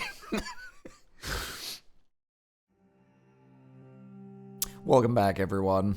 Welcome back, me, I should say. You've been here the whole time. You are Sam Reich from Game Changer.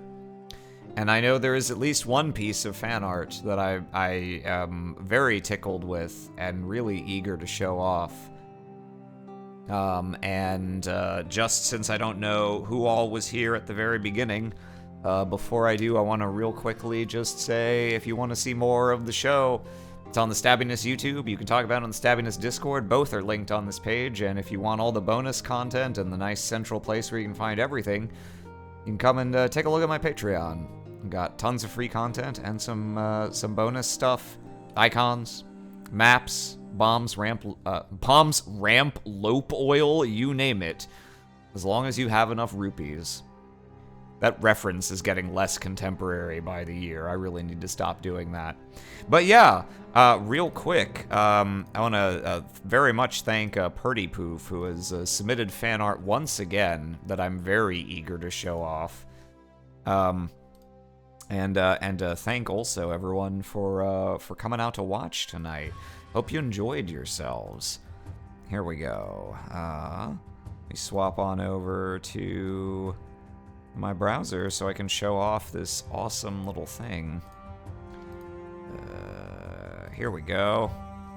So this, as I said, is by Purdy Poof, submitted on Discord. If you want to see your own fan art on stream, that's where you can submit it too.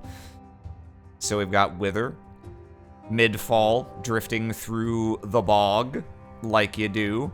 This is a really cool to have drawn one of the color alts. I love how the icons look that Six did, and this is a really nice capturing of the full body experience. Glow lamp. And then the caption version. Yes, this is us. We bet you wonder how we ended up in this situation. Excellent. Thank you very much for that, Purdy Poof. It's going in the drawer. We'll frame it and think about it often. Really nice to have everyone come out tonight. That light thing on the bottom was an accident. Oh, well, it worked out in your favor, I would say. Yeah, we'll be back for another new episode next week. These stream at 6 p.m. Eastern on this channel every Wednesday. And next week, I swear, you will not be a third consecutive week of We Fall in a Hole cliffhanger. You're going to see the resolution of this little field trip on Wither and Peregrine's part. And then I think we'll probably go on break for the holidays for a little bit after that. But we will keep on keeping on. There's a whole bunch more of this arc before we'll get to our next proper break. So, really excited to bring you more next week. Hope you'll be excited to come back too. Just really looking forward to Whole 3.0. Don't worry. I'm sure it's such an easy cliffhanger to do in the nature of this setting. I'm sure you'll get more in the future. But for now, that's where we'll end it for tonight. It was a long one, so I won't keep you. Thanks so much for coming out. Hope to see you back for more episodes. And until then, have a good night. Don't forget to end your beginnings. Cross your I's, dot your T's, and end your beginnings. That's what they taught me in school. I'll pass that wisdom on to you. And now, good night.